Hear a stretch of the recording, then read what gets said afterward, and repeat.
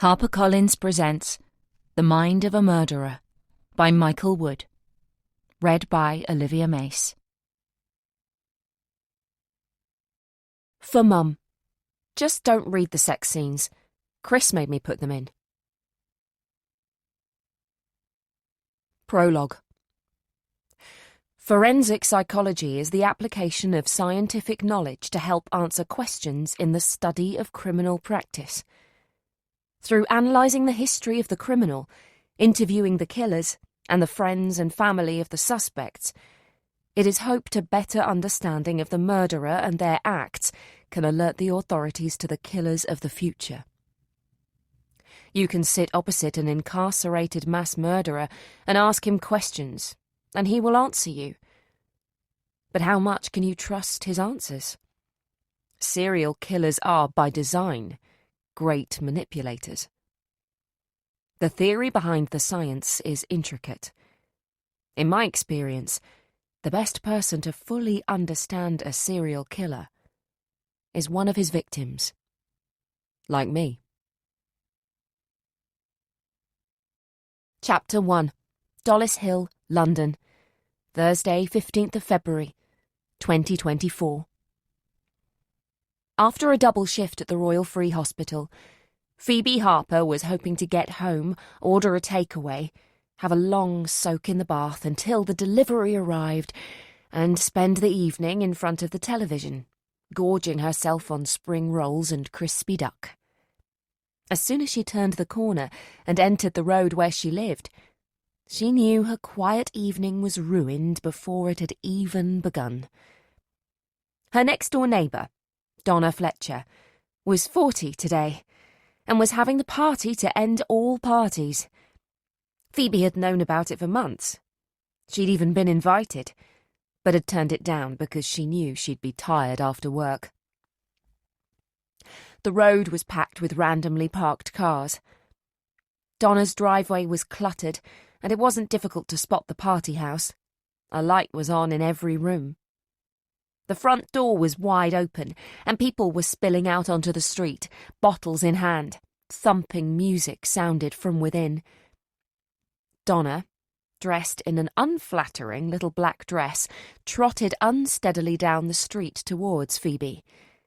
She was wearing a plastic tiara on her head, a pink feather boa around her neck, and had an open bottle of Prosecco in her left hand. "Phoebes!" she slurred. "You're home! Please tell me you're going to join us." Phoebe could smell the alcohol on her breath before she even opened her mouth. "I'd love to, Donna, but I'm dead on my feet. I've been at the hospital for 18 hours. "Please," Donna begged, managing to stretch the word for longer than was necessary. "For me? Just one little drinky." "I can't. I've got to be back at work by 8 tomorrow morning. I've got this weekend off. I'll take you out for lunch on Saturday if you're free." "I never say no to a free lunch," Donna said with a smile. "Thanks for your present. They're gorgeous."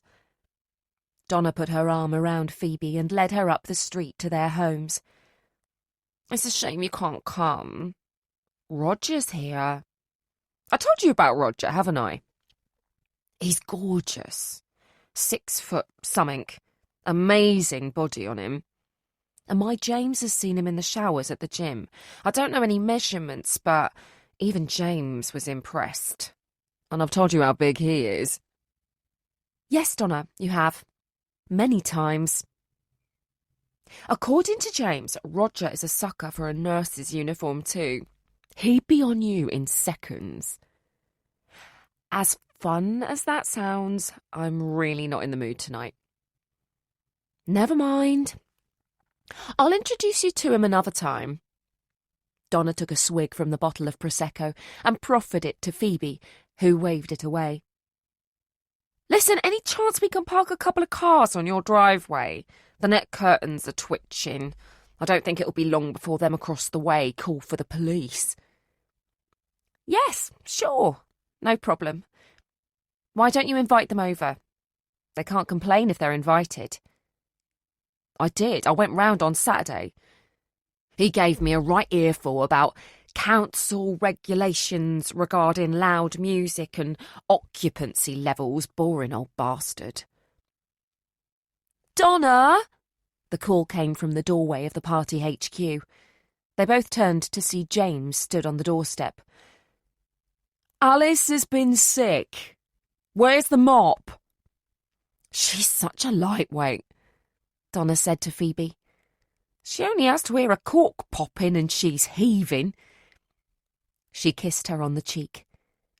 We'll try to keep it down, she said, stifling a laugh and heading back to her house through the maze of cars. Don't worry about it, Phoebe called. She unlocked the door, stepped into the house, and closed it behind her. From inside, all she could hear was the dull thud of music and muffled laughter. Once she had the television on, she was sure she wouldn't have her evening interrupted. She locked the door, put the security chain on, and picked up the post. She flicked through the brown envelopes as she headed into the kitchen, slapping them down on the worktop. She switched the light on with her elbow. The whole room lit up in a brilliant white light. She went to the fridge, pulled out a bottle of wine, and poured herself a glass. Unconsciously, she let out a heavy sigh. There was a loud bang on the patio door at the back of the room that made her jump. She turned and saw James standing outside. He waved to her. Phoebe took the key from the hook on the dresser, unlocked the door, and pulled it open. A blast of cool air hit her in the face. Jesus, James, you scared the life out of me. Sorry, I thought you'd seen me. Look, I know it's an imposition, but can we borrow your patio chairs? What? I know it's February, but we're having a barbecue and we haven't got enough chairs. Can we nab yours? Course you can, she smiled. I'll bring them back round tomorrow, once I've sobered up. I doubt they'll be getting used until the summer. Keep them as long as you like. They might be a bit damp, though. Do you want the cushions? She asked, as he began grabbing the wooden seats. Please. I'll have them cleaned if anything gets spilled on them. Hang on. Phoebe went back to the dresser. She opened a drawer and took out a key. Here you go, they're in the shed. Just pop them back in when you're done with them. You sure? Yes. Thanks. Are you sure you can't pop round for a quick drink? I'd better not. Once I get started, I don't know when to stop. Donna's the same. I hope this is the only time she plans on turning 40. She was 30 about 5 times. See you later. Phoebe smiled and closed the door. She watched as James took the 4 chairs and squeezed through the gap in the fence between the 2 houses. Phoebe refilled her glass of wine and took it upstairs. The house was warm, the heating having come on as timed at 6 o'clock. She started running the bath, poured in a large amount of bubble bath, then went into her bedroom to change. Before stripping off her nurse's uniform, she looked out of the window into the garden next door. The party was in full swing. She could see the silhouettes of people dancing inside cast onto the lawn. She would love to be with them, but didn't dare risk being late for work tomorrow. The hospital was struggling to cope as it was, being understaffed and with extra patients following the harsh winter. She closed the curtains and tried to block out all the sounds of the party. If she couldn't hear it or see it, she wouldn't feel so bad about missing it. Phoebe wrapped a pink toweling dressing gown around her. She went back to the bathroom and removed her makeup in the mirror above the sink. She couldn't believe Donna was 40. She certainly didn't look it. As she wiped away the foundation and eyeshadow, the lines and wrinkles were revealed. It would be another 3 years before Phoebe hit the big 4-0, and she wasn't looking forward to it. Donna was married and had 2 children, a good job, holidays twice a year, and a new car every 18 months. Phoebe was single, childless, had a demanding job and no money for a holiday or a car. Things would have to change this year. She'd been thinking about entering private practice, but that would mean turning her back on helping real people at the heart of the NHS, something she loved doing. She sighed and turned away from her tired reflection. She pulled out the hair tie and allowed her dull hair to fall down her shoulders. The bath was full. The room had filled with steam, and a relaxing aroma rose from the bubble bath. She turned off the tap and threw the dressing gown to the floor. She was just about to step into it when the doorbell rang. Phoebe sighed. She put her dressing gown back on and headed for the stairs. She opened the door, expecting it to be Donna or James, or maybe even the hunk from the gym. "Sorry to interrupt." A man of average height with neat dark hair and staring blue eyes said. "I've come from next door. I've been sent round to ask if you can spare any wine glasses. There seems to be more people here than expected." Phoebe looked out at the madness of the party. The other neighbours wouldn't be as accommodating as her. She doubted it would be long before the police turned up. "Sure, come on in," she smiled, opening the door wider. "Sorry, I haven't woken you up or anything, have I?" the man asked, noticing her dressing gown. "No, I've just got home from work. I was about to take a bath. How many glasses do you want?" "I'm not sure. How many can you spare?"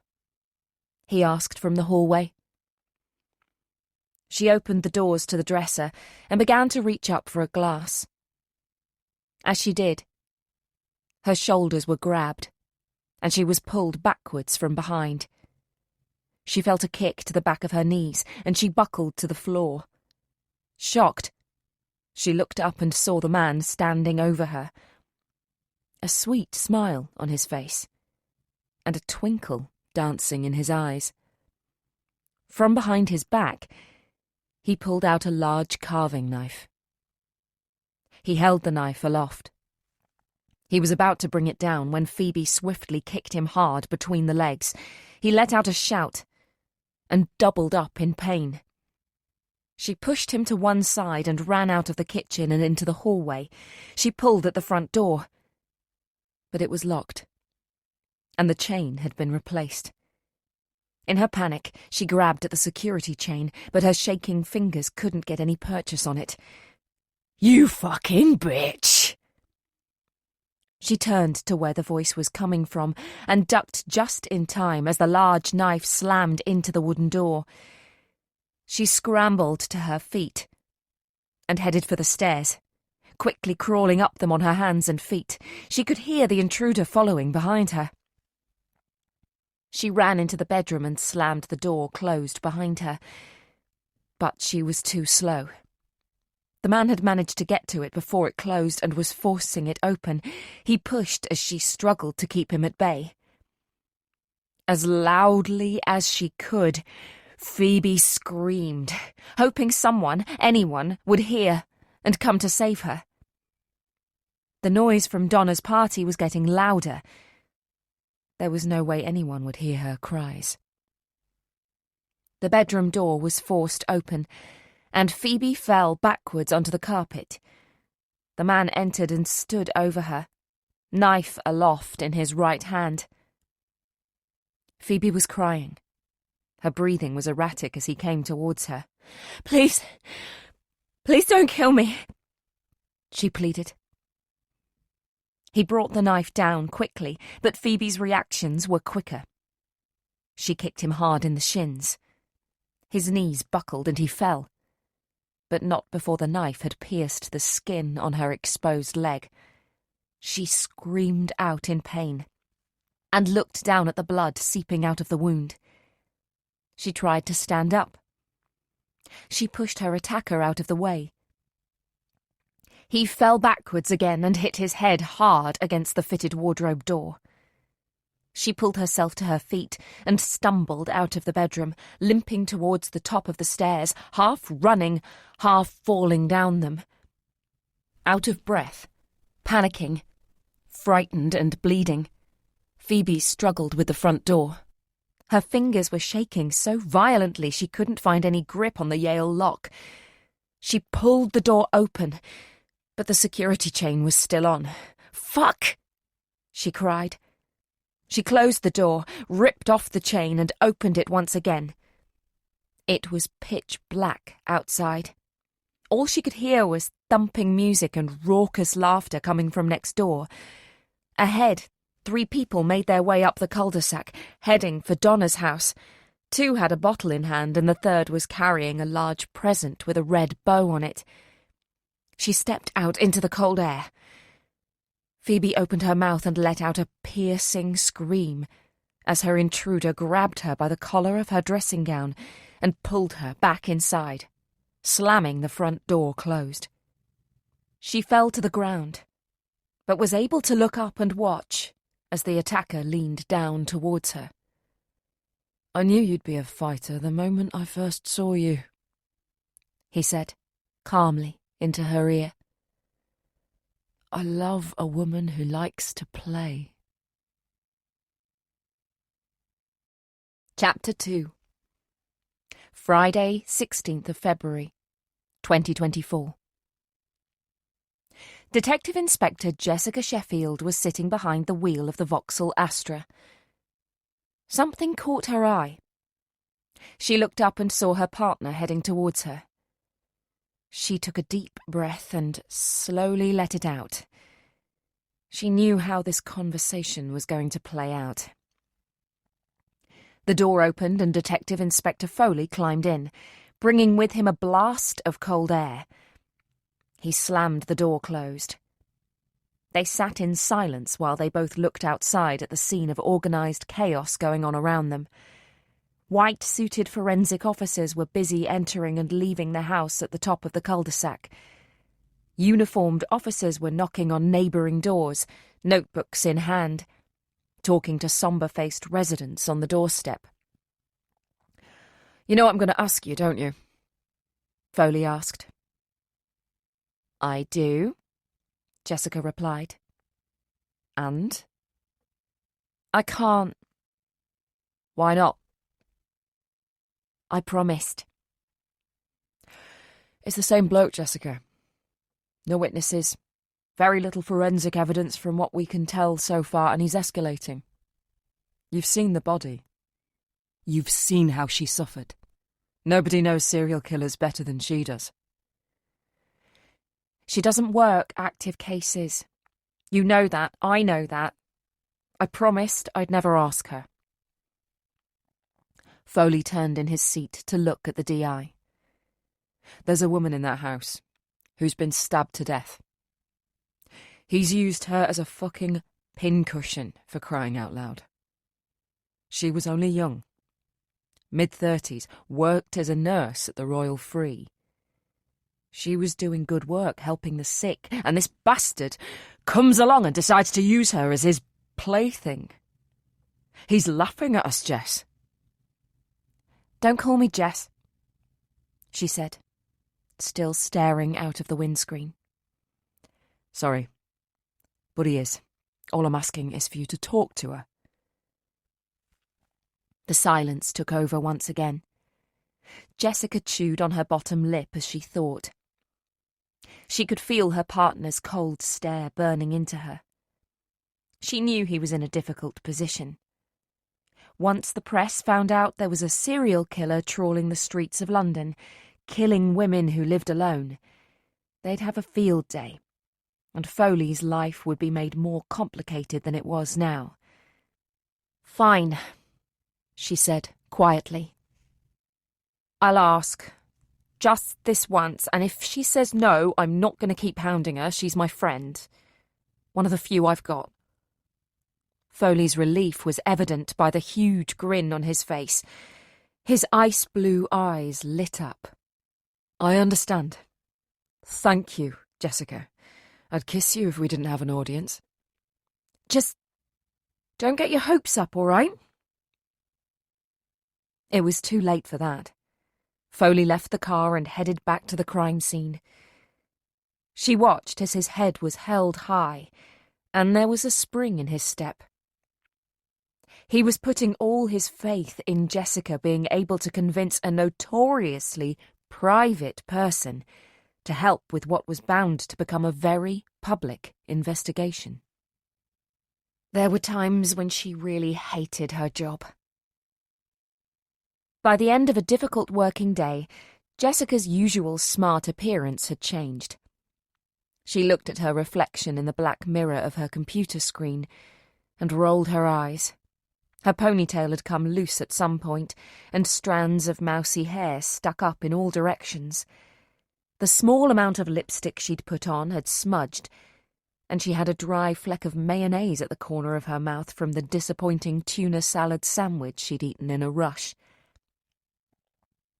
She put on her jacket, sneaked the copied files into her bag, and headed for the door. "Jessica?" She turned at the sound of her name being called. D.I. Foley was standing in the doorway to his office. "You won't forget, will you?" "I'd love to forget," she replied. She turned and left the office. Driving in London was no easy task. It didn't seem to matter what the time of day was, there was always a traffic jam to wait in. When it came to the evening rush hour, it was every man for himself.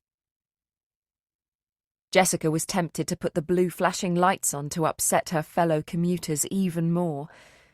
But what was the point?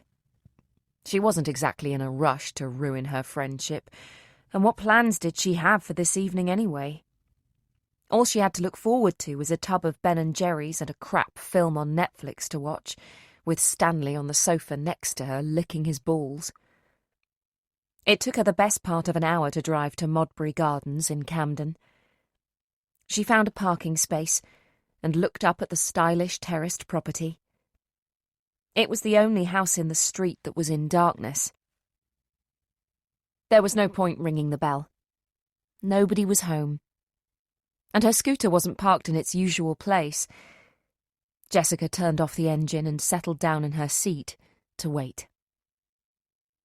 Jessica closed her eyes. It had been a long day and a challenging week. She was shattered. She was working on a serial murder case and had 4 other cases that required her input. She was due in court next week to give evidence against a rapist, which would mean hours of hanging around waiting to be called when there are other things she could be doing. Her phone vibrated in her pocket. She pulled it out and saw it was a text from D.I. Foley. She rolled her eyes and opened the message. "I really do appreciate what you're doing. Fish and chips on me tomorrow." It made her smile. She was about to reply when her car was lit up by the single headlight of an approaching scooter. Showtime. Olivia Winter was a short, very slim woman in her mid-30s. Her dark brown hair was sensibly cut into the neck, and her eyes were large and dark. She preferred travelling by scooter as she could zip her way through the heavy London traffic. If she was in a car, she'd have to sit and wait, and that wasn't good for Olivia. She always needed to keep moving. Always. She parked on the pavement outside her house and headed up the steps to the front door as she removed her gloves and hunted for her keys in the deep pockets of her jacket. "Olivia?" She turned abruptly at the sound of her name. It wasn't late, but it was already dark. Living in a cul-de-sac meant there was only one way in or out. Whoever was calling her had been lying in wait. A figure approached her steps.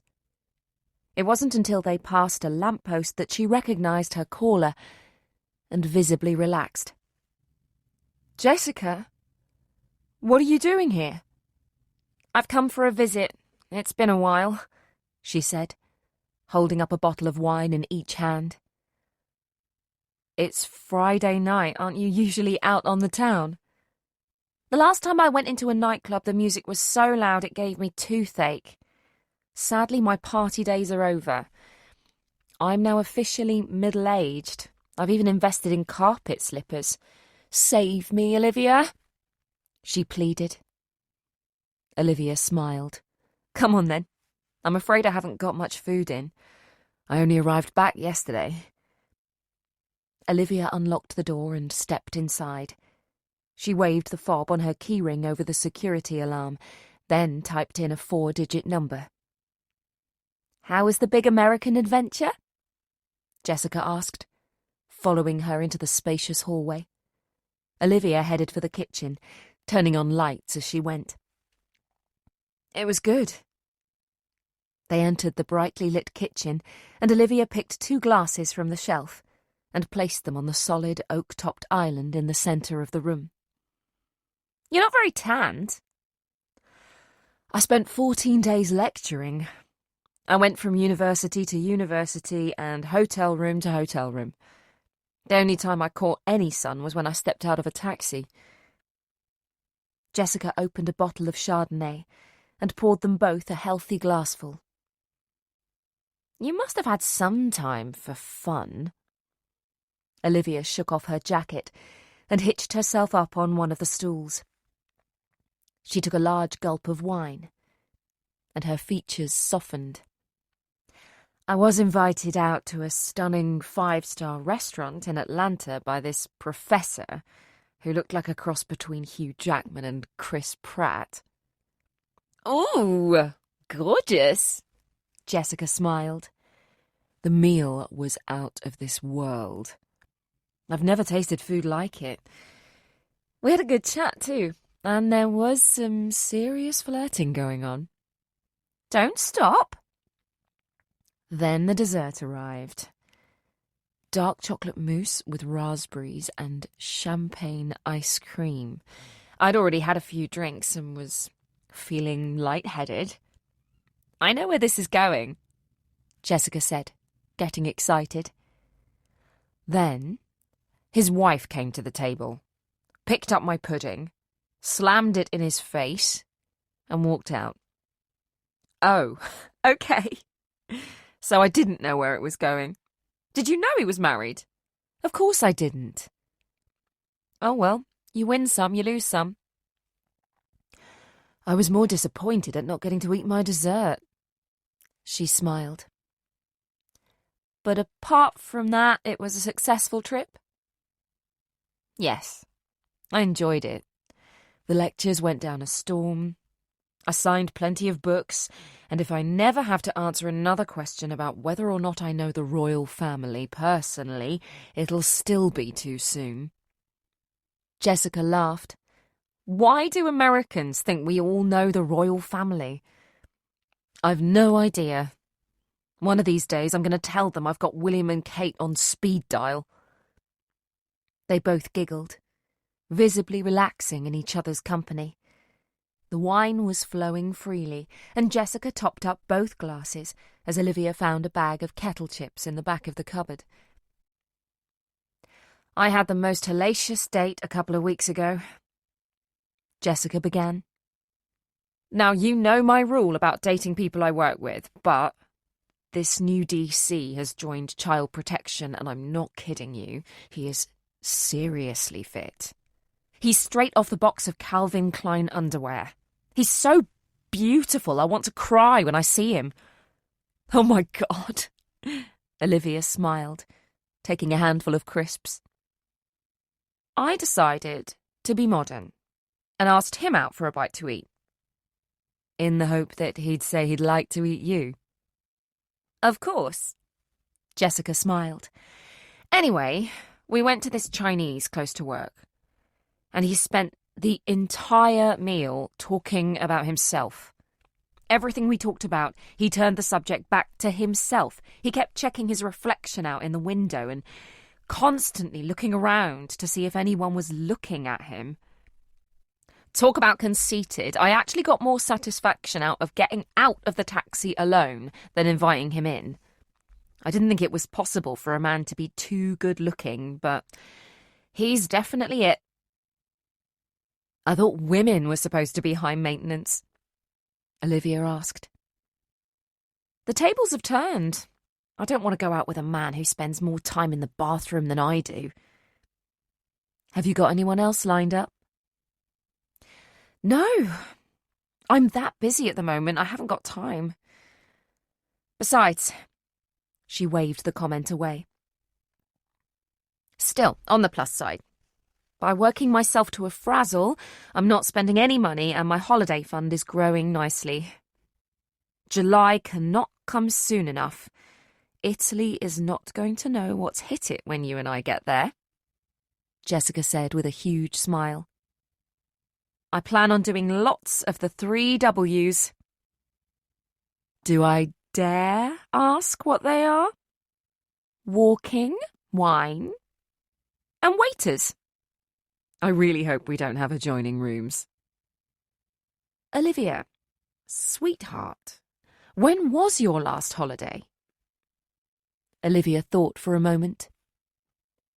I can't remember. Exactly. Whenever you do go abroad, it's for work.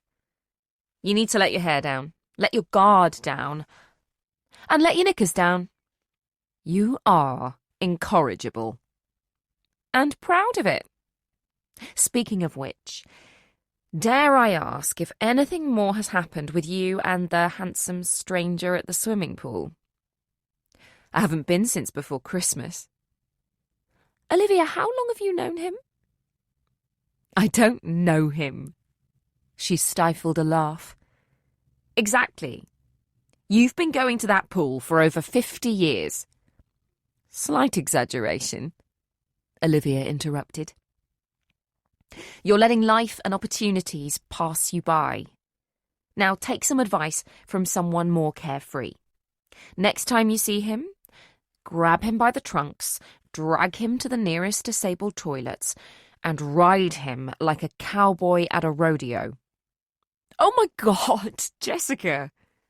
I think I'm blushing, Olivia said, almost shocked. I'm guessing you've had experience of a disabled toilet. Only once. But my goodness, it was hot.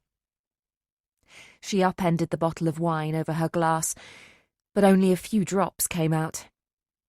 Wow! This one must have had a hole in it. She began opening the other bottle. So what are you working on at the moment? Well, Sebastian and I have been granted funding to look into the nature versus nurture debate. Sebastian? Isn't that a cat's name? Jessica interrupted. Olivia tried to stifle her laughter. Sebastian Lister. I've worked with him forever. You've met him God knows how many times. Are you sure that's your first bottle? I know who he is. He's just... well, he's quite easily forgettable, isn't he? He's got a lot on his plate. He works and looks after his kids.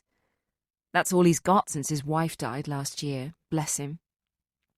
Anyway, we've identified 50 killers around the world who were adopted either at birth or soon after.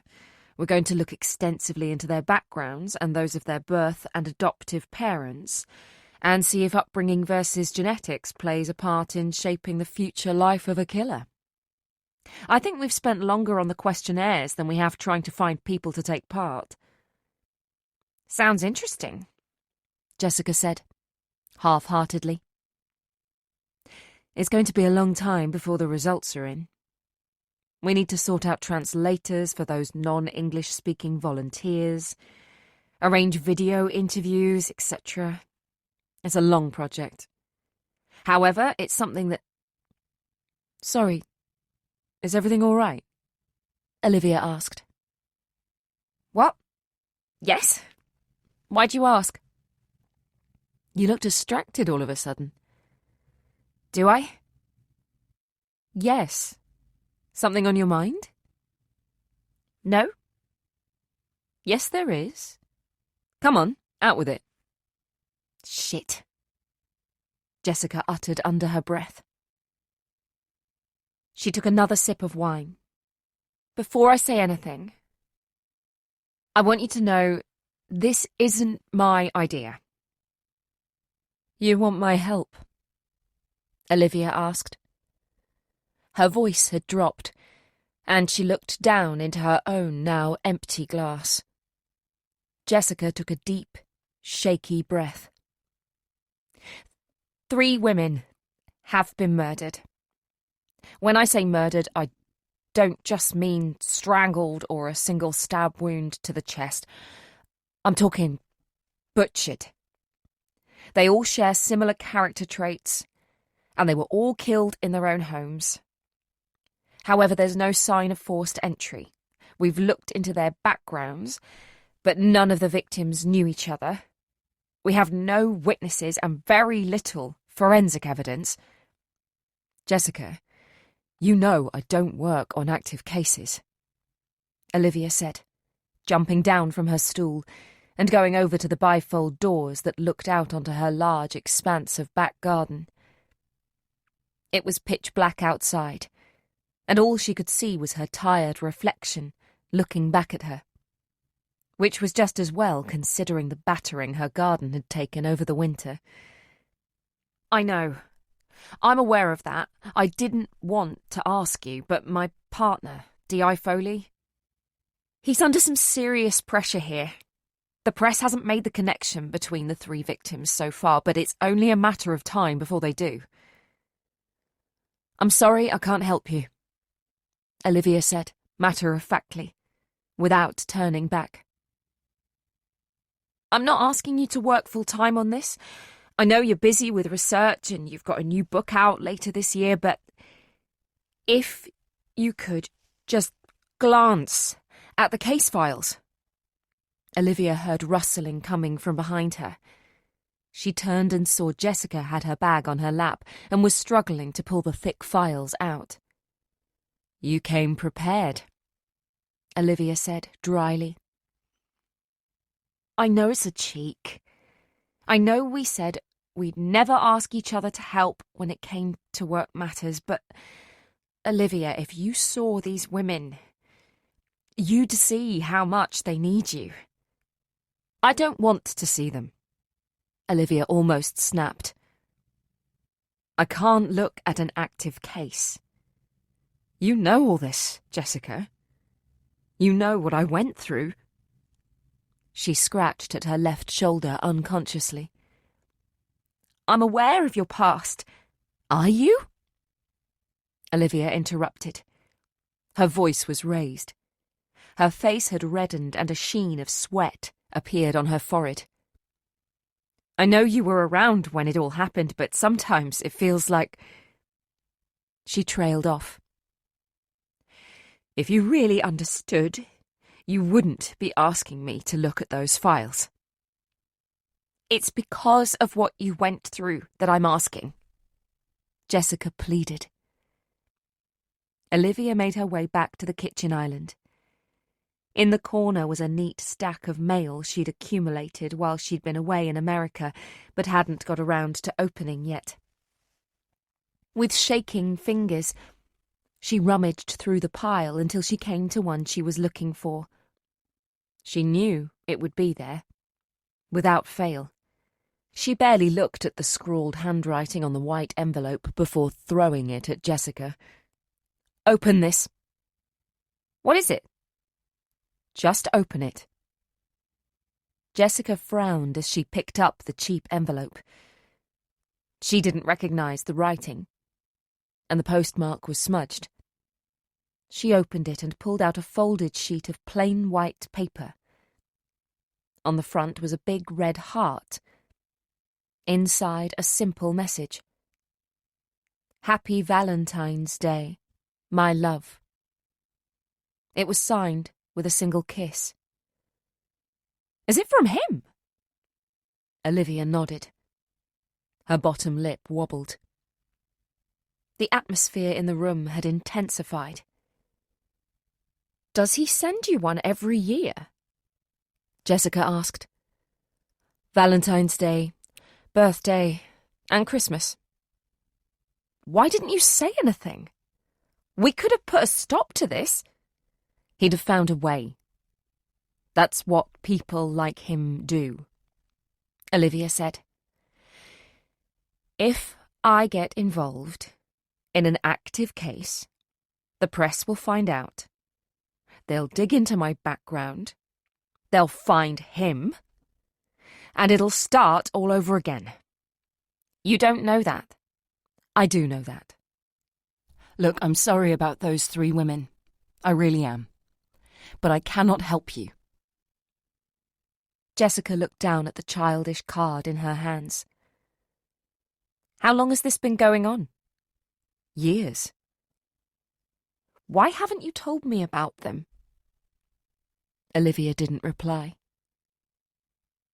Olivia, I'm your oldest friend. Yet there are times when I feel like I don't know you at all. You should have told me about this. Not as a detective, but as a friend. I don't want to think about it. About him. If I ignore them, it won't go away. Jessica interrupted. Ignoring him isn't making him stop. If I acknowledge them, it'll add fuel to the fire, and he'll start sending more. There are times when ignorance is bliss. This is one of those times. You should still have told me at least. Why do you have to go through everything on your own? Olivia shrugged. But she knew the answer. She couldn't open herself up to people because she knew it would leave her vulnerable. Olivia? Olivia, please. I think you should go, Olivia said, turning back to the large windows. I'm caught between a rock and a hard place here, Olivia. I didn't want to ask you honestly, but... Jessica fell silent. I'm sorry, she eventually said quietly. I really am. Olivia didn't say anything. Jessica climbed down from her high stool. She picked up her bag and left the kitchen. It wasn't until she heard the front door close that Olivia turned around. She saw the crudely made Valentine's card sitting on top of the 3 files Jessica had left behind. Leaning against the glass of the window, Olivia wrapped her arms tightly around herself. Her head felt heavy. She didn't blame Jessica, and hated being so harsh with her. But they had an unwritten agreement never to discuss their active work life with each other, and Jessica had just broken through that wall. She could feel her heart pounding loudly in her chest, and the prickly sensation coming from the scars on her shoulder, reminding her, taunting her. Chapter 3. Olivia sat on the leather sofa in the corner of her large kitchen. Her eyes kept landing on the files Jessica had left. Why had she come here tonight? Surely the Metropolitan Police weren't so desperate that they had to request the services of a complete basket case like Olivia Winter. She felt angry. Jessica knew about Olivia's past. She knew the torment she had been through. Yet she seemed perfectly at ease about coming here and presenting her with more agony. What kind of a friend did that? It was obvious to Olivia that Jessica wasn't a real friend. Olivia should have known that someone in her position would bide her time and wait for the right case to come along to ruin what Olivia thought was a genuine relationship, built on mutual respect. Olivia's legs felt leaden as she pulled herself up from the sofa. She grabbed the Valentine's card off the countertop and stomped out of the room. The house in Modbury Gardens was spread over 4 floors. It was far too big for one person. But Olivia liked the space and the solitude. Other residents in the street had converted their basements into self-contained apartments and let them out to single professionals and students. Next door had rented theirs out to a junior doctor, and although Sam was a lovely young man, Olivia couldn't think of anything worse than having a perfect stranger living so close by. She never used the lower ground floor. It was equipped with a small kitchen and bathroom, and there were 2 good-sized rooms which could be used as a lounge and bedroom, or 2 bedrooms. It even had its own entrance. It had remained empty since the day she moved in. Olivia lived mostly on the raised ground floor. She loved her large contemporary black and white kitchen. When she moved in, there were double swing doors leading off into the dining room, but she'd had those removed, and the space sealed up to make a solid wall. She had no need for a dining room. She wasn't the entertaining type. It was now a very cosy lounge, with 2 large Chesterfield sofas, bookcases lining the back wall, and a widescreen TV on the wall above the fireplace. It was minimal, but it was comfortable. On the same floor was a master bedroom with an ensuite. The whole floor felt like a luxury hotel suite. There was just 1 room on the first floor, and it had been originally designed to be the reception room. Olivia used it as an office, for when she worked from home. She'd had the whole room decked out with a fitted oak desk, filing cabinets for her research, shelves and whiteboards. It was her central hub. There was a 14-foot roof terrace leading off it, and in the summer, on the rare occasion that London was bathed in sunlight, she would open up the bifold doors. If it wasn't for the smell of exhaust fumes and the constant noise of traffic, she could be in the middle of the countryside, instead of one of the busiest capital cities in the world. The top floor was somewhere Olivia rarely ventured. The space in the roof of the house had been designed as a bedroom with ensuite. It was Olivia's secret office. She went up occasionally, when her mood was low, and she needed answers to questions she didn't dare ask.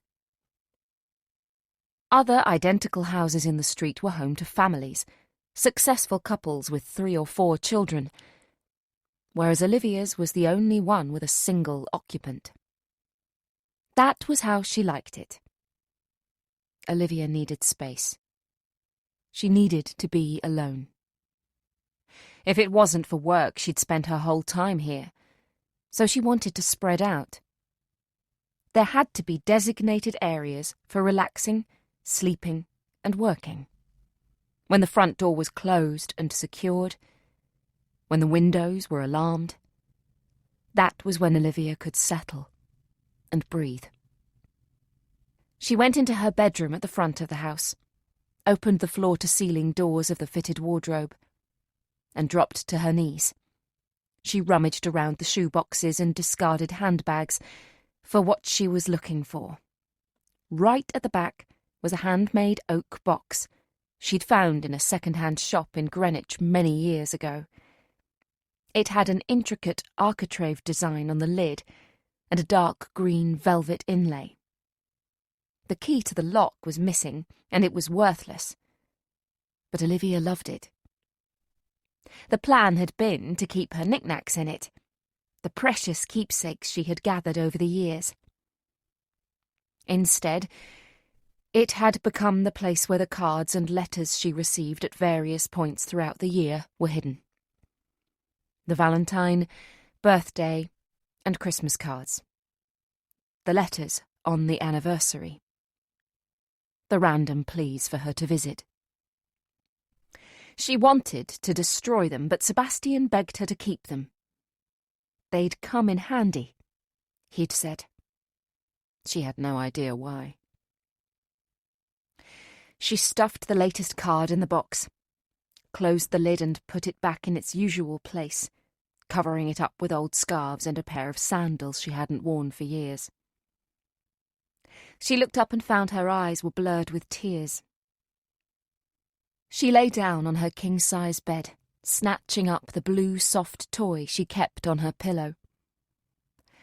Its colour was fading, bleached by the sunlight. It was tatty, and had a fusty smell about it. But it would remain on her bed until the day she died. On the bedside table was a small framed photograph of her mother and sister. They were sitting in the back garden of their home. The sun was beating down on them.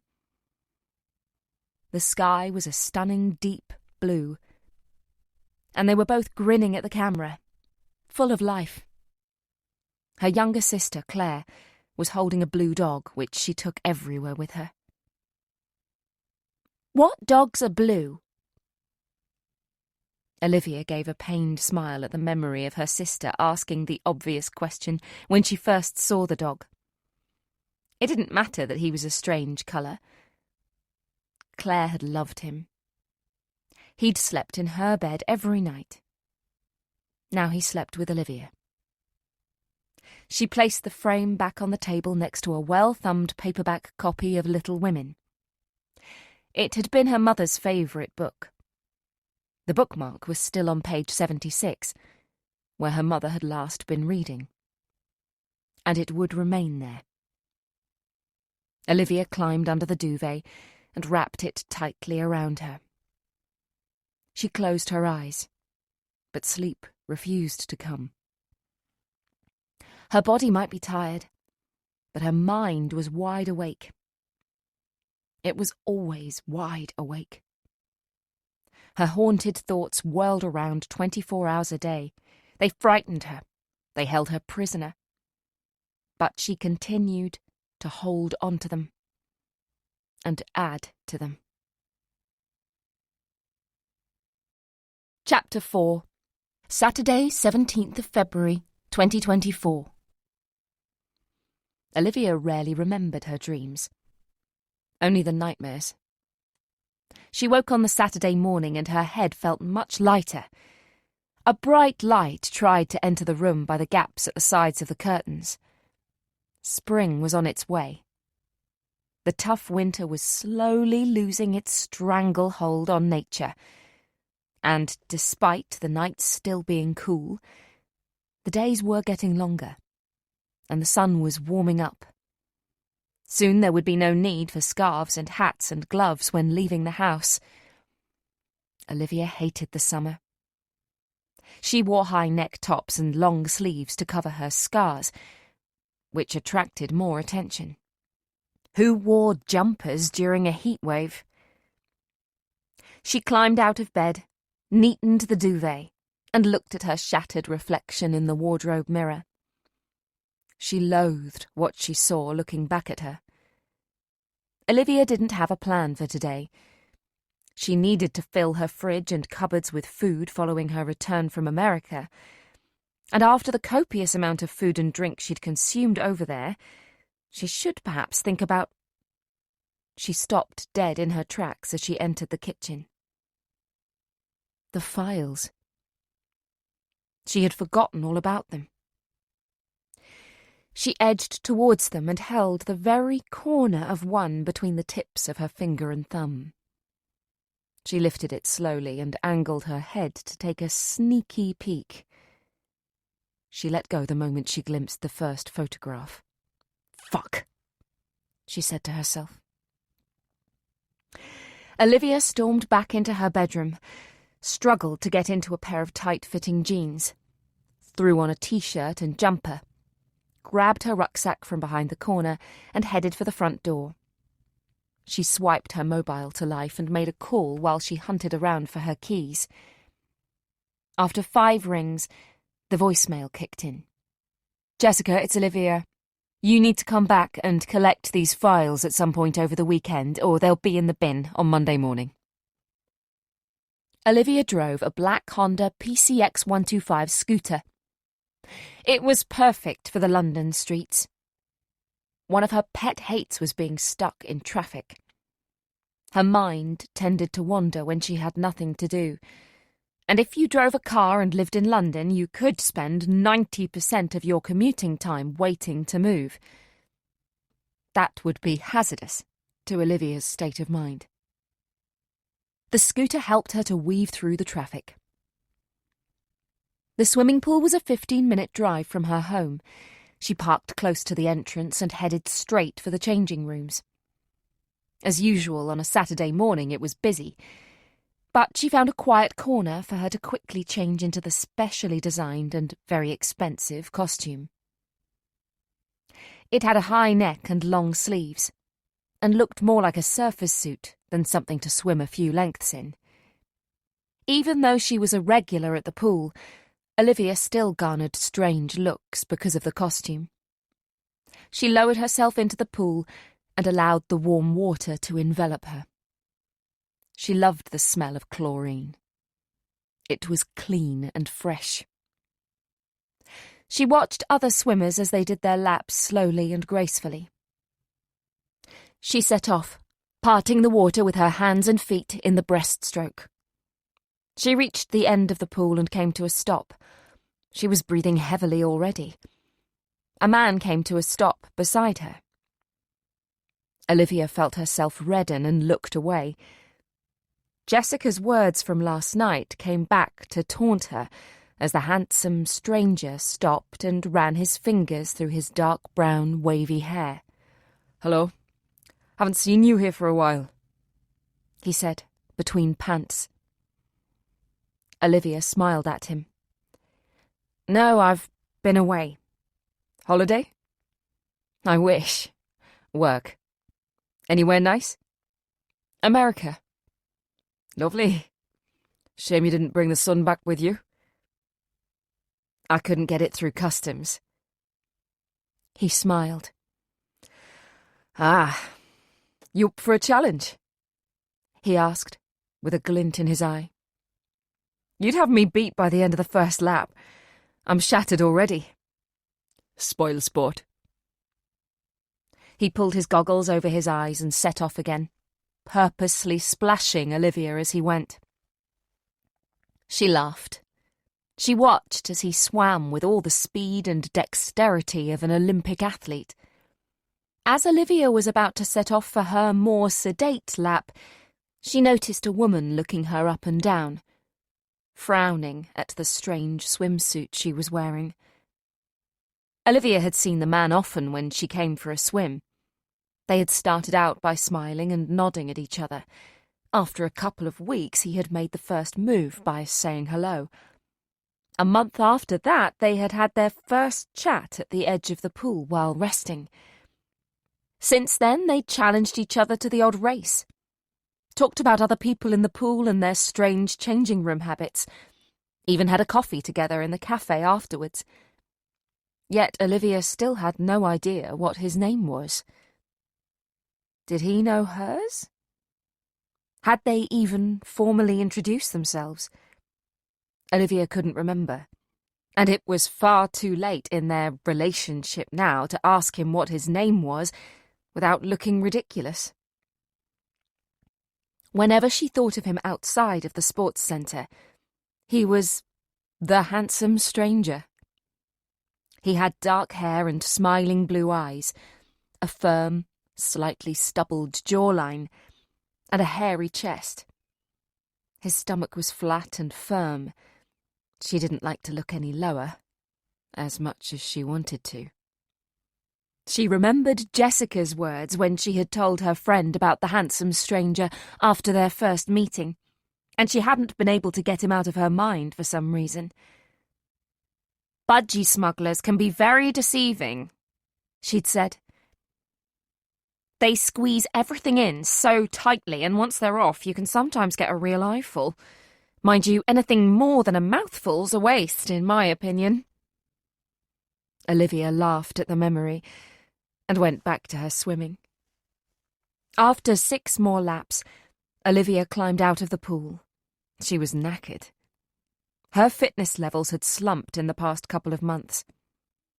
She felt better in mind, body and soul when she swam 20 laps without breaking a sweat. It helped to clear her mind. When she was swimming, her dark thoughts evaporated. She had no idea what was occupying her brain while she was in the middle of exercise, but when it was over, she always had some kind of answer to whatever had been troubling her. She headed for the changing room, running her fingers through her short, wet hair, wiping the drops from her face. She turned the corner and literally bumped into the handsome stranger. He stood on her foot with his huge size 12s. Olivia squealed. "Shit! I'm so sorry. Completely my fault. I wasn't looking where I was going," he said. "Are you all right?" "Yes, I'm fine." She smiled through the pain. "Can you walk?" "I think so." She hobbled, and he caught her arm. "You can swear at me if you like." She looked up at him and laughed. "Come over here. Rest your foot for a bit." With his strong, wet arms around her, he led her over to the benches outside the changing rooms and sat her down. He lifted her leg up and held her foot in his hands. The touch of his huge hands was soft, almost delicate. "Is this tender?" he asked, pressing on the top of her foot. "Yes, it's probably just bruised. Don't worry about it," she said, trying to take her foot back. He placed her foot in his lap and began to rub it gently. She swallowed hard and looked up at him. Their eyes met. "How's that?" he asked softly. "Perfect," she said. She pressed her foot against his crotch and felt him harden. She looked away and her eyes fell on the door of the disabled toilet. Suddenly, Jessica was screaming at her in her head to take this opportunity and run with it. She looked back at him and bit her bottom lip. He raised a questioning eyebrow and smiled. Olivia quickly looked over her shoulder to make sure nobody was watching, before she stood up and limped to the toilet. She pulled open the door and disappeared inside. He followed. He locked the door behind them, then turned to look at her. At well over 6 foot, he towered over her. He placed his hands on her face and bent down, kissing her softly on the lips. She reached for the light switch and turned it off. They didn't have time for passion. Olivia grabbed the zip at the back of her costume and pulled it down. It was always difficult to remove when she was wet, but she yanked it off with ease. The handsome stranger stepped out of his swimming shorts. He grabbed Olivia, picked her up and pushed her up against the wall, and began kissing her neck. She turned her head quickly and banged it hard against the hand dryer. "Fuck!" she said. "Are you all right?" He whispered. "I'm fine." She wrapped her legs around his waist, and he lifted her further. She held onto him tightly, arms around his neck. He placed his hands on the wall to steady himself, and the automatic dryer came on, blasting them both with warm air. Olivia bit her bottom lip to stop herself from laughing. The handsome stranger moved her further along the wall, away from the dryer. Not noticing, he'd pulled the red cord hanging from the corner of the room. Within moments, the door was forced open by 2 staff members. The looks of concern dropped when they were confronted not with a disabled person needing help, but 2 very able-bodied adults misusing the facilities. "Not again," sighed one of the staff members. "I don't know why we don't just put a condom machine in here and have done with it." Olivia closed her eyes and squeezed them tightly shut. She could feel herself reddening with embarrassment. She released her hold of the handsome stranger and quickly pulled on her swimming costume. "Excuse me," she said to the staff member, blocking her exit, keeping her head down to avoid eye contact. As she made her way to the female changing rooms, she heard the man in the background try to explain their situation. "It's our wedding anniversary," the handsome stranger said. "We're spicing things up, you know. Something to tell the kids one day." Olivia couldn't help but smile. Well played, she thought. Olivia spent a good half an hour in the showers. The water wasn't hot enough, and no amount of hair scrubbing and scratching at her skin with an exfoliating body scrub would remove the shame and guilt she felt. When the light had been turned on and the small room lit up, all Olivia could think of was everyone seeing her scars. Olivia had lost all sense of time when she left the sports centre. It was almost lunchtime and she hadn't eaten since yesterday afternoon. When she arrived at her scooter, she noticed a heavy stone in the footwell. She picked it up. It was acting as a paperweight for a business card. She looked around, but there was nobody watching. The card belonged to an Ethan Miller, who was a freelance photojournalist. She turned the white card over. Written in a scrawl was the message, "You're gorgeous. Call me." She stuffed the card into her jacket pocket. She could feel herself smiling. A very fit, very handsome, and very sexy man was attracted to her. That never happened. He obviously hadn't noticed her scars in the toilet. Olivia had no intention of calling him, but for a brief moment, it felt amazing to be wanted. Chapter 5. Olivia stopped at a cafe on her way home. Her growling stomach was crying out for food. She ordered a bowl of soup and a coffee strong enough for the spoon to stand up in. She sat at the window, dipping artisan bread into the homemade vegetable soup, looking up occasionally to watch the world pass her by. She could feel her tensions ebbing away, and her shoulders begin to relax. She lived for moments like this. As much as Olivia enjoyed her work, taking time away from thinking about serial killers and trying to work out what the hell was going through their minds for just half an hour or so was bliss. "I thought it was you." Olivia looked up to see Jessica standing next to her. "Are you following me?" "Of course not. I was doing some shopping." She held up 2 paper bags as evidence. "I was calling in here for some beans and saw you through the window. Thought I'd come over and say hello. Can I join you?" "Sure." Jessica sat opposite her, and Olivia went back to eating her soup. "I'm sorry about last night," Jessica said, after a silence had developed. "It's okay.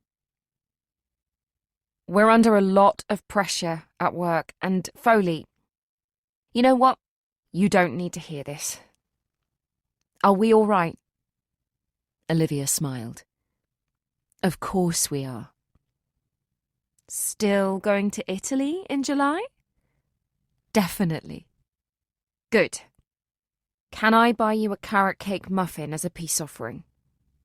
"You most certainly can." Within a minute, the atmosphere between the two had thawed. Olivia told Jessica about her interrupted fumble with the handsome stranger in the disabled toilet, which caused Jessica to spit out her latte. "Oh my God, Olivia! I can't believe you did that." "What gym do you go to? All the blokes at mine are horrible."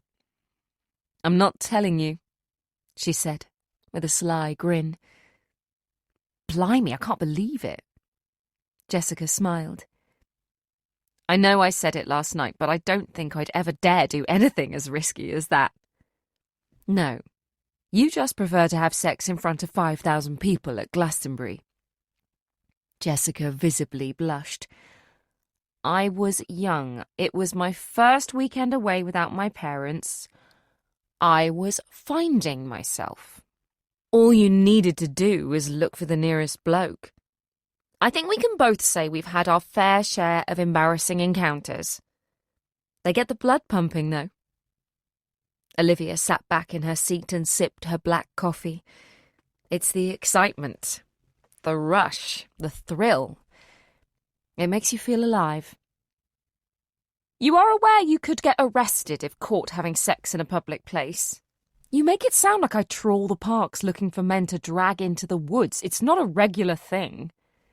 I know. I'm just teasing you. Are you sure you're all right, Jessica? You look different somehow. I'm fine, just tired, she said, looking forlorn. I'm at work more than I'm at home.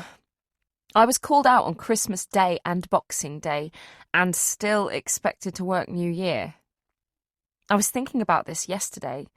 Do you know the last time you and I went out for a meal? March. Almost a year. How did that happen? She took a deep breath. Don't tell anyone, but I'm thinking of quitting. What? But you love being in the police. I know. But I love having low blood pressure more. I'm only thinking about it at the moment. I've not made any firm decisions. What would you do? That's the thing, I've no idea. All I've ever wanted is to be a detective.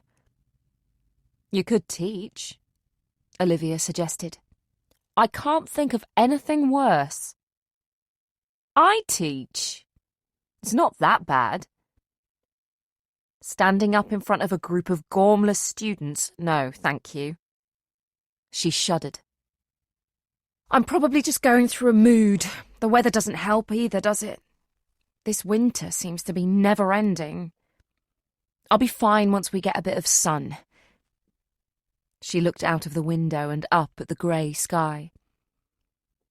Olivia leaned forward and placed her hand on top of Jessica's. There's nothing else, is there? I'm fine, she said. An obvious lie, judging by the tears welling up in her eyes. Look, I'd better go. Stanley will be wanting a walk. The fresh air will do us both a power of good. She stood up and reached for her coat on the back of the chair. I got your voicemail. I'll come round for those files on Monday after work, if that's okay. Of course. I tell you what.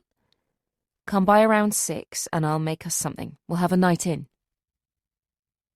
Jessica smiled, but it didn't reach her eyes. I'd like that. Olivia stood up. They embraced, and Jessica left the coffee shop quickly and without looking back. Olivia slumped back in her seat and looked down at her half-drunk coffee. She'd been enjoying the chat and her lunch, but now it was lying heavy on her. Why did life have to be so difficult? Olivia had a second shower as soon as she arrived home. When she stepped out, she could still sense the smell and feel of the handsome stranger on her. She'd have to try and get used to calling him Ethan now she knew his name. She loathed herself for giving in to her basic animal urges. But it was the excitement and the thrill that reminded her she was still alive. In the kitchen, Olivia set about making herself a cup of tea. While the kettle boiled, her gaze was drawn to the files on the side. It was as if they were giving off some kind of radar.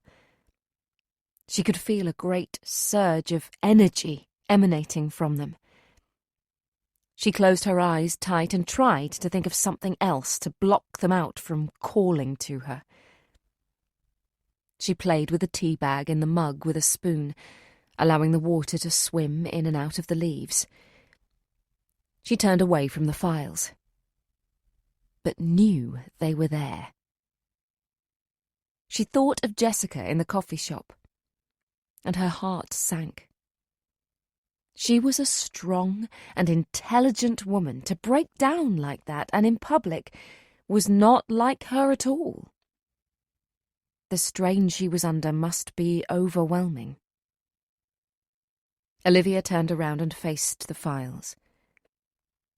She breathed deeply in and out, weighing up her options, before realizing she was simply delaying the inevitable. "You're bloody killing me here, Jessica," she muttered to herself. Olivia's office on the first floor was spacious and neat. In the middle of the room was an empty oak refectory table.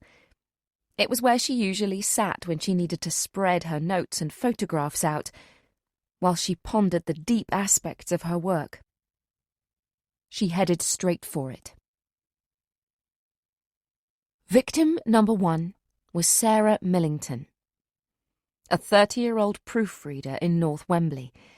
She had dark blonde hair, blue eyes, a small button nose, and a row of freckles running beneath her eyes.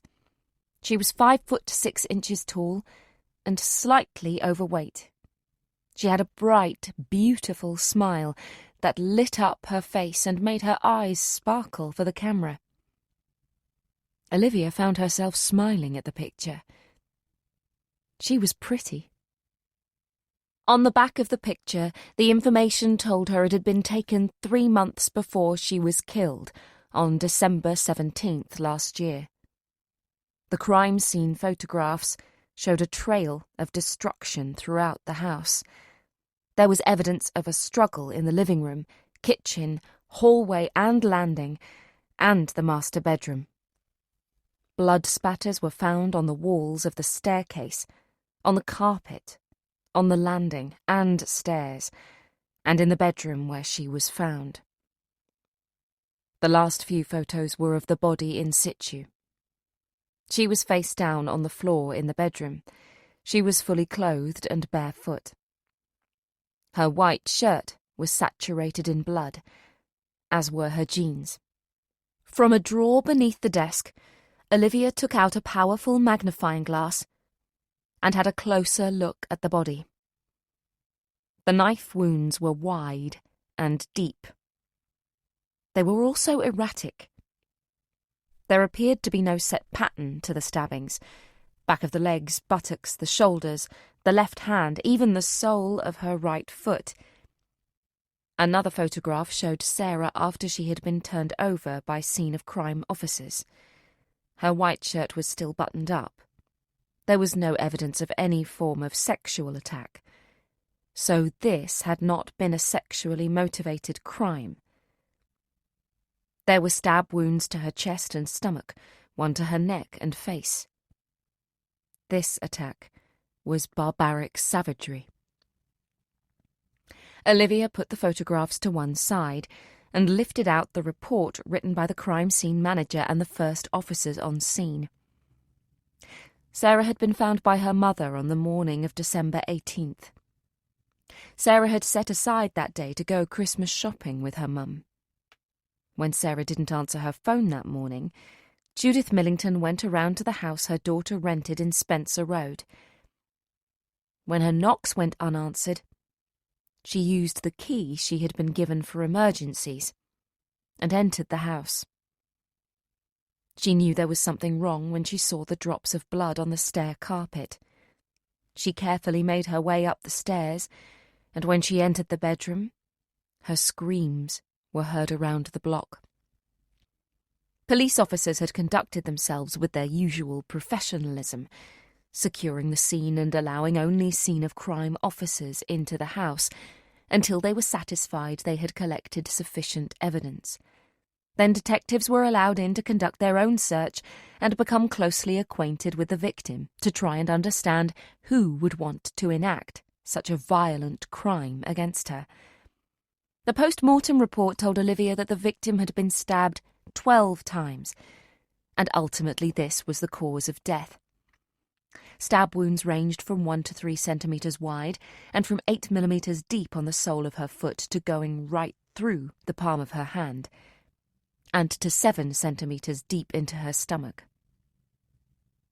The time of death couldn't be established by the pathologist, but police interviews with neighbours and the analysis of Sarah's computer and phone records helped to put together a rough estimate of when she had been killed.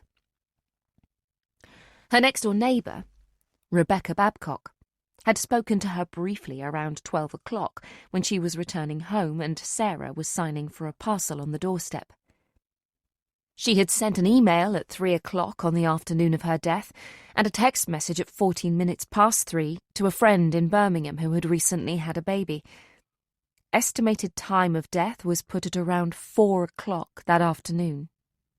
The delivery man had been tracked down and interviewed and ruled out from having had any part in Sarah's death.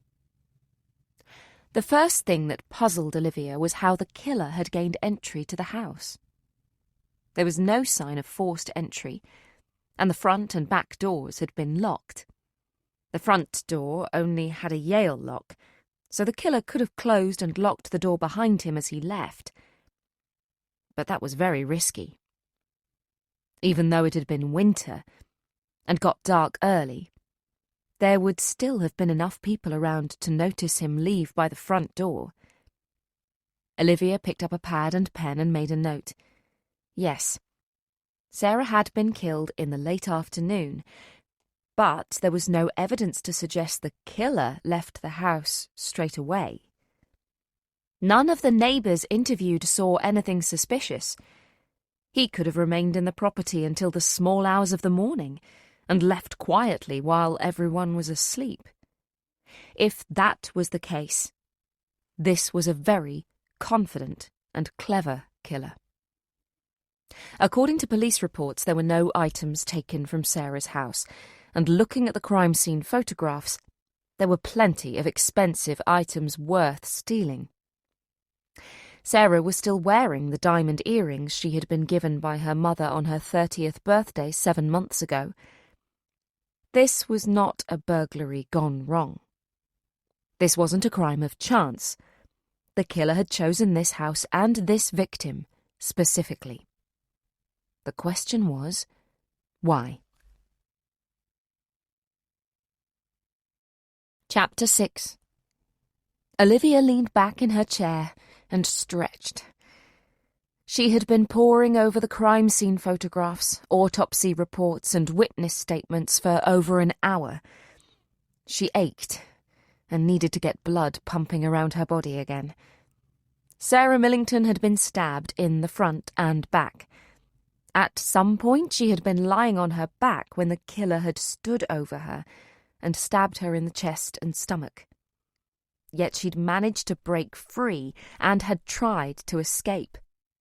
Her fingernails had broken, showing signs of a struggle. The stab wound straight through her left hand was evidence she had tried to defend herself. She wasn't tall, and she had been barefoot, yet she had still managed to outmaneuver her killer on more than one occasion. What did that say about who her killer was? Was he taller or shorter, slight or heavily built? Confident or scared? How frightened must Sarah have been when she was lying on her back and watching the man standing over her with a knife in his hand. Olivia was taken back in time to when she was 9 years old. She had been chased out of her house, over the garden fence and into the woods beyond. She'd slipped or tripped on something and fallen flat on her face. She turned around and there was her would-be killer. Her father. He loomed over her. He looked like a complete stranger as his eyes bulged with rage. His clothes were wet with blood. In his red right hand he held a large carving knife. Paralysed by fear, she couldn't move. She didn't even try to move. The first stab wound hit her in the centre of her left shoulder. The pain was immense, and she let out an ear-piercing scream. she felt something wet land on her face. It had started snowing again. She loved snow. It was so peaceful and relaxing. The pain from the knife being pulled out of her was more painful than when it went in. She screamed again at the second stab. She didn't feel the third. She was unconscious by the fourth. Why hadn't she struggled, like Sarah Millington had with her killer? Had Olivia resigned herself to being killed, even though she was only 9 years old and had her whole life ahead of her? Perhaps Sarah had fought back because she wanted to live. Maybe she had enjoyed life and had wanted to continue her journey, whereas Olivia Button, aged 9, had been more than happy for it to end. Why was that? Her life had gone a complete 180 so quickly. She'd been looking forward to a happy family Christmas. Now her family was gone. Her father had wiped them out. Was life really worth living, with everything ruined? Olivia turned to look out of the large bifold doors overlooking the back garden. It was mid-afternoon, and dusk was starting to set in. Another day almost over. Another day during which her interaction with people had been kept to a minimum, although there was that fumble with the handsome stranger. Ethan, she corrected herself. She frowned. He must have seen her scars. The light in that small toilet cubicle was very bright. So why did he want to see her again, when she was so physically damaged? She didn't know anything about Ethan, but their interactions over the months made him someone she wouldn't mind getting to know better. Maybe she should give him a call and see where things went. What was the worst that could happen? She sniggered. She knew the answer to that one, and had the scars to prove it, both mental and physical. She wouldn't call Ethan. There was no point. He'd only end things once he discovered who she really was. The self-induced isolation Olivia had going on was not good for her, but being around people confused her. Even having had coffee with Jessica in the cafe, although pleasant at the time, left her going over the entire conversation, looking for signs of having lowered her guard and revealed more about herself than she felt comfortable with. For God's sake, Olivia, shake it off, she chastised herself. Jessica was her best friend, her only friend. Jessica knew everything about her there was to know. She turned back to her desk. Best friends helped each other out, and Jessica needed her help. Victim number 2 was 28-year-old Joanne Douglas, who lived in Stylecroft Gardens. It wasn't far from Spencer Street, where Sarah Millington had been murdered. In fact, it was within walking distance. Joanne had been a pharmacist. She had taken a week off work to decorate the house she had recently bought, when she was killed on January 18th, just 32 days after Sarah. Joanne was 5 feet 7 inches tall, of slim build, and had shoulder-length dark wavy hair. She had a thin face, green eyes, and a small mouth. Although she had only recently moved in, and the house was empty of furniture, the crime scene photographs looked similar to those taken in Sarah's house. There were signs of a disturbance in every room on the ground floor. Paint cans overturned and spilled onto the bare floorboards, glass in the kitchen door smashed, a curtain torn from the living room window. There had been a violent tussle between killer and victim.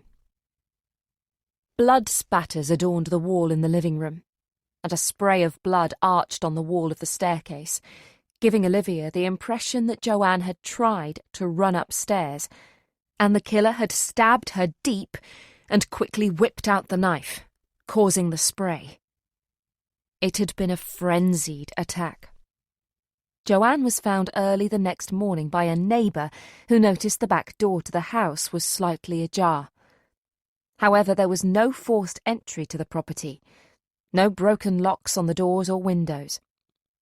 Whoever had killed her had been invited into the house, or wormed his way in somehow, just like with Sarah Millington. The crime scene photographs showed Joanne lying on the floor in the old-fashioned bathroom on the first floor. She was on her side. Blood pooled around her. She had been wearing old baggy clothes, tracksuit bottoms and an outdated England football shirt. Both were splattered with various colours of paint, and both were saturated in blood. The post-mortem examination revealed she had been stabbed 16 times, 4 more than Sarah. In the legs, right arm, back, chest, shoulder, stomach and neck. The stab to her neck proved the fatal one. From a close-up look with her magnifying glass, Olivia could see the knife had entered the right side of her neck, and the blade had been pulled across, as if, during the struggle, the killer had tried to slash her throat open. Behind Joanne was the bath. There was no way the killer could have stood behind her when he inflicted this injury, making Olivia believe he had been standing in front of her. If this was the case, he would have been covered in the blood that would have shot out of her ruptured arteries. How had he managed to flee the scene without being noticed, especially if he was covered in blood? Unless he had waited in the house with the victim until the cover of darkness allowed him the perfect getaway. There were similarities with Sarah Millington. They both lived alone, for example. But who knew about that? Family and friends, colleagues and possibly neighbours, but who else? Was this the link between the victims? Did they both know the same person who knew they lived alone and would be able to wait in their homes until darkness without fear of interruption? Olivia compared the photographs of the victims in happier times. They didn't look alike. One was short and slightly overweight, where the other was tall and slim. One had dark blonde hair, while the other was just dark. The killer wasn't targeting them because they reminded him of anyone. So what was it? Why these two people? Was it simply the fact they lived alone? But Joanne hadn't technically been living at the house in Stylecroft Gardens. She'd been decorating it while staying at her mother's house. Occasionally she had stayed overnight if she was painting until late, but she hadn't been living there. Olivia was starting to get a headache. She pushed her chair back from the desk and stood up. She stretched to loosen her tightened limbs. It was fully dark outside now, so Olivia turned on the banker's lamp on her desk. It lit up her working space, but not the whole room. She was fine with that. She preferred to live in the shadows. The view from the window overlooking the street at the front of the house wasn't inspiring. Across the narrow road were houses identical to hers. She watched as different lifestyles played out before her like scenes from a soap opera. She knew the Blackstocks directly opposite, sort of, but only because they'd taken in parcels for each other, and Mr. Blackstock, she couldn't remember his first name, had helped to get her scooter started one morning last summer when it had seemed to want the day off. There was an elderly couple to the left of the Blackstocks, who kept themselves to themselves and often had a small grandchild come to stay. The other houses were filled with families, boisterous children who didn't have any volume control. She'd seen them often going on trips out, carrying copious bags and plastic boxes filled with whatever it was children needed to keep them occupied. The thought of domesticity made Olivia shudder. She could think of nothing worse than spending a bank holiday weekend stuck in a traffic jam on the motorway with disgruntled children in the back. She turned back to her desk. The 2 files containing information on Sarah Millington and Joanne Douglas were open and their contents scattered about. 1 file to go. Olivia decided to continue her tortuous task before closing the door on her office, calling for a pizza and spending what was left of the evening on the sofa, watching a box set of whatever she had in her collection. Phoebe Harper had been stabbed 23 times. The killer was escalating in his frenzy. The crime scene photos were frighteningly similar to Sarah's and Joanne's. Once again, there was no sign of forced entry. There was a disturbance in almost every room. And there was blood on the stairs. Phoebe was found by her neighbour the following morning. Donna Fletcher, who had been celebrating her 40th birthday the night before, had been woken by the constant knocking on Phoebe's front door. She opened her bedroom window to find 2 women in nurses' uniforms knocking and shouting through the letterbox. Donna, who had a spare key, unlocked the door and went to investigate. She found Phoebe on the floor of her bedroom. She had been wearing only a dressing gown, and the room was a scene of carnage, with blood splatter everywhere. The intensity of the killings was growing. There had been 32 days between Sarah's and Joanne's murders, yet only 23 days between Joanne's and Phoebe's murders. These were not sexually motivated killings. Of that, Olivia had no doubt. Despite the fact Phoebe had been wearing only a dressing gown, which had fallen slightly open, exposing her bare skin. However, the violence in each killing had intensified, showing that the murderer was growing in confidence. Olivia frowned as she went back to the crime scene photos taken at Sarah Millington's house. The killer had managed to gain entry to the property while the owner was at home, without rousing suspicion. So the women weren't known to each other, but it seemed they were comfortable in letting the killer into their house. Was the killer the common denominator? Was he the link between the victims, and if so, how? Or maybe he didn't know them at all. Maybe there was no link. Maybe the killer was merely able to talk his way into their confidence. The type of person who would do that was someone smart, someone confident, someone calculating, and someone who had done this before. As Olivia lined up the pictures taken of the 3 victims before they were killed, the realization dawned on her. These were not the first 3 victims. The killer had to have practiced his trick of gaining entry before. Maybe it had failed, and that was why the police didn't know about it, unless... "Of course," Olivia said out loud. The first known murder was too perfect. There had to have been a victim before Sarah, and the reason why the police didn't know about it was because the victim was a man, she said. She sat back on her seat and smiled to herself. Sarah's murder was too well executed to have been a first murder.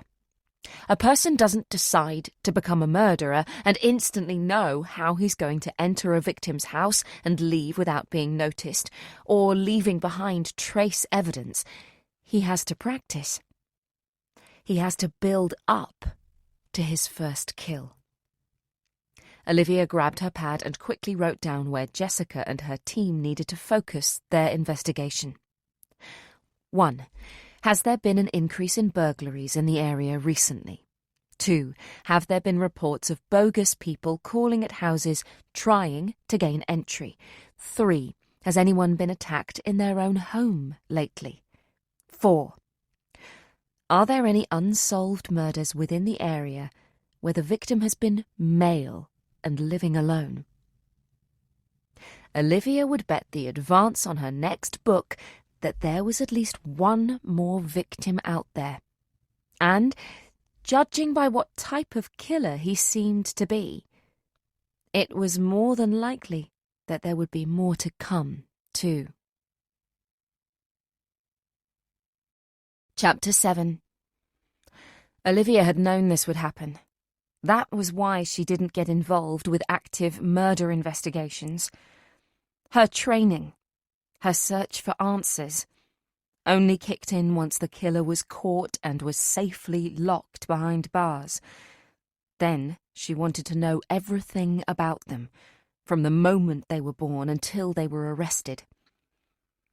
She needed to know their whole life, inside and out. Jessica had known that Olivia would be sucked in from the moment she first opened the file, and would have no choice but to help. She was counting on Olivia's desire to uncover the solution at any cost. It was sneaky and underhand, and Olivia smiled wryly. She would have done the same in Jessica's position. In the hallway, she put her coat on and checked her pockets for keys and mobile phone. She mentally went through the process of locking every window and door in the house. She looked at her reflection in the mirror and shook her head. "You're playing right into their hands, you stupid bitch," she chastised herself. "What else are you going to do with your Saturday night? Eat a whole pizza to yourself and watch Casualty? You're really living the life of a single 34-year-old.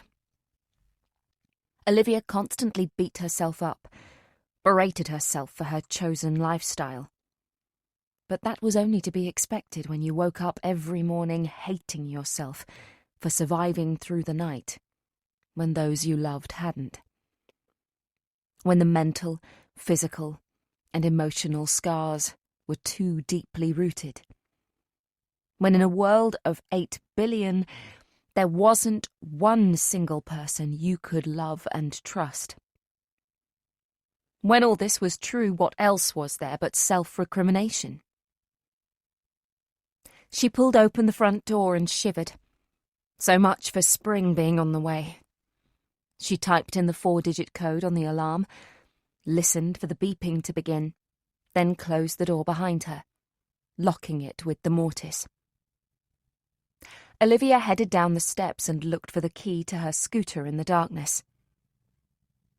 She heard the sound of sniffling and sobbing.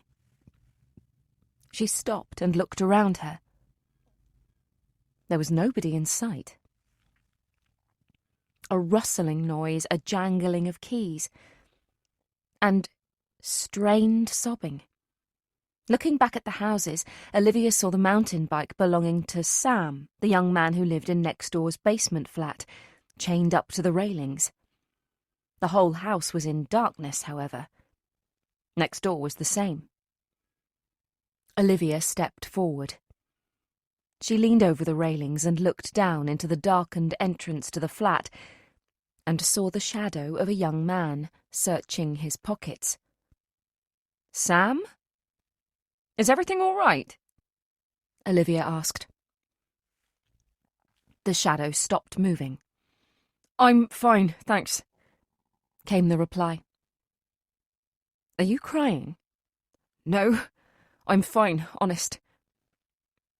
Olivia recognised a lie when she heard one. She lied every time she was asked how she was.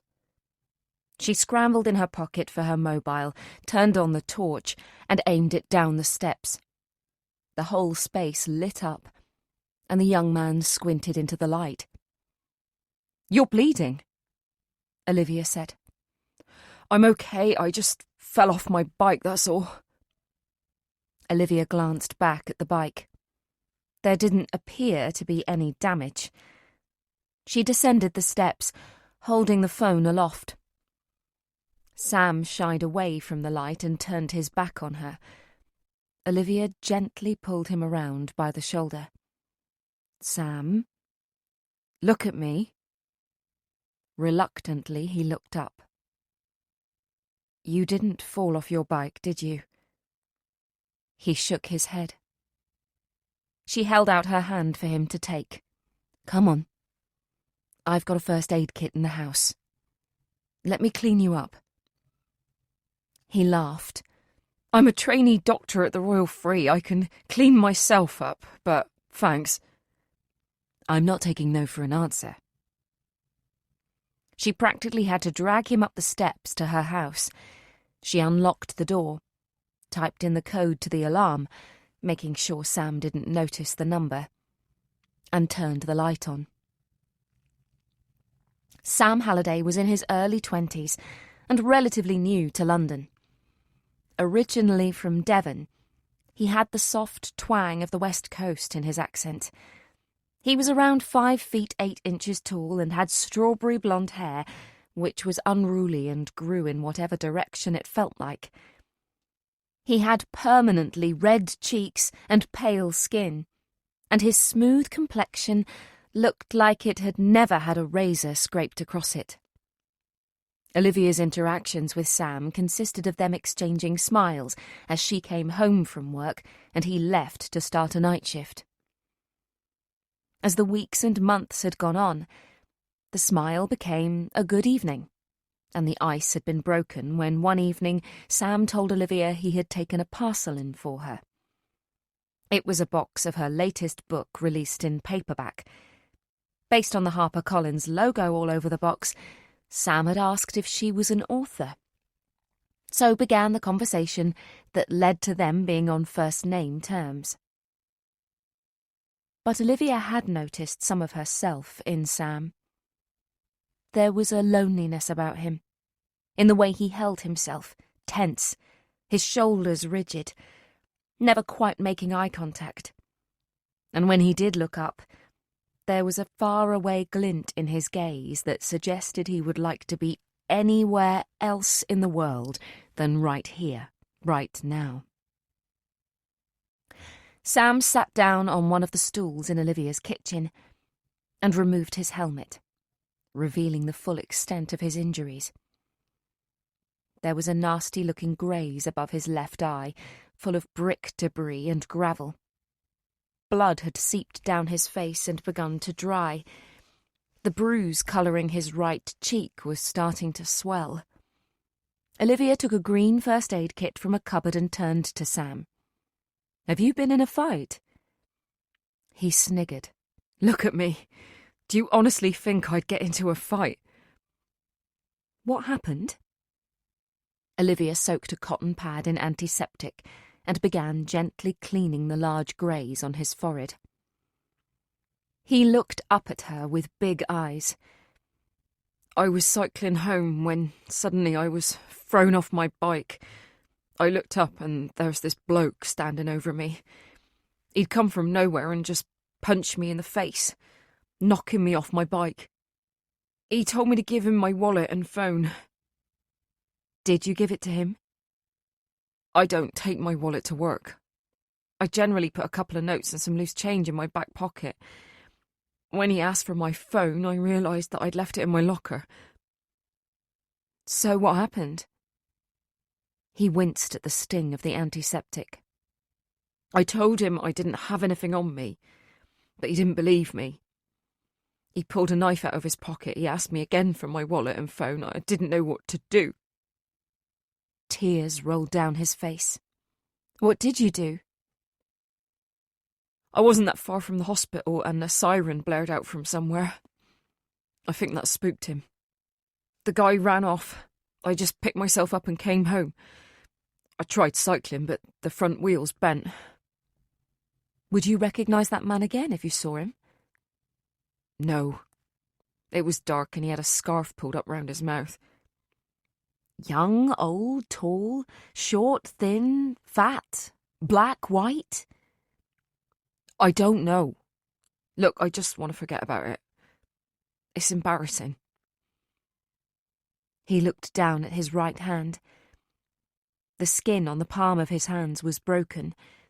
The wounds looked angry. He flexed his fingers a few times. It was obviously painful. You need to report it. Why? Nothing was stolen. I wasn't badly hurt. A few days and the bruises will have gone. That's not the point. The next person he chooses to mug might not be so lucky. Maybe he'll go down an alleyway and confront someone. He might stab the next person, kill them even. If you report it to the police, they'll look for him. No, they won't. Things like this happen all the time. I've heard plenty of stories from the doctors and nurses at the hospital. Either they've been targeted or they know someone who has. Nobody reports it because nothing happens. And each time nobody reports it, it feeds the confidence of the mugger and they go on to bigger and more violent crimes. I appreciate what you're trying to do, and you're right. I should report it. But I'm not going to. I'll deal with this in my own way. Olivia put her hands up in submission. If that's what you want. Shit, he said quickly, as he turned his face from her to wipe away a tear. Olivia watched him for a while. Is something else bothering you? He shook his head. She pulled out a stool and sat down. It can be quite scary, living on your own for the first time. You're in a strange city. You don't know anyone. It's overwhelming, isn't it? Eventually, Sam nodded. He turned back to look at her with tear-filled eyes. I'm not enjoying this as much as I thought I would. I hate London. He choked. It's a hectic city. I sometimes think you need to be born here to live here. Were you born here? She nodded. Much further south, though. Kingston-upon-Thames. It sounds nice. It was. She gave a hint of a smile, which quickly dropped when she thought of home and all the torment and darkness that tinged her memory. Where were you born? She asked, shaking her head slightly, keeping the torture at bay. Holsworthy. It's in North Devon. Very rural. London must be quite the culture shock for you. You could say that. He tried to laugh, but this caused his split lip to bleed again. Do you know many people around here? No. Nobody. What about the people you work with at the hospital? He shook his head. Why not? Again, he shook his head. It seemed to be emotionally difficult for him to speak. Olivia edged closer. She placed a hand on his shoulder. Sam, believe me, I know how difficult it is to try and make friends, to fit in when you feel like you're an outsider. You need to either overcome the obstacle, push yourself forward, or... She stopped. Or... She took a deep breath before answering. Or you end up isolated and alone. He nodded. I'm not good at meeting new people. Well, you've met me. She smiled. Any time you want to chat, you know where to find me. His eyes lit up. Seriously? No, absolutely not, she screamed at herself internally. Yes, she said. I don't think my body will stand the risk of being mugged every time I want to make a new friend. Olivia gave a genuine laugh. That does seem a tad extreme. If that's the only way to make friends, I'd definitely recommend isolation. Listen, I was going to order a pizza. Would you like to join me? Weren't you just on your way out? Oh. Olivia suddenly remembered she had been about to head for Jessica's. It was only a work thing. It can wait until Monday. Are you sure? I wouldn't ask if I wasn't sure. Sam's bottom lip wobbled as his eyes lit up. He was genuinely touched by Olivia's offer of friendship. I'd love to. Thank you. By the time Sam had left, it was almost midnight.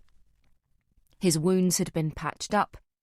He was in a much better frame of mind, and as he walked to the door, his head was held high and shoulders back, filled with confidence and pizza. They'd spent a couple of hours chatting, with Olivia asking questions about where Sam wanted his career to go and what his hopes for the future were. She learned that he was an only child to Marcus and Hilary Halliday. They hadn't had the best start in life and had worked hard to make sure Sam had a good education. He wanted to be a doctor more than anything, though his sad eyes belied his words. All he really wanted was not to let his parents down. Olivia closed the front door behind him and set the alarms before returning to the silence of the kitchen. She cleared away the empty pizza box. She looked at the clock on the microwave. It was too late to go around to Jessica's now. But knowing her, she was bound to still be awake. Olivia dug her mobile out of her pocket and made the call. It went straight to voicemail. Jessica, it's Olivia. I've been through those files. I really need to talk to you about them. I have a few questions, and there are some areas I think you should look into. I'm around all day tomorrow, or I'm at the office on Monday if you fancy popping in. Good night. She ended the call. It had been a strange day. She went over it in her mind as she sat on the edge of her bed and undressed. She could still smell the chlorine on her skin from the swimming pool, which reminded her of the encounter with Ethan. When she thought of the encounter now, she didn't feel the excitement of urgent sex. She felt embarrassed. She felt regret and shame at doing something so risky and base. She tried to shake it off. She was a single woman. She could do what she wanted and was answerable to no one. But she knew the negativity would haunt her dreams. As she looked out of the window before closing the curtains, her view of the city had changed. Sam was right to hate the place. There was a serial killer stalking the streets of London, and he was out there right now, roaming freely, planning his next kill. Chapter 8. Monday, 19th of February, 2024. Monday morning rush hour traffic always seemed to be more hectic than any other day in the week. It was one of the great mysteries of life. The journey from Olivia's home in Camden to George Street in Westminster took an extra 10 minutes on Monday. Her backpack was weighed down with the files Jessica had left her. She had expected to hear from her yesterday, but unlike Olivia, Jessica had a life outside of work. She probably spent her day off with friends out for lunch somewhere along the river, or seeing a film, or recovering from a night out. Olivia couldn't remember the last time she'd even been to the cinema. All she'd done yesterday was get battered and bruised at a Krav Maga class. It had been over a month since her last class, and she certainly felt the pain this morning as she struggled to climb out of bed. She parked her scooter down the side alley next to George Street, removed her helmet, and neatened her hair as she stepped up to the blue front door, taking care not to slip on the checkerboard black and white tiles. Looking at the building, you'd be forgiven for thinking this was home to a firm of solicitors or a private dental practice. It was difficult to fathom this was the headquarters of the Behavioural Science Administration. Set up by the National Crime Agency and funded partly by the NCA, several universities and the Home Office, The BSA was, supposedly, entirely independent, and although its existence was widely known, its location wasn't. Its remit was to understand the behaviour and mentality of the criminal, specifically serial murderers. It was hoped that by travelling the world and interviewing incarcerated killers, more could be done to understand why they committed their crimes and, possibly, detect a killer of the future before he or she had the chance to strike. The office was spread over 3 floors, and the only members of staff were herself, Dr. Sebastian Lister, who also freelanced as a lecturer in criminology at various universities around London, and Daisy Leatherwood, their shared secretary. Olivia entered the building, mouthed hello to Daisy, who was on the phone, and headed for the kitchen. Sebastian was in there making a mug of tea. He looked his usual shabby self. He could have a designer suit tailor-made for him on Savile Row, and within half an hour it would look like he'd slept in it. His unruly dark brown hair was rapidly going grey, as was the permanent stubble he insisted on sporting. Since the death of his wife from breast cancer last year, he'd lost far too much weight.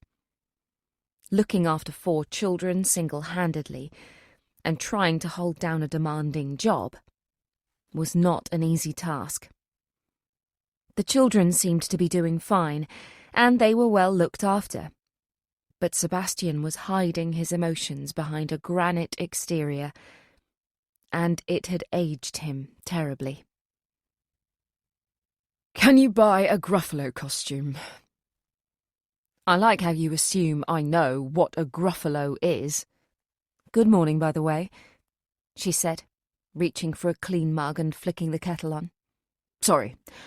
Good morning. I've had an email from Robert's school. He's been chosen to play the Gruffalo in a play. I've got to provide the costume."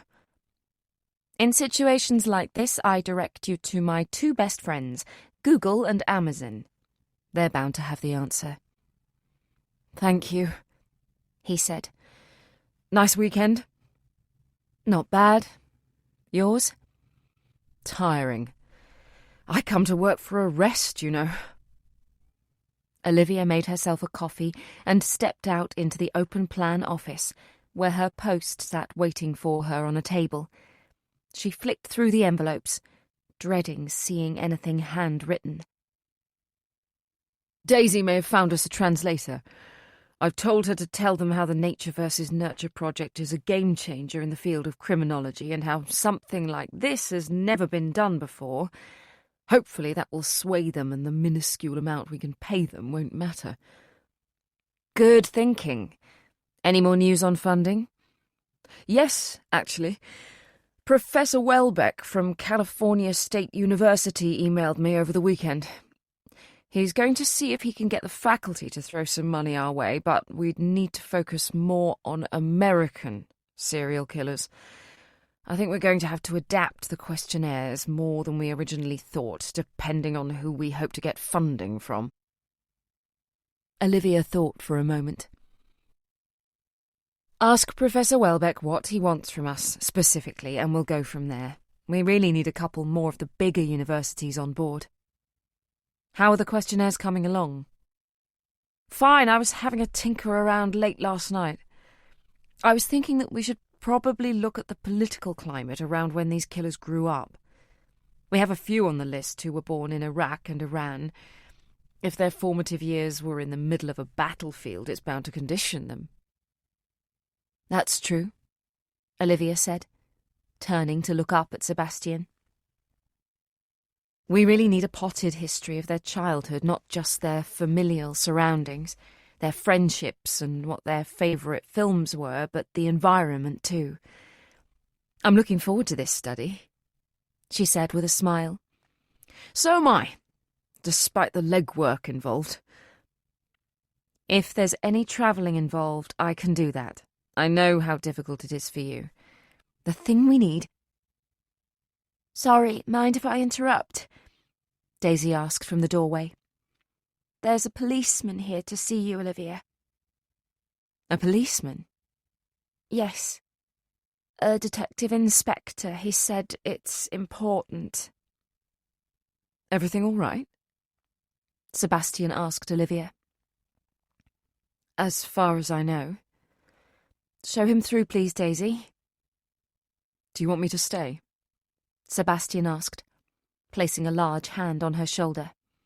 No, I'm fine. I'll be out in the front office if you need me. Whenever she was visited by the police, Olivia always feared the worst. Or perhaps it was the best. She wasn't sure. Conflicting emotions ran around her mind. Was her father dead? If so, what was it? Natural causes, or had someone got to him with a shiv? Or had the unthinkable happened and he had escaped? Dr. Winter? Olivia jumped at the sound of her name. She turned and saw a navy-suited man standing in the doorway of the large open-plan office. Detective Inspector Foley, Metropolitan Police, he said, stepping forward. He was a slim man, with ice-blue eyes and black hair with just a hint of grey at the temples. He was clean-shaven and wore a sweet-smelling yet understated fragrance. His face was lined with the wrinkled knowledge of a life well lived. Olivia offered a nervous smile. "Can I get you a coffee or something?" "No, thank you. If I have any more coffee, I'll be bouncing off the walls." "I'm afraid I have some bad news." Olivia gripped a chair in front of her, her fingernails digging hard into the fabric. "Oh, God," she whispered. "Perhaps you'd like to sit down." She pulled the chair out and perched on the edge. She took a deep breath. She knew what was coming. D.I. Foley cleared his throat. "I'm afraid Detective Inspector Jessica Sheffield was found dead yesterday morning." Olivia's eyes slowly widened. She had not expected that at all. "What?" Shit, I'm sorry." He buckled as his emotions got the better of him. Olivia jumped up and went around to his side of the desk. She pulled out a chair and sat him down. "I'm sorry," he repeated. "It's the first time I've actually said it out loud." "Let me get you a drink of water." She pulled a plastic cup out of the cooler in the corner of the room and filled it up. She handed it to him and he took a large gulp. "What happened?" Olivia asked, sitting next to him. He took another sip of water. His hands were shaking. "She was murdered." "Oh, my goodness." "I don't know why, but you don't expect officers in this country to get killed in the line of duty." "Jessica wasn't killed in the line of duty. It happened in her own home. Someone managed to get into her house and stabbed her." "Oh, my God." Olivia put her hands to her mouth. She leaned forward in her seat and rocked back and forth. This was not the first time Olivia had been presented with the murder of someone she held dear. All the old memories came flooding back. She was jumping out of the bathroom window, landing on the cold, wet ground with a thud. She was running for her life, struggling over the fence. Then, the stabbings. Olivia stood up and went over to the window. She looked out, but didn't take in the view. She wiped her eyes and composed herself, before turning back to D.I. Foley. "Do you know who did it?" "We have a fair idea." "Oh, that's good. Well, I appreciate you coming here personally to tell me. I'm guessing you're very busy at the moment. Olivia, sorry, do you mind if I call you Olivia? She shook her head. We believe Jessica was murdered by the same person who killed Sarah Millington, Joanne Douglas, and Phoebe Harper. I know Jessica gave you their files. In fact, it was me who encouraged her to do so. I see. I'm sorry. Don't be. She gave him the ghost of a smile. She could see how difficult this was for him.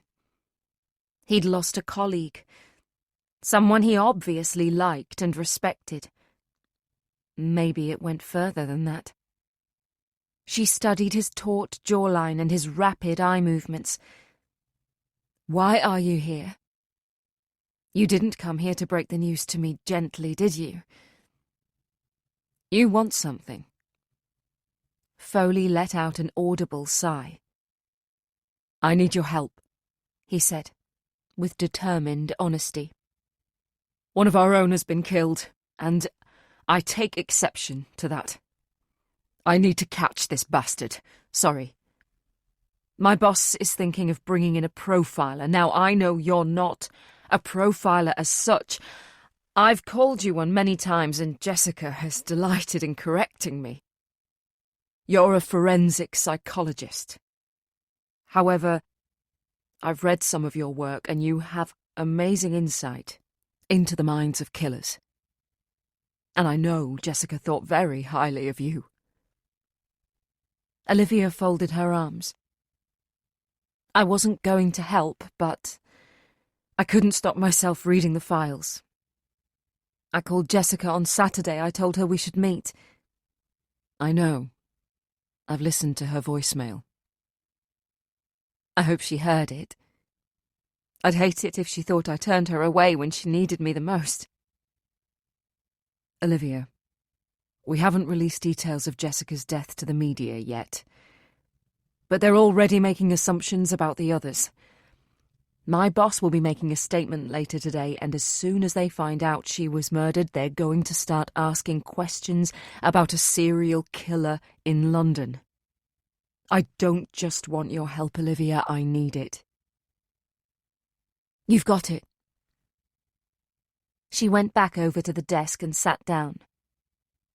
The first problem you need to address is that I think you have more than these 3 victims. Well, 4 now. Foley's eyes widened. What? The first murder is too neat, it's too perfect. The killer managed to get into the house without force. He was able to charm himself in, or he knew his victim. He also left nothing of himself behind at the scene, despite there being signs of a disturbance. This man knew what he was doing, and the only way for him to do that is through practice. But after the second murder, we looked back at any cases of women being killed who lived alone. We don't have any on our books. Which is why I think you should be looking for a male victim. Really? He looked confused. I think that when your killer first started out, the victim wasn't the most important part of his game. He's a thrill seeker. He gets his kicks out of the chase. Once they're dead, he leaves. That's why the victim is always left where they've died. He no longer has any use for them. The reason why I think his first victim, or victims, is a male, is because he doesn't want you, the police, to see him as a lust killer. He doesn't want you to think he's a rapist or a pervert. In his mind, he's just a killer. So why didn't he continue with male victims? Because they'll have put up more of a struggle. Targeting a woman, especially in her own home, and especially if she lives on her own, she thinks she's going to be raped, which is absolutely terrifying. And that's what gives him his kicks. But he doesn't rape them. But the victims don't know that. Foley blew out his cheeks. So, I'm looking for more victims. But men? You're looking for either 1 or 2 victims. There'll be signs of disturbance, and I wouldn't be surprised if you find DNA traces at the scene. You also need to check to see if there have been any break-ins or attempted break-ins at people's homes. Or if they've had people knocking on the door and trying somehow to gain entry. If your killer knew all 4 victims, there would be another link between them which you would have found. As you haven't, I'm guessing these are all random, so he needs a patter to enter their homes without raising suspicion. He'll have tried this out on other people, changing his story until he found one that worked. You need to get your officers knocking on a lot of doors.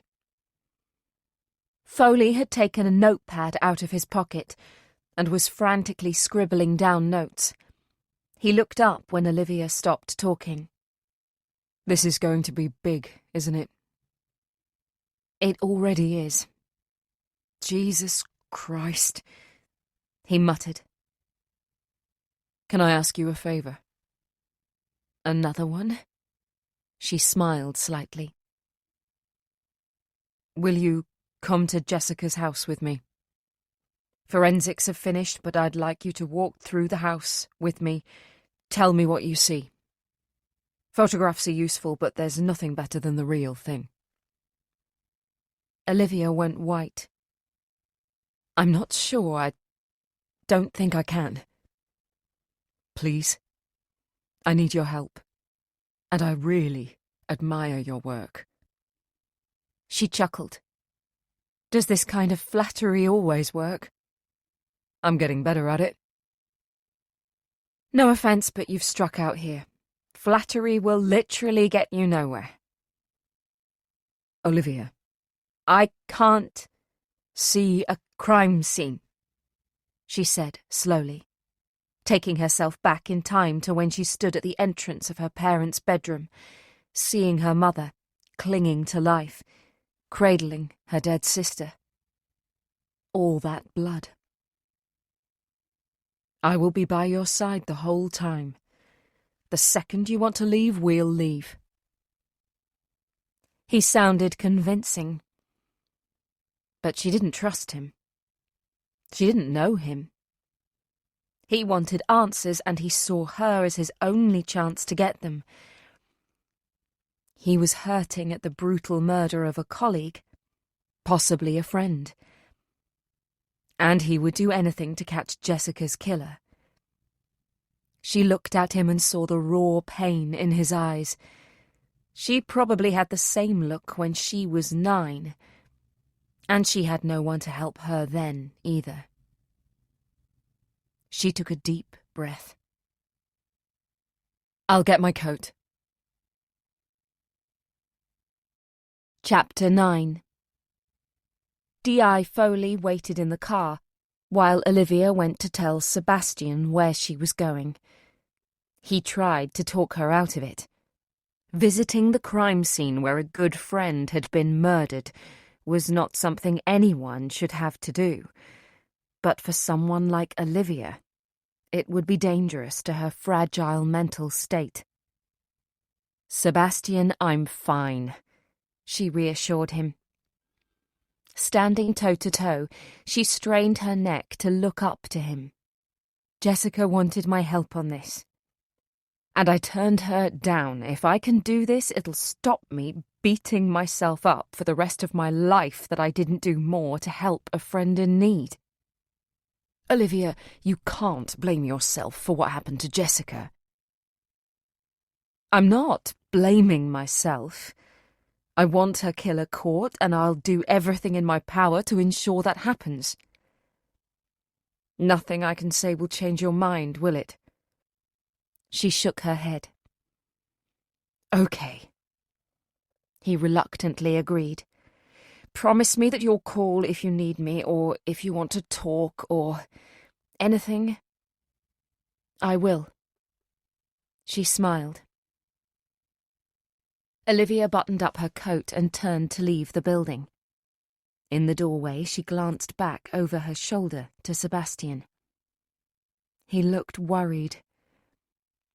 There was a reason Olivia didn't work on active crimes, and he knew it. She tried to offer him a reassuring smile, but she was fooling no one. She was scared to death of what she was about to open herself up to. As she walked to the car, she could already feel the iron grip of horror and grief squeeze tightly around her heart. Foley drove a dark red Toyota Auris that was in desperate need of a wash. The back and sides were splattered with mud. Inside was marginally cleaner, but there was an underlying smell of wet dog. He noticed Olivia pull a face. Sorry about the smell, I've got 2 German shepherds. I took them to the beach for a run yesterday. I'll open the window a crack, but it might be a bit cold. That's fine, I don't mind the smell, she said unconvincingly. Oh my God, Stanley! Olivia suddenly remembered Jessica's beloved dachshund. Don't worry, he's fine. He's in the kennels at the station. Was he hurt? No. We found him curled up next to Jessica, he replied, with a catch in his throat. Poor thing. She turned to look out of the window. Her eyes were filling with tears, but she refused to let them fall. So, Foley said after they'd been driving for 5 minutes in silence, Jessica told me you'd been in America for the past couple of weeks. Yes. I was on a lecturing tour. How did it go? Very well, thanks. Is that something you do often? Not really. I lecture at various universities around London on a freelance basis, but I decided to do this tour as my last book was published in America at the back end of last year. This was sort of a cheeky publicity thing, too. Sneaky? I'm sure it helped sales. Well, I certainly signed a lot of copies. You sound like a celebrity. I can't think of anything worse. Me neither. We had a film crew follow us around a few years ago for an obscure cable channel I've never heard of. You should have seen how some of the officers were acting. I think they thought they'd be invited on all these crap reality shows. Did you appear on TV then? Fortunately, I didn't. They were covering a different team entirely. So, what department are you in then? Did you work with Jessica? Yes. I'm in the Major Crimes Unit. Jessica and I were leading the teams investigating the 3 murders, answerable to the same bosses. Do you think Jessica may have been killed because she was a detective? He sighed. I really don't know. I hope not. We're looking through her laptop, tablet and mobile phone to see who she was in contact with recently, see if she was following her own line of inquiry. I don't think Jessica was like that. She wasn't. I've worked with many people over the years, and Jessica is the only one I know who'd tell you absolutely everything she was doing. I'll never have another partner like her. You're angry, aren't you? Olivia asked, studying the DI. What makes you say that? You're clenching your jaw. The vein in your neck is throbbing quite viciously, and if you grip the steering wheel any firmer, you'll break it. Wow, I've got Sherlock Holmes in the car with me. My job is to study people. I've been doing it for over 15 years. It's almost second nature. My job is to catch criminals. I've been doing it for over 20 years. It doesn't get any easier, though. No, it really doesn't, she said. looking out of the window at the landscape blurring by. "Sorry, what do I call you?" "Call me Foley, everyone else does." "I can't call you Foley. I'm not one of your team." "What's your first name?" He rolled his eyes. "Oh, is it something embarrassing?" He took a deep breath. "Amyas." "Amyas? Wow. Fancy." You haven't laughed. "Should I have?" Most people do. "No, I like it. Amyas. It's different." It's certainly that. I took some ribbing at school, I can tell you. Amyas Foley. It's a good name. It suits you too. Thank you. I'd still rather you call me Foley, though, especially when we're at the station, surrounded by my colleagues. Oh. Problem? You'll want me at the station? Well, yes. You could tell my state of mind just by the way I'm gripping the steering wheel. You'll be invaluable at a crime scene, and I'm guessing you'll be able to put it much better to my officers than I ever could. I've never addressed a room of detectives before. Well, not outside of a classroom. And I think there were only about 10 there. How many are on your team? At the moment, about 30. Just think of it as one of your lectures. I'd tell you to picture them naked, but I'm guessing that's frowned upon these days," he said, with a chuckle. They pulled up outside Jessica's house in Highgate Hill. Olivia couldn't take her eyes off the building. It was a beautiful Victorian property, and Olivia knew Jessica had felt lucky to live here. "Had you visited Jessica's home before?" Olivia asked Foley. "Occasionally," he said, hesitantly. Olivia looked at him. She knew a lie when she heard one. "Did you know much about her background?" "We worked together for almost 5 years. There's a great deal of difference between working with someone and knowing them. Did she tell you about her parents?" "Yes. The first time I visited her at home, she could tell I was itching to ask how she could afford such a house in this part of London. She told me all about her parents dying while on holiday when she was 10 and being brought up by her grandmother. This was her home and she left it to Jessica after she died. I know my team, Miss Winter," he said, an icy tone to his voice. He whipped off his seatbelt and climbed out of the car, slamming the door behind him. Olivia followed. "Amyas, I'm sorry, I didn't mean to." She trailed off as he marched up the garden path. The house was still a closed crime scene, and a uniformed officer stood at the front door. He looked frozen to the bone. Foley showed his warrant card and told him who Olivia was.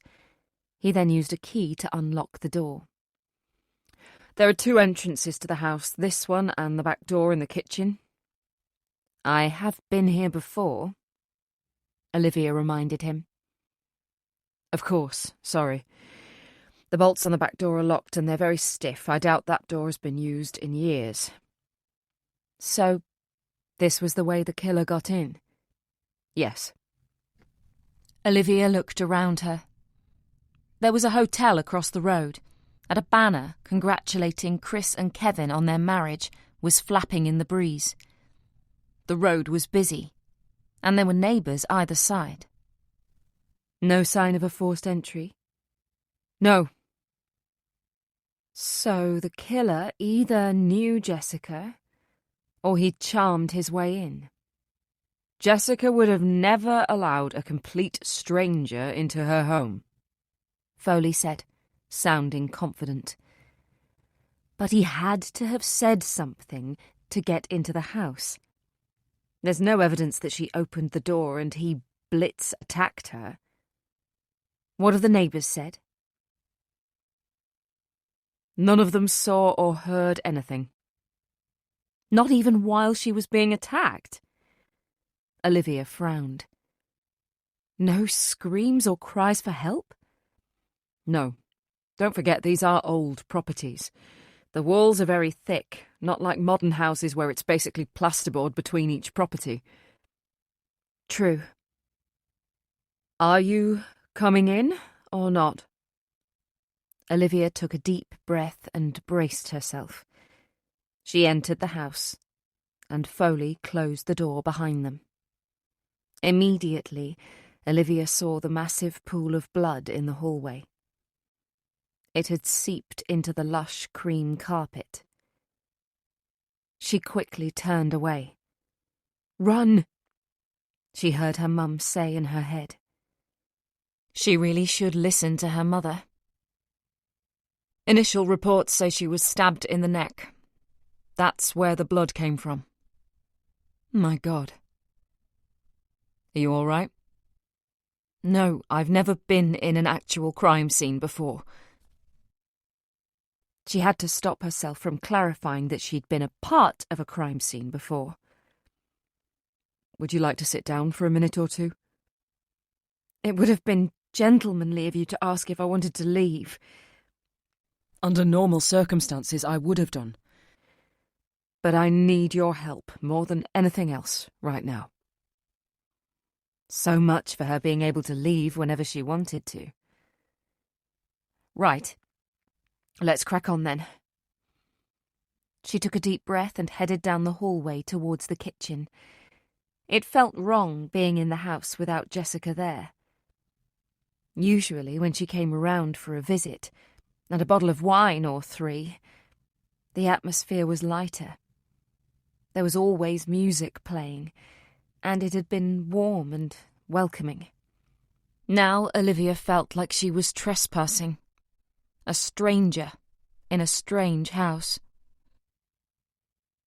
There's a dining room and living room to your right, which you obviously already know about. Again, I'm sorry, I'm used to doing a walkthrough with complete strangers. It's okay, Amius, you don't have to apologise. Just act how you normally would at a crime scene. He nodded and took a deep breath. There are no signs of disturbance in those rooms. They're very neat and tidy. They've both been dusted for prints, and only Jessica's are there. Olivia knew what was behind each of the doors. Jessica was an orderly person. Everything had a place. And when she was working on a particularly troubling case, she had found she organised her thoughts better when cleaning. Her home was where she had felt most comfortable and relaxed. If her home was tidy, her mind would be too. That had always been the theory. Olivia had tried it a few times, but it didn't work.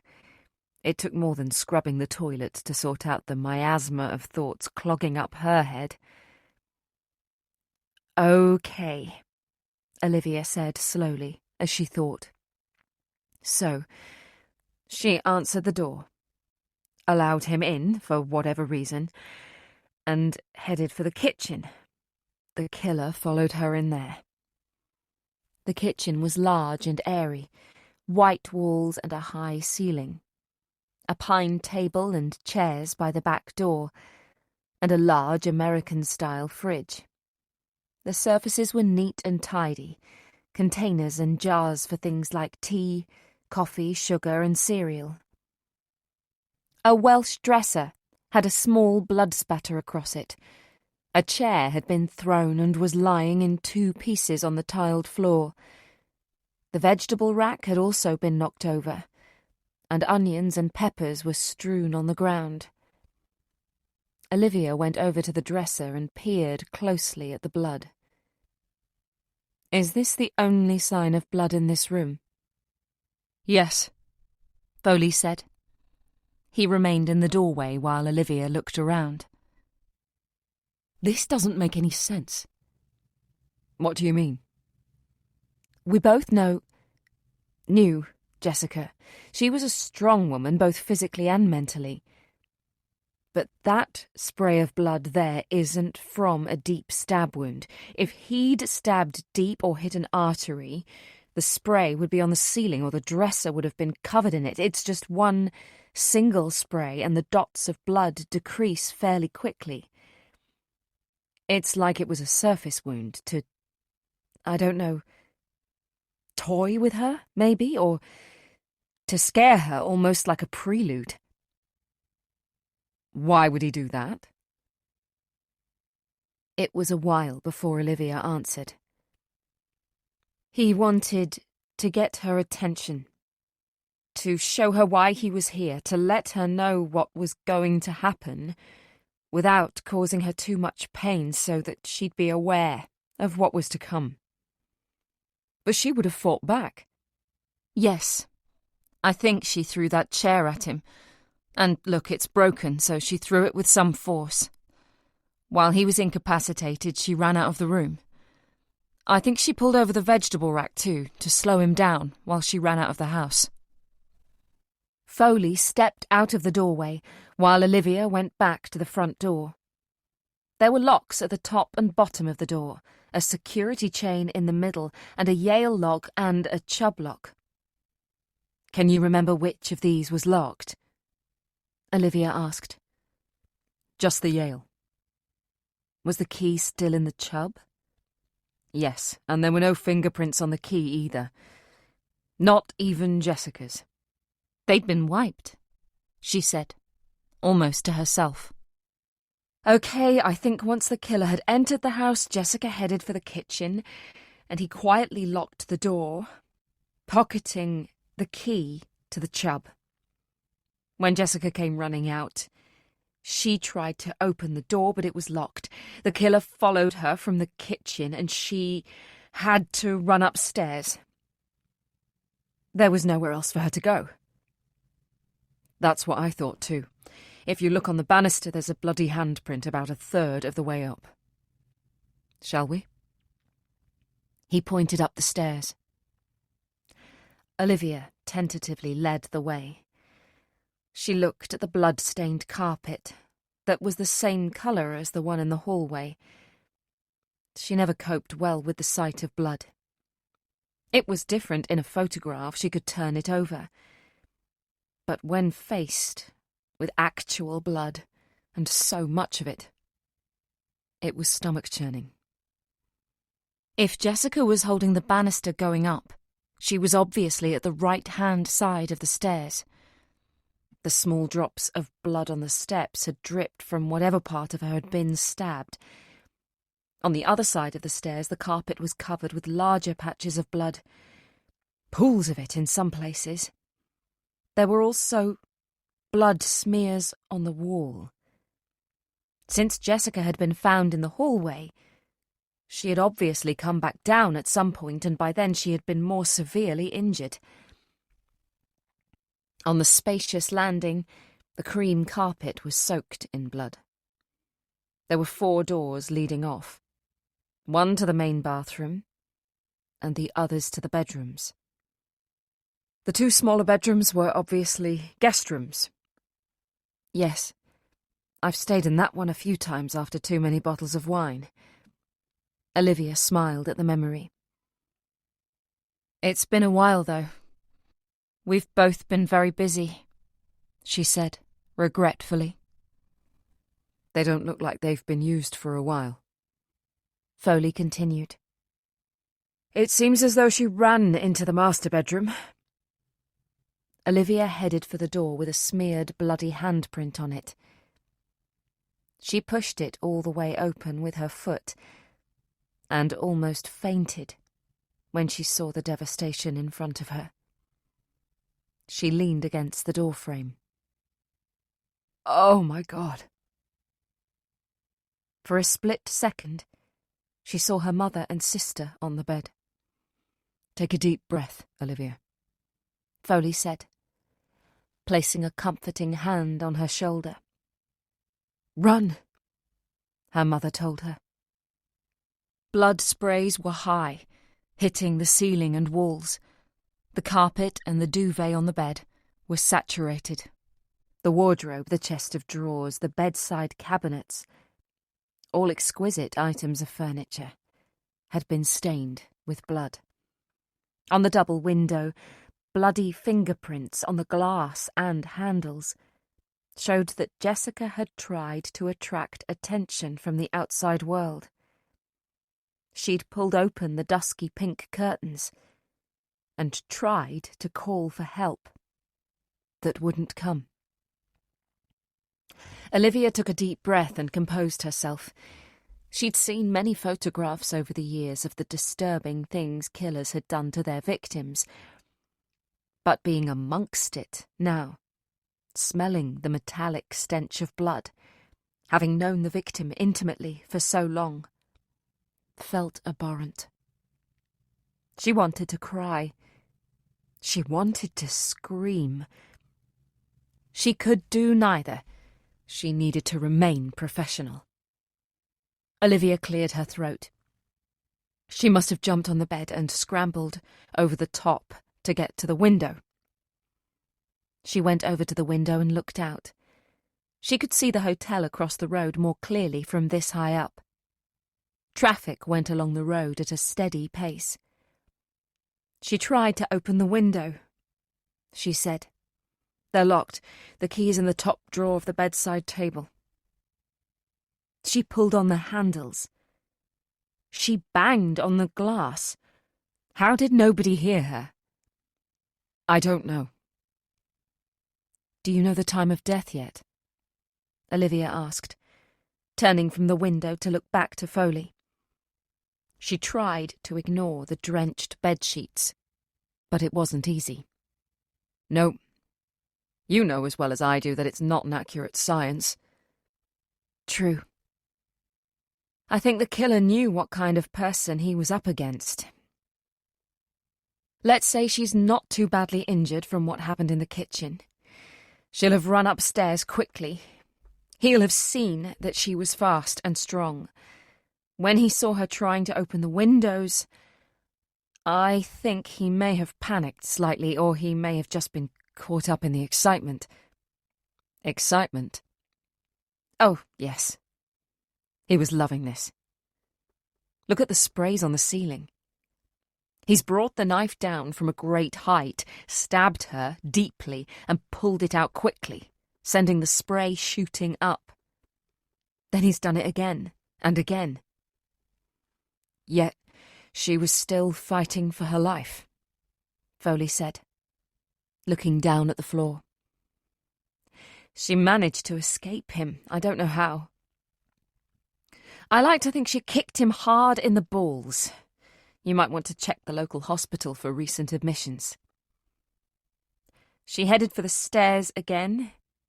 "She's lost a great deal of blood and will have started to lose consciousness. She's leaning against the wall, lowering herself down the stairs. When he catches up with her, She couldn't continue. She swallowed hard and wiped away a tear before it had time to form. He stabbed her one last time in the neck.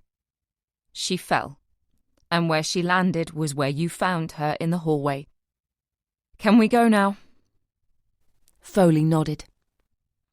"I think we need a drink." Outside, as Foley was locking the door, Olivia spotted a man taking a banner down from the railings of the Lauderdale Hotel opposite.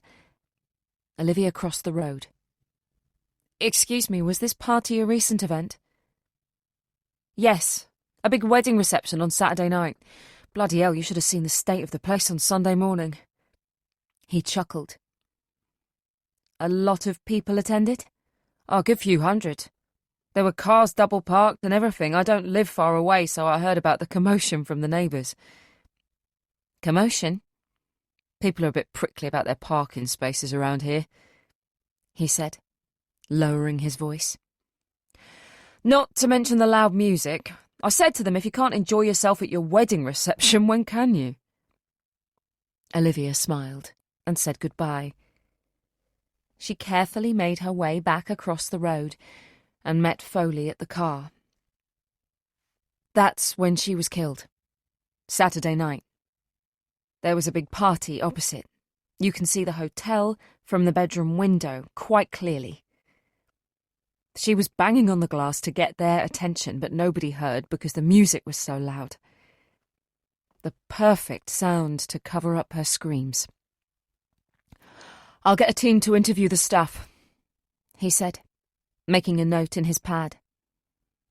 That couldn't have been deliberate, though, could it? Knowing there was a big party going on right opposite. I don't know, I mean, how long was that banner up? There were a couple of 100 guests there, so who knew about the party? Staff for a start, then the guests and their friends. I'm guessing they'll have slapped it all over social media. The list is endless. Come on, let's go and get that drink. Olivia frowned in thought as she lowered herself into the front passenger seat. You weren't surprised. Sorry?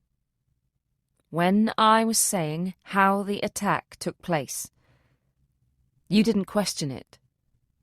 You'd already made up your mind about what happened on Saturday night, hadn't you? It was a while before he gave a slight nod. So, what was this all about then? I have to take a test now to prove my worth?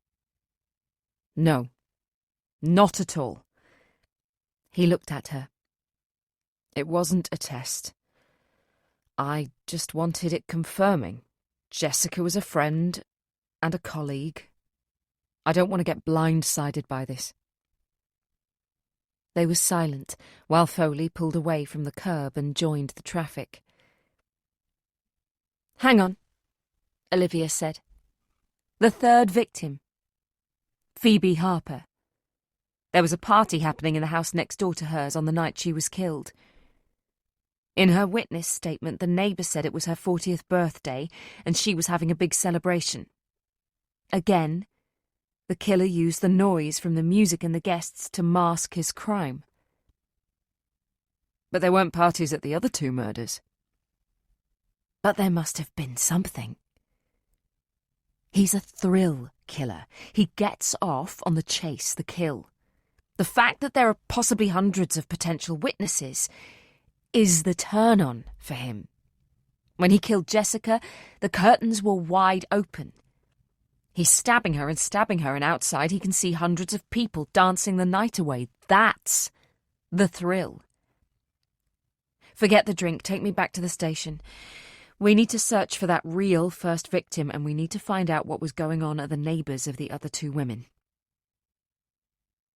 Olivia secured her seatbelt and rubbed her hands together. For the first time in a very long time, she felt wired and determined. She was going to catch this killer at any cost. Chapter 10.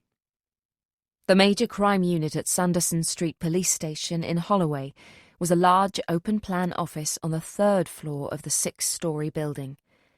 From the doorway, the room looked a mess. Whiteboards on the walls were filled with crime scene photos and information on the unsolved cases of the missing and the dead. Desks were arranged in an unidentifiable pattern, the majority of them a confusion of paper and files. Phones rang, computer keyboards were hammered, detectives shared information, photocopiers and printers whirred into life to make a cacophony of white noise. Olivia felt out of her depth.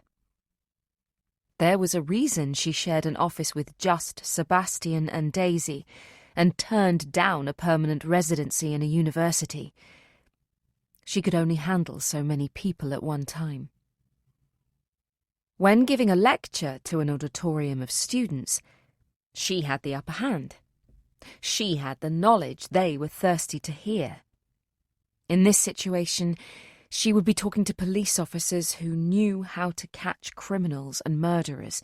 She might as well stand at the top of the room and tell them how to handcuff someone under arrest. Foley led the way through the room to his office. Olivia followed closely, her eyes darting from side to side to take in those around her. She was being stared at, judged, They all knew who she was and why she was here, and the burning sensation of dozens of pairs of eyes glaring at her informed her that she wasn't necessarily welcome. "Leon, Holly, a moment," Foley said, without stopping as he passed the desks of two plain-clothed officers. Olivia took in Foley's office. It was chaotic. There was no other word for it. His desk was piled high with files. Every space was cluttered with paperwork and folders. The carpet tiles were stained and bald in places, and the waste paper basket was overflowing. She would not be able to work in a room like this. She hoped the people of London never got to see it. They wouldn't feel secure in their homes knowing a man who inhabited an office like this was appointed to keep them safe. He placed his hand on a radiator and gave it a kick. It obviously wasn't working, as the room had a chill to it. Olivia decided to keep her coat on. "How's it going?" Foley asked, as he surveyed the paperwork on his desk. He picked up a few message slips, glanced at them, pocketed a couple and tossed the rest under the table in the direction of the bin. "Slowly," Holly said. "Too bloody slowly," her colleague echoed. "I'd like to introduce you to Olivia Winter, Dr. Winter. These are two of my best officers, Detective Sergeant Leon Ripner. We call him Jack. I'm sure you can guess why. And this is Detective Sergeant Holly Goodfellow." They shook hands, and Olivia gave them her best placatory smile. Holly Goodfellow was a slim woman in her late 20s. She was taller than Olivia by a good few inches, and had silky, short black hair. She wore heavy makeup around her eyes, and proffered a genuine smile when she took Olivia's hand in a tight grip. Her dark grey suit was crisp and clean. This was a woman determined to make an impression, not necessarily on Olivia, but in the workplace generally. As Olivia had walked into the room, she had noticed the majority of its occupants were male. Holly obviously felt the need to look confident and powerful so she could match the bravado of her male colleagues, even if she wasn't built for the part. If her firm handshake was anything to go by, she was succeeding. Olivia took an instant liking to her. Leon Ripner was in his 30s and below average height. Olivia guessed at 5'8", maybe 5'9", judging by the thickness of the heels on his scuffed shoes. He was stocky, but his bulk was muscular. He had short, curly dark hair and an angry frown. He chewed his bottom lip incessantly and couldn't seem to stand still. He either had an urgent bladder condition or he was impatient. Judging by the daggered looks he was giving Olivia, she guessed the latter. Her impression was that he wanted to be out on the streets, looking for the man who had murdered their colleague, not stuck in an office, listening to a forensic psychologist. "Introductions out of the way. Everyone, take a seat," Foley said. He pulled his wheeled chair around and offered it to Olivia to sit on. Leon and Holly sat in the visitors' chairs, and Foley perched on the edge of his desk. "I've spent the last hour or so with Dr. Winter, and she's spent the weekend going through the case files of the victims we've got so far. She has some very interesting theories." Olivia? She had the floor. She filled them in on her opinion that the murderer was a thrill killer, and how she believed that there were one or possibly two additional victims before their first known victim, Sarah Millington. Holly was making notes while Leon sat with his arms tightly folded across his chest and his left leg jiggling involuntarily. "So he's a psycho then?" Leon said. "Typical. We catch him, he says he's batshit crazy and gets a cushy padded cell for a few years before some do-gooder gets him released as a reformed character who's found God. He has psychopathic traits, but he knows exactly what he's doing. It's a misinterpretation that serial murderers suffer with mental illnesses. Olivia corrected him. But I thought serial killers all had some kind of mental disorder, Holly asked, with a frown. Having a mental illness doesn't mean you're going to commit a violent crime. The majority of mental illnesses affect only that person and the way they perceive what's going on around them, their feelings, their moods. Someone with that kind of a disorder would not be able to commit these kinds of crimes and manipulate the crime scene to such an extent that he leaves no trace of himself, especially after 4 or more murders. You're looking for a highly intelligent individual who knows exactly what he's doing and is loving every minute of it. If he has a mental disorder, it will likely be a personality disorder. And that doesn't mean he's incapable of standing trial once you catch him. Leon's face softened slightly. I read a paper recently, Holly said, crossing her legs. The suggested serial killers go after people who remind them of someone. I've been through the victimology of all 4 victims so far, and there's nothing that you could say they have in common, other than the fact they're single, white women, and that forms a large demographic in London. Serial killers do tend to go for victims who remind them of an abuser, or an ex, or a domineering mother, but mostly they go for victims weaker than themselves, or those who are vulnerable in society, such as sex workers, the homeless, children, the physically or mentally disabled, or the elderly. Stick a pin in the electoral register, then, Leon said. That's why I believe there are more victims you haven't discovered yet, and not just people he's killed. I believe he may have attacked someone who escaped, which is why he changed to killing women. I thought killers didn't change their MO, Holly asked again. The MO is fluid. It's the signature that never changes. And here the signature is the chase. I believe he stabbed Jessica in her kitchen, but not with the intention of killing her straight away. He wanted her scared. He wanted her to panic, to run for her life so he could chase her and catch her. Who the hell is he? Michael Myers? Olivia nodded. Basically, yes. Until I meet him, I can only guess about his background and his upbringing, but I wouldn't be surprised if you find every kind of slasher film in his collection. He'll be obsessed with scaring people in order to kill them. That's what gives him his power, his dominance.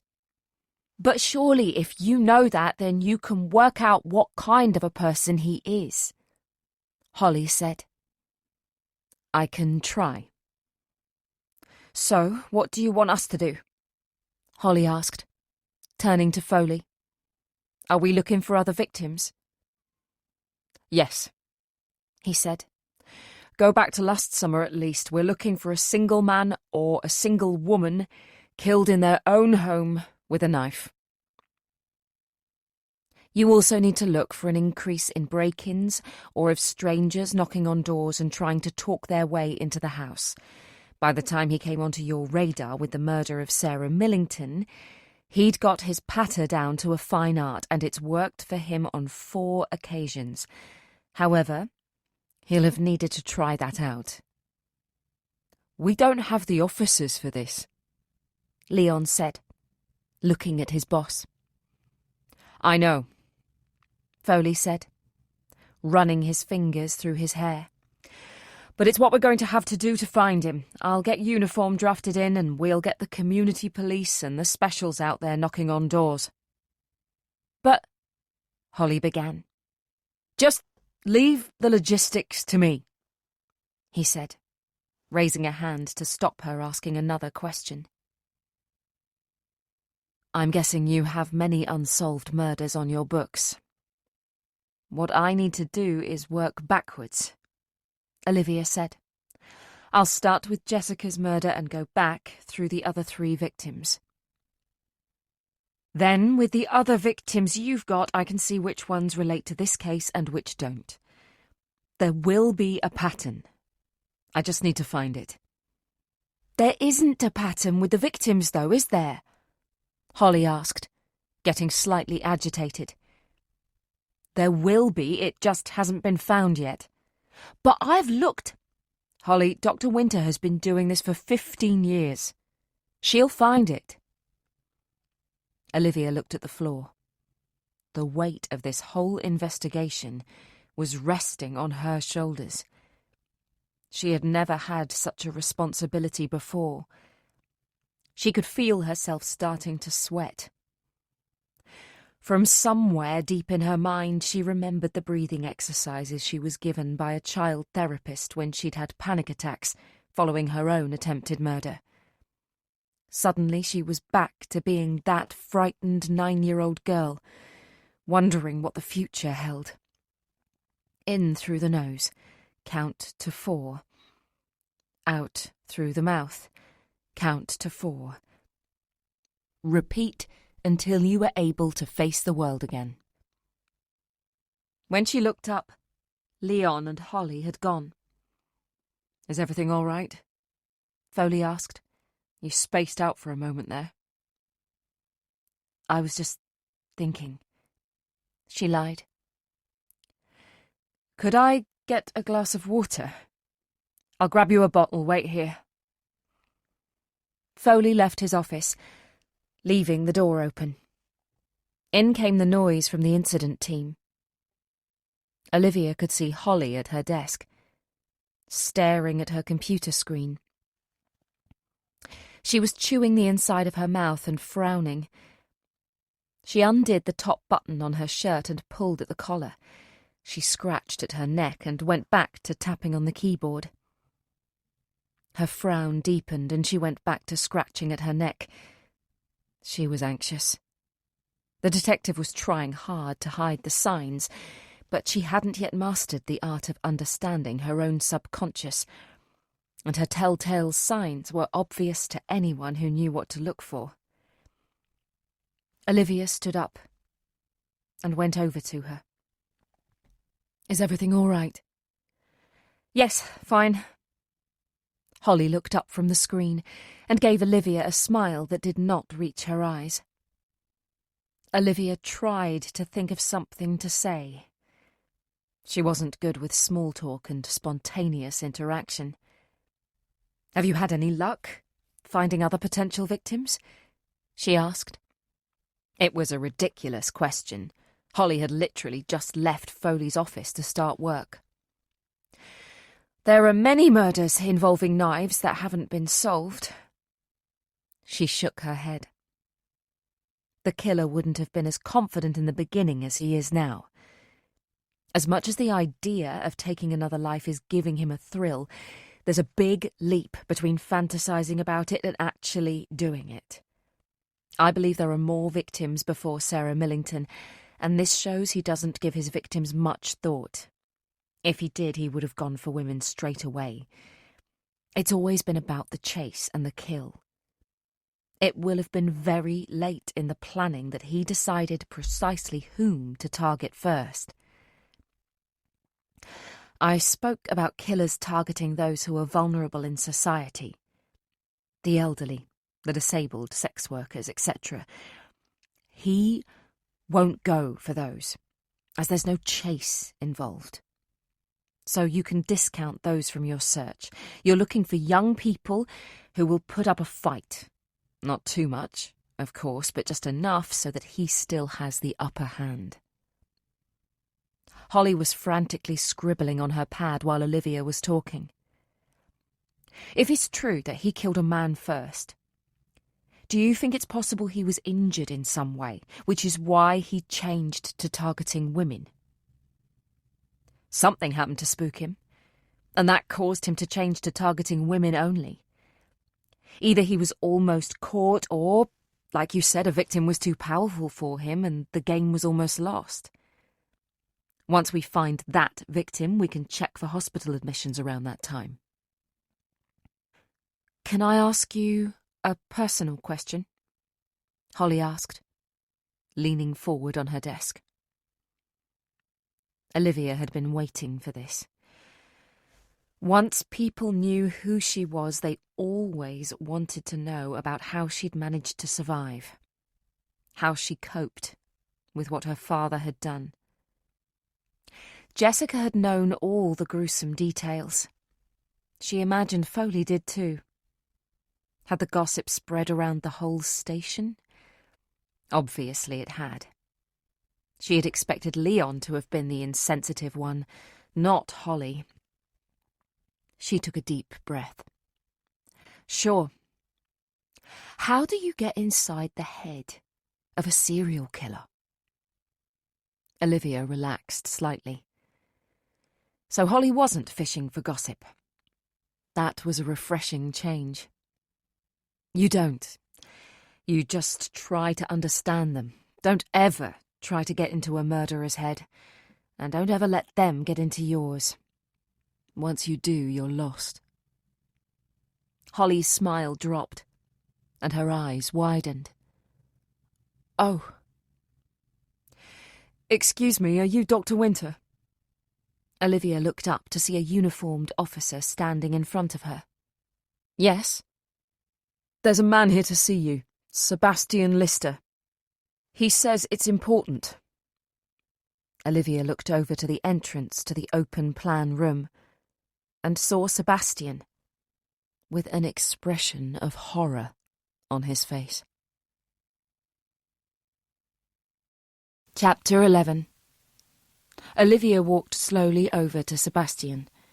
She knew something had happened by the way he held himself and the look of pure fear. He had news for her that couldn't wait, and he was not looking forward to telling her. She immediately thought of all the killers she had spoken to, all those she had interviewed in prisons over the years. She'd been the target of some unwanted attention by killers who had become fixated on her, which was why she had an unlisted phone number, and wasn't on the electoral register or any social media sites. The harder it was for people to find her, the better. Sebastian, she said, her mouth dry. How did you know where to find me? You have a tracker in your phone, remember? Of course, she said. Instinct caused her to put a hand to her shoulder. What's happened? Maybe we should talk outside, he said. Olivia didn't dare look back. She could feel the eyes of the strangers burning into her. She nodded. They left the major crime unit and found a quiet corner in the corridor. Olivia didn't notice D.I. Foley coming towards her with a bottle of water. He must have recognised something in her expression as he paused and half hid behind a beam. I've had a call from Belmarsh Prison, Sebastian said. Oh, dear God. Olivia looked at the floor. There was only one inmate at Belmarsh who would cause Sebastian to race across London. He's escaped. No. He's suffered a severe heart attack. He's been taken to Queen Elizabeth Hospital. He's asking for you. Olivia's face was blank. Would you like me to drive you? Sebastian placed a comforting hand on Olivia's arm. She flinched. Where? To the hospital. Why? To see him. No, she said firmly. No, absolutely not. I'm very busy. There's a man out there who has murdered 4 women. I'm needed here. Olivia, he might not make it. He's Sebastian. She held a hand up to stop him talking. I don't care. I'm not interested in what happens to him. I need to get back. She turned and headed back to the MCU suite. Olivia, Sebastian called after her, but she ignored him. The doors swung closed behind her. Foley stepped out from behind the pillar. Has something happened? Sorry? Yes. No, Sebastian waffled. Can I help? No, I don't think so. It's incredibly complicated. Someone's had a heart attack who wants to see Olivia, and I'm guessing Olivia doesn't want to see them. If only it were that simple. I'm guessing it's not an ex-husband, so it has to be either a parent or guardian or a brother she's estranged from. Sebastian was silent for a while, weighing up how much he should tell him. Her father. Do you want me to have a word with Olivia? You don't know her, Sebastian said. Sometimes that's an advantage. Sebastian took a breath. She needs to go and see him. If she doesn't and he dies, she'll regret it. I know she will. I'll see if I can help. Sebastian nodded. Thank you. D.I. Foley whispered in Olivia's ear to join him in his office. She'd been standing in front of one of the whiteboards, looking as if she was reading the information on Sarah Millington. Once in the office, Foley closed the door behind her and told her to take a seat. I've been thinking, Olivia began. I'd like to visit the neighbourhoods where these women lived. I think it would... Olivia, Foley interrupted. I overheard you talking to your colleague in the corridor. You're seriously not going to the hospital? Of course not. Why should I? Because you need to see him. He could be dying. Olivia sniggered. Do you actually know who he is? Your father? Brother? Grandfather? No offence, but it's none of your business. You've asked me here to help you identify a killer, and that's what I'm going to do. Look, let me just say this, and we'll move on. Take from it whatever you want. I didn't go to see my older brother in hospital when he was stabbed. We had this feud that went back to us being teenagers. We hadn't spoken for about 10 years when he disturbed a burglar at his home. He was stabbed in the stomach. My mum called me and told me to go to the hospital to see him. But being the stubborn arsehole that I am, I refused.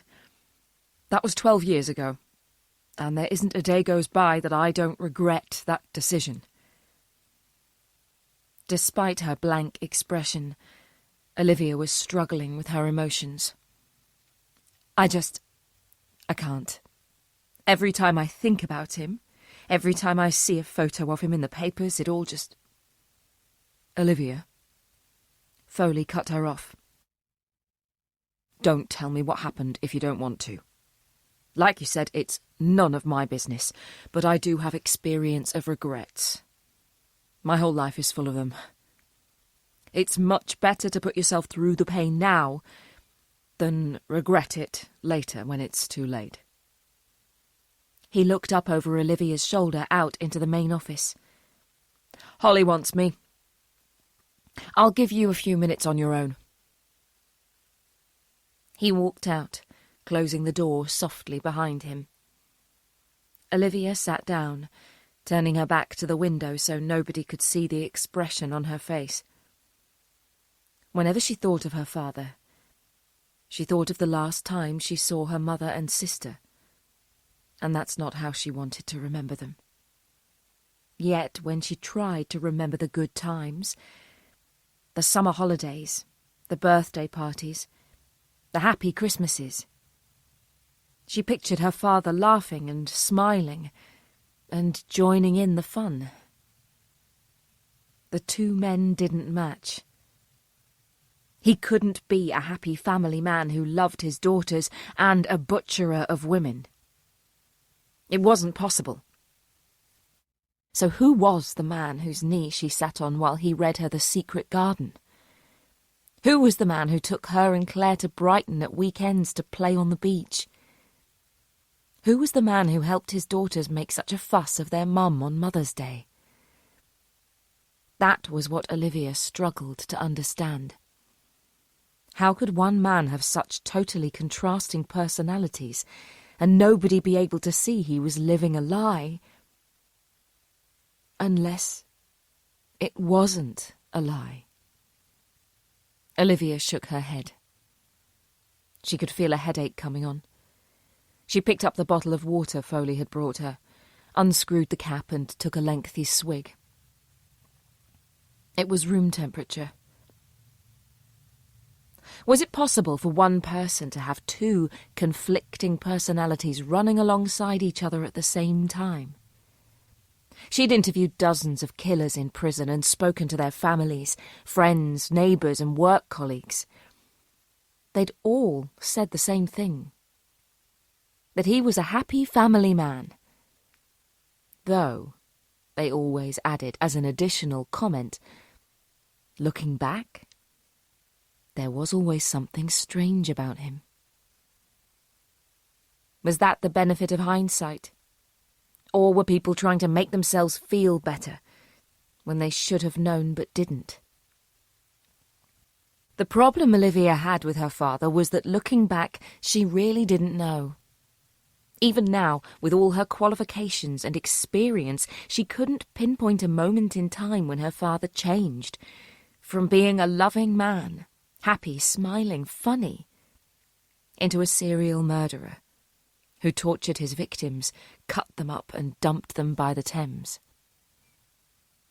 And because the great Dr. Olivia Winter couldn't understand her own father, she had no intention of going to see him. He gave up the right to call himself a dad when he destroyed her family. He was a total stranger. He deserved to die alone. Run! Olivia's mother's final word to her echoed in her head. She was right. She was always right. She should run. She picked up her bag and sneaked out of Foley's office. She didn't look up, so wasn't aware if anyone saw her. But once she was out of the major crime unit and reached the stairs, she took her mother's advice. She ran. Chapter 12. Olivia hated travelling on the London Underground. She avoided it at all costs. There was something about the darkness, the small space, the feeling of being trapped, not being able to see a way out, that terrified her. The same could be said for planes when she travelled around the world giving guest lectures, doing book tours and interviewing serial killers. But she didn't have the same sense of underlying danger in a plane that she got from the tube. As she left Sanderson Street Police Station, she hitched up the collar of her coat and started walking. She didn't have her scooter with her, so couldn't simply hop on it and drive back to work or home, and she wasn't within walking distance either. She needed to be on her own. She needed to sort out her thoughts and clear her mind. She almost laughed to herself. She'd spent the past 25 years trying to do that.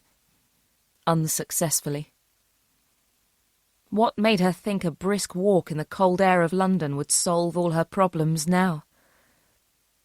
Maybe it would have been better if her father had collapsed in prison, clutching his chest, and died right there.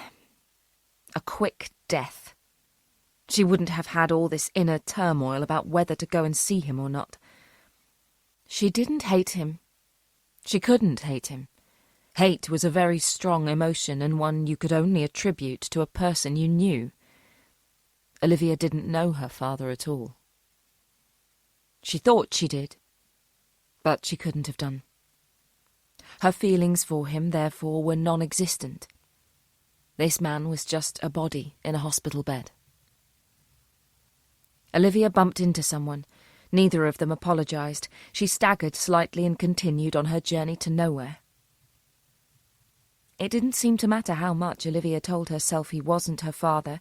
She could denounce him, avoid seeing him, refuse to acknowledge his letters and cards, but he was a part of her. Half of his DNA was inside her. She was born from his makeup. She shuddered, unsure whether it was the thought of her father's dark psychology swimming around inside her, or the harsh winter breeze. Olivia had written a paper many years ago about the myth of the killer gene. There were people who thought serial killers stood out from the rest of the population because they had a single gene that others didn't. Monoamine oxidase A, also known as MAOA, was a common denominator in the majority of serial killers, but not all of them had it. So, was it a killer gene or not? If so, how do you explain the behaviour of the killers who don't have the gene? Then there's CDH13, an ADHA-related gene identified in 2008, strongly associated with violent criminality. Did her father have MAOA or CDH13? Did he have neither, or both? And if so, were they in her too? Jesus Christ, she said to herself, as reality dawned. She quickly dismissed the idea that she was anything like her father. She had never once desired to take another life. It was the polar opposite to everything she believed in. She was not her father's daughter. She looked up and inhaled hard to get some cold air inside her. A tear fell from her eye when she saw what was across the road directly in front of her. The ugly grey concrete of the Queen Elizabeth Hospital. Unwittingly, she'd been drawn here, as if by some kind of magnetic force. Why had her unconscious mind done this to her? She was already torturing herself about refusing to help Jessica just before she was killed. Maybe if she'd offered to help, they would have spent Saturday night going through the files in Olivia's office, and Jessica wouldn't have been home alone for a sadistic killer to target. Now, here she was, outside the hospital that was helping to improve the health of her murdering father. She must really love self-flagellation. She crossed the road at the lights and entered the grounds. She couldn't take her eyes from the building, and wondered which window he was behind. Could he see her from where he was? Was he unconscious?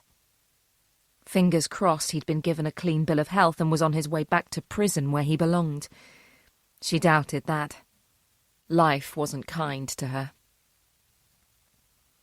She approached the main entrance and stood rooted to the spot. She didn't want to go in. She didn't want to see him. She owed him nothing. Then why was she here? I thought I'd find you here. She turned at the sound of a familiar voice. Amyas Foley was standing by his car. What are you doing here? She asked. She was cold. Her teeth were chattering slightly. I went back to my office, and you'd gone. I was worried. Worried? Why?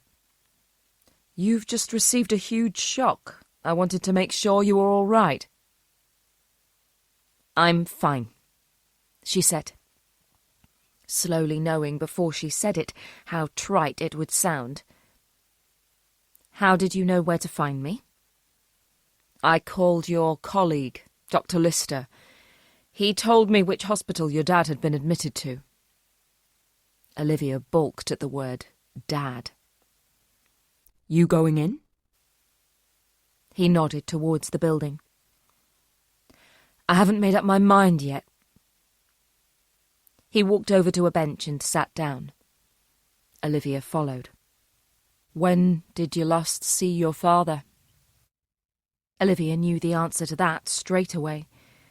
She knew the day, the date, the time, and what the weather was doing. "When I was 9, she answered. You haven't seen him since? "No."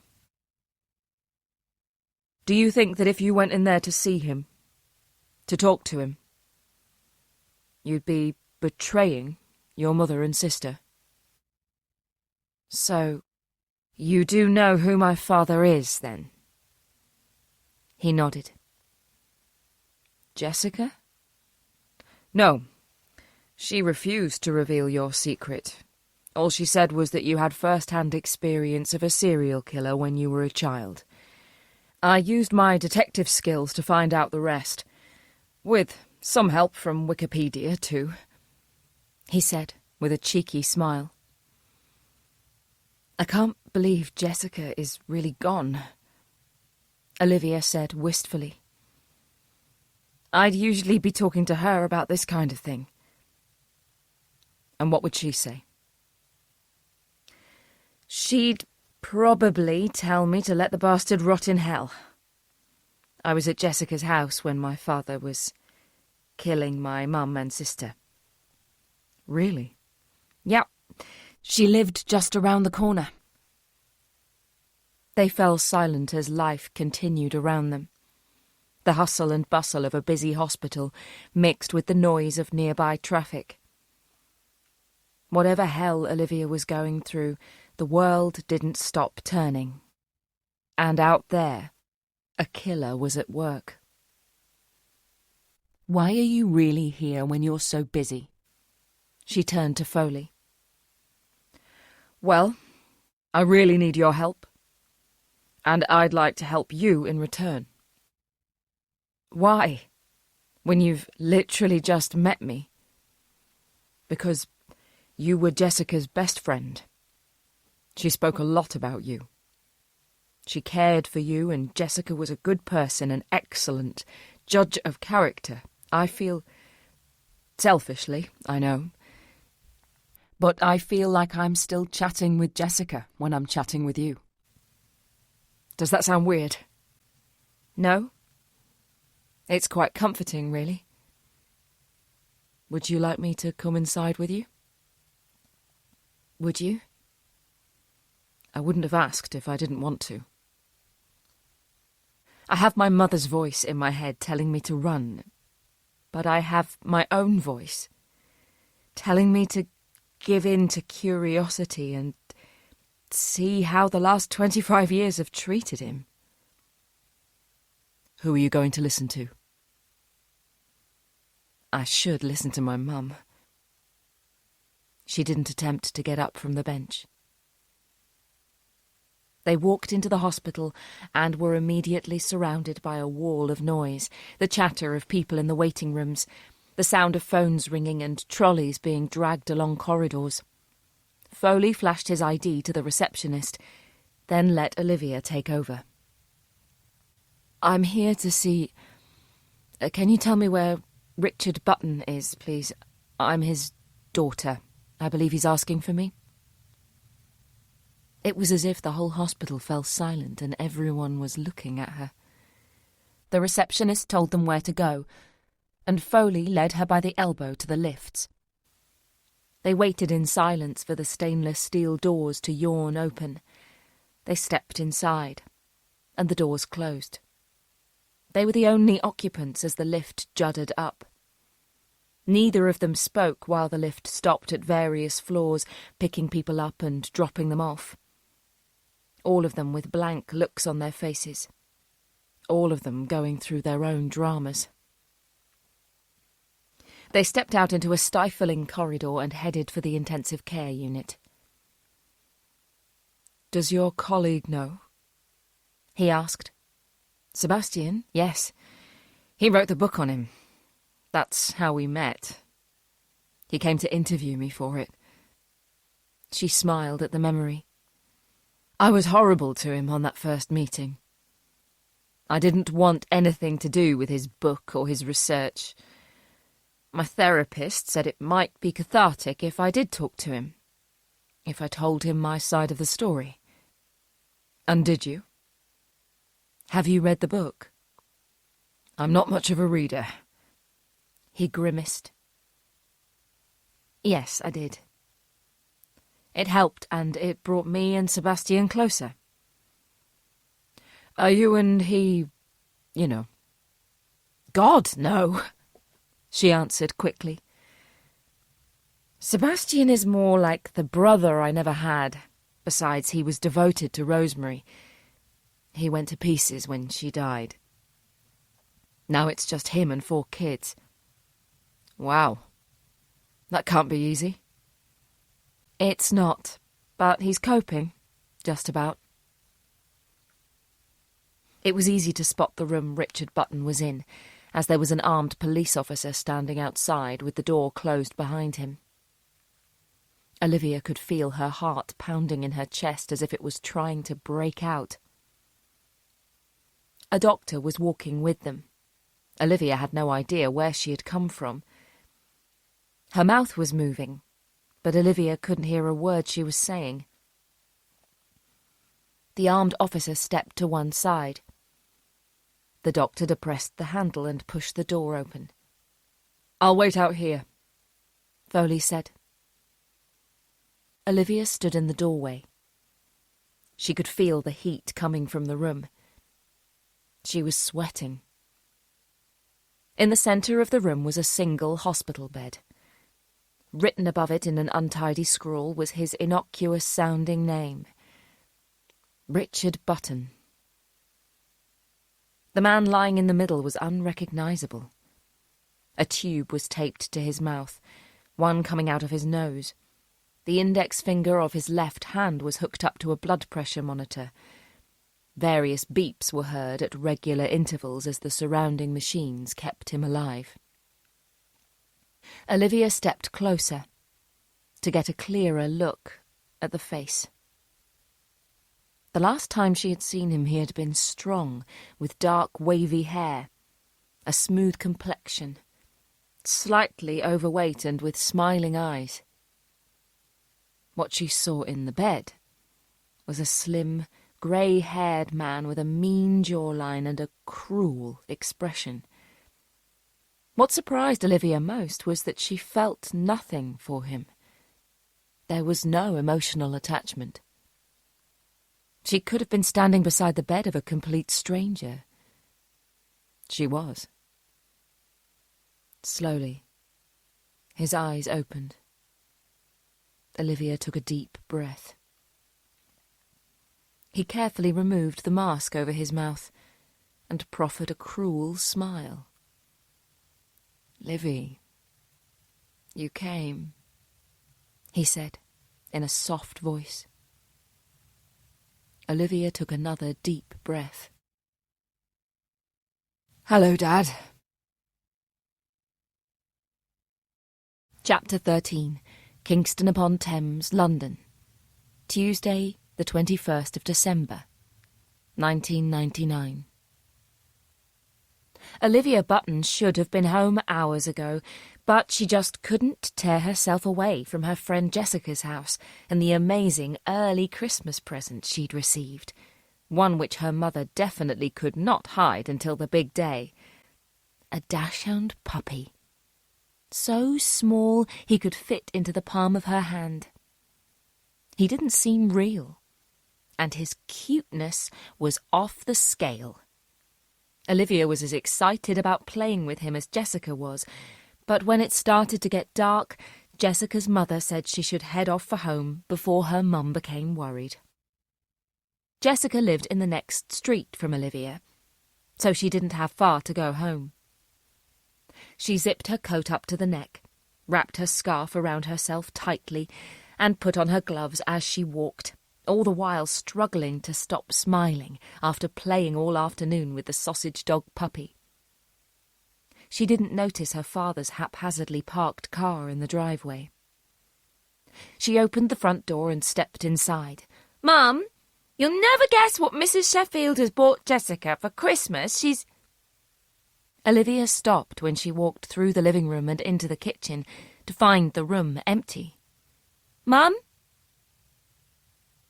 she retraced her steps and went to the bottom of the stairs. She looked up, angled her head to listen for any sound. She couldn't hear anything. When she left 4 hours ago, her younger sister Claire was bounding about the house, draped in tinsel, her excitement for Christmas in overdrive, while her mum was frantically in the throes of last-minute preparations. Olivia took off her coat and hung it over the banister. She walked upstairs slowly, straining to listen for something that would indicate where her mum and sister were. She wondered if they were busy wrapping up her present, or, fingers crossed, presents. Claire's door was closed. It was never closed. There was obviously something secretive happening in this room. She wrapped her hand around the handle, slowly pushed it down, and with a single movement swung the door violently open. Her smile dropped when she saw it was empty. She frowned. Where had they all gone? She turned and went down the corridor to her parents' bedroom. Again the door was closed. Again it was only ever closed at night when Mum and Dad went to bed. Growing bored, Olivia swept her hair behind her ears and headed straight inside. "Mum, Jessica's mum's bought her a puppy for Christmas. Can we have—" Olivia stopped in her tracks when she opened the door to the master bedroom and found her mother on the bed, cradling her younger sister in her arms.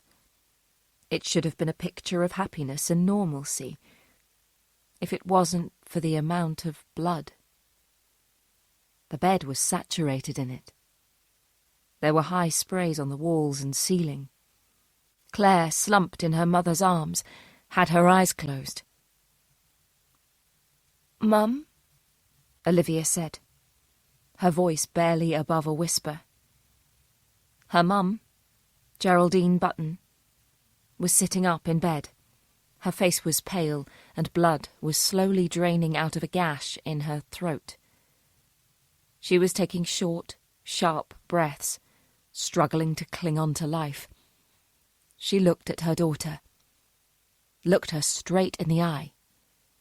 "Olivia," she said. Olivia's bottom lip began to wobble as she took in the scene of carnage. Tears began to fall. "Mum?" she croaked. "Run," Geraldine said, breathlessly. "What?" "Run."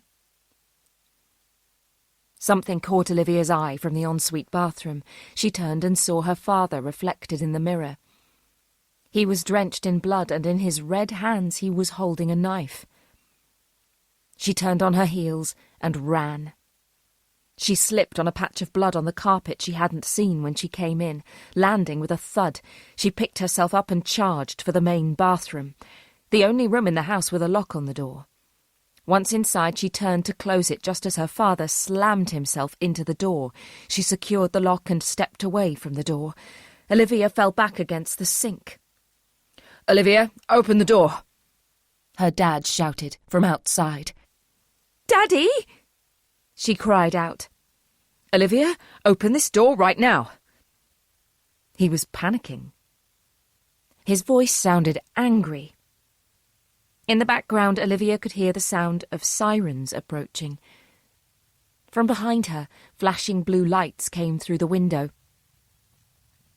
Her father slammed into the door. The lock rattled and one of the loose screws fell out. Whoever was outside and coming to save her wouldn't get here in time. She climbed up onto the toilet, pushed open the window and looked out. Below, the sloping roof of the extension was wet with sleet. She wouldn't be able to reach it from here. But if she jumped, she might be able to grab onto the guttering or something to stop her falling to the ground below. She swung her leg over the windowsill. It was so cold outside, and she'd taken her coat off. She wiped away her tears with the back of her trembling hand and looked back into the bathroom just as the door broke open, and she saw her dad. covered in the blood of her mother and sister, charge into the room, knife aloft. He swung it at her. She let go of the sill and dropped. The roof of the extension was more slippery than she expected. She flew to the bottom and didn't have time to reach for the guttering. She grabbed something that slowed down her fall slightly, but she landed on the wet grass below with a thud. She stood up, looked back to the bathroom window. There was nobody there. Olivia could still hear the sirens screaming into the cold air, but there was no one around to save her. She needed to run. If she jumped over the back fence and ran to the Prescotts, they'd look after her. She reached the fence, but it was 6 feet tall. There was no way she could grab the top, not even if she jumped. She looked around for something to stand on, but all the plant pots had been removed and put in the shed until next spring. Next to the back door was the recycling wheelie bin. She didn't know how much time she had, so she ran as fast as her aching legs would carry her, grabbed the bin and pulled it back to the fence. She struggled to climb onto it. She swung her legs over the fence and was about to drop down when the back door to the house burst open and her father ran out towards her. "Olivia, get back here right now!" he screamed. Still frozen, Olivia looked at her dad. She saw the blood on his shirt, the spatters on his face, the red droplets dripping from the knife in his red right hand. He came towards her, taking long strides. Behind him the gate was slammed open and a man in a policeman's uniform, drenched from the sleet, came into the garden. He opened his mouth and said something, but Olivia was too far away to hear what it was. Her father screamed something back at him. It didn't sound like her dad. He sounded scared, angry, frightened and dangerous. The man in the uniform held up his arms and stepped forward. Her dad stood his ground, refusing to move. He lunged forward, swung his arm, and the man dropped to the floor. Olivia saw a spray of red shoot out of him. She screamed. Her dad turned back to her. "Olivia, I can explain. These men, they're bad people. I'll look after you, I promise." Again, it might have been her dad talking, but he sounded strange. "Help me!" she screamed as loud as she could. Her voice echoed into the night. She let go of the fence and dropped down the other side. She ran down the embankment and into the woods, where her cries were muffled by the thick-set trees. She jumped over fallen branches, slipped on wet leaves and fell on the unstable ground. She picked herself up. She was muddy, wet and cold, but she couldn't stop. She had to keep going. "Olivia!" She heard her father calling her name. Olivia tried to keep her emotions in check. She told herself to stop crying, but she couldn't. Less than half an hour ago she had been playing with Jessica, making a fuss over her new puppy. And now she was in the middle of a nightmare. Olivia ran for her life in the darkness. Bare branches grazed her face and tore her clothing. She was in pain, but she knew she couldn't stop. She slipped. She fell. She banged her head hard on the root of a mighty oak. She turned over onto her back and looked up into the eyes of her father. "Daddy!" she cried. "It's all right, sweetheart. Everything's going to be all right now." "What's happening? Where's Claire? Where's Mummy?" "They're safe. Nobody can harm them now." "I want Mummy." She choked on her tears. "You'll see them soon." Richard's tears fell from his eyes and landed on his daughter's cold face. He raised his knife-wielding hand above his head and brought it down on Olivia's shoulder. She screamed. I love you, Livy, he said, before stabbing her a second time. I love you too, Daddy, she said, before she was stabbed a third time. Chapter 14. Olivia winced at her father calling her Livy. He was the only person who had ever shortened her name, and she had hated it from the very first time he had used it.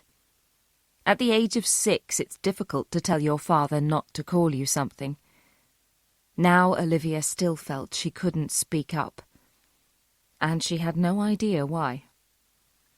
Sitting opposite her dad for the first time in 25 years, she was transported back to the moment he destroyed their family, when he stabbed her mum and sister to death, and ruined any chance of her ever having a normal life. The silence in the room was intense. Olivia had no idea what to say.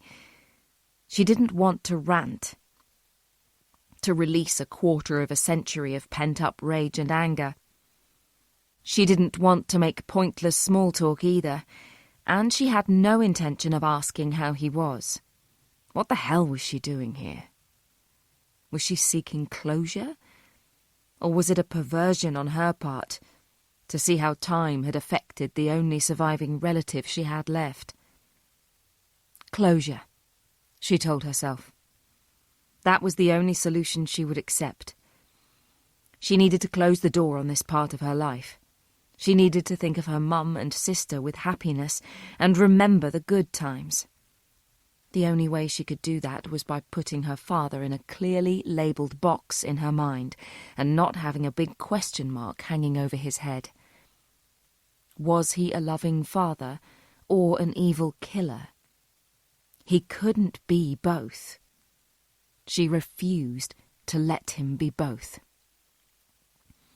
You look so much like your mother, it's frightening, Richard Button said. He tried to sit up, but the expression on his face made it obvious that the action caused him some pain. Olivia didn't say anything to his predictable opening line. She remained still on the hard plastic chair, her hands clasped firmly together in her lap, her stony face staring straight ahead. She could feel her heart beating loudly in her chest and prickles of sweat dripping down her back. She wanted to leave, but felt frozen to the spot. "How are you?" he asked.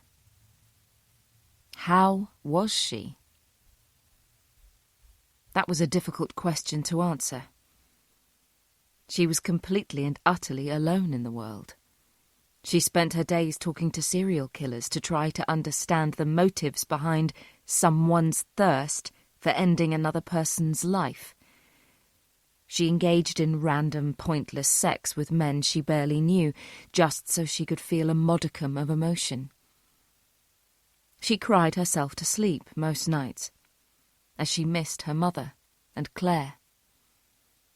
Her closest friend had just been murdered, and she was currently sitting opposite a man who had killed 8 people, including her mum and sister. How was she? She had no fucking idea. "Fine," she croaked. Her throat was dry. She tried clearing it, but it wouldn't. "I appreciate you coming to see me. I'm not here for a social visit," she said. "Oh? Did you honestly expect me to turn up here with a bunch of grapes?" "No, He couldn't finish his sentence. "Well, whatever the reason, I'm glad you came. I think of you often. Do you think of me?" "Only when forced to," she replied. The icy disdain was evident in her voice. "When's that?" "When you send me letters and cards." You're my daughter. You gave up your right to call me that when you killed my family. She interrupted. As much as she wanted to remain cool, it was difficult to hold on to the torrent of emotion that was building within. She tried to remember her training. She tried to replicate all the times she'd sat opposite serial killers and asked them difficult questions, and how they revelled in talking about their disturbing crimes. She had to remain emotionless. It wasn't easy. It wasn't supposed to end that way, Richard said, breaking eye contact with her for the first time. Really? How was it supposed to end? Did you expect us to be thrilled at your change of career? Did you think we'd encourage you in your new hobby? Perhaps we could have taken up murdering as a family and gone on weekend killing sprees. Olivia said. She was growing in confidence. The man lying in the bed opposite her was no longer a threat. He was a sad old man who could no longer hurt her. You were never supposed to find out. I thought I'd been careful that last time. You were sloppy, you got complacent and made a stupid mistake. Like all serial killers, you believed your own self-aggrandized hype. You may have killed 6 women, but there was nothing special about you. You were pathetic, weak, and a habitual coward. He turned back to face her quickly. His face filled with fury. A coward? You killed your wife and your daughter. You tried to kill me. You didn't want us to find out what you'd done. You didn't want us to see you crying in the dock when a whole life tariff was passed. You're not a prolific serial predator. You're a sad, pale imitation. I don't know why I came here.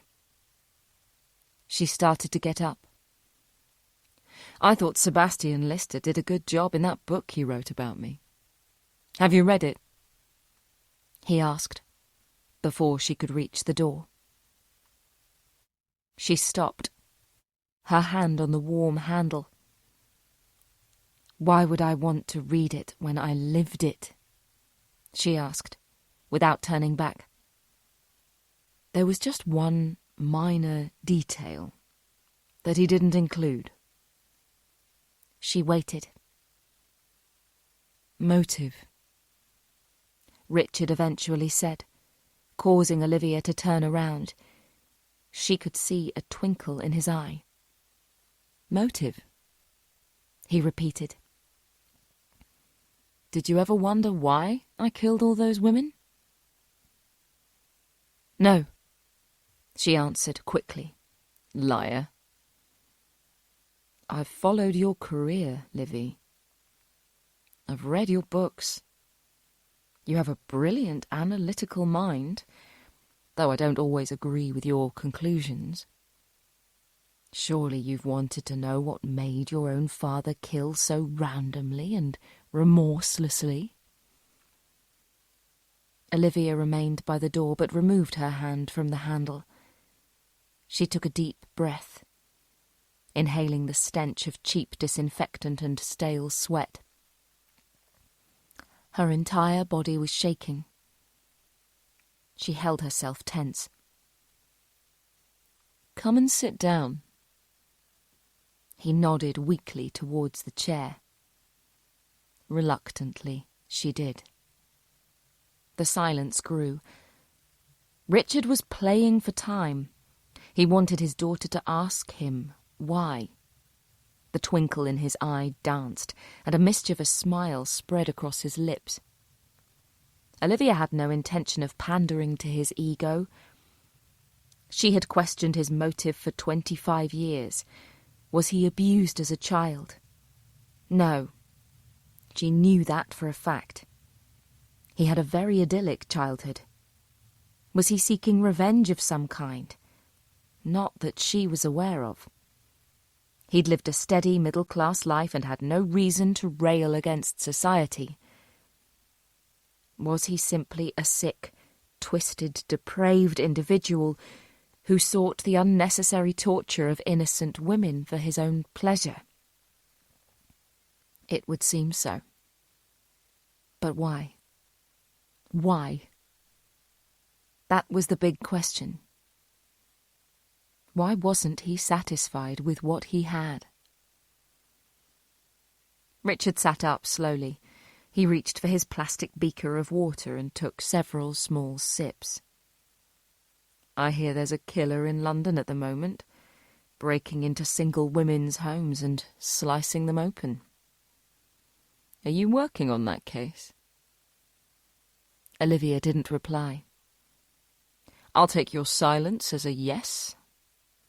I don't work on active cases, she said. No, you don't, do you? Why is that? I'm not a profiler.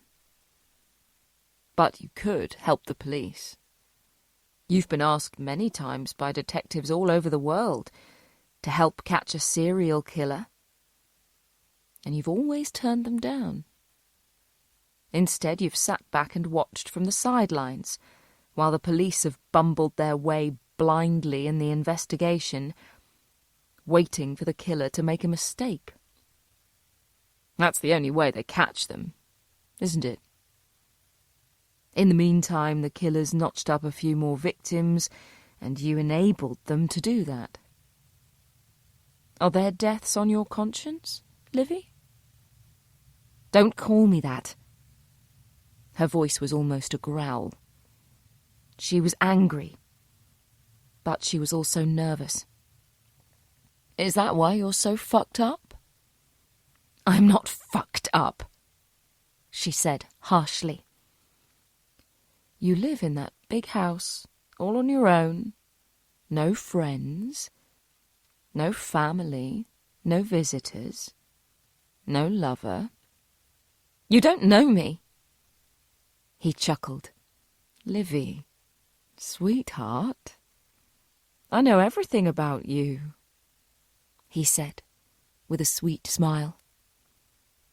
You know nothing. I know that's Detective Inspector Amyas Foley sitting outside, waiting for you. I saw him in the papers a couple of days ago. He's working on this serial killer case, and he's brought you here to see me. So you've obviously spent the morning together.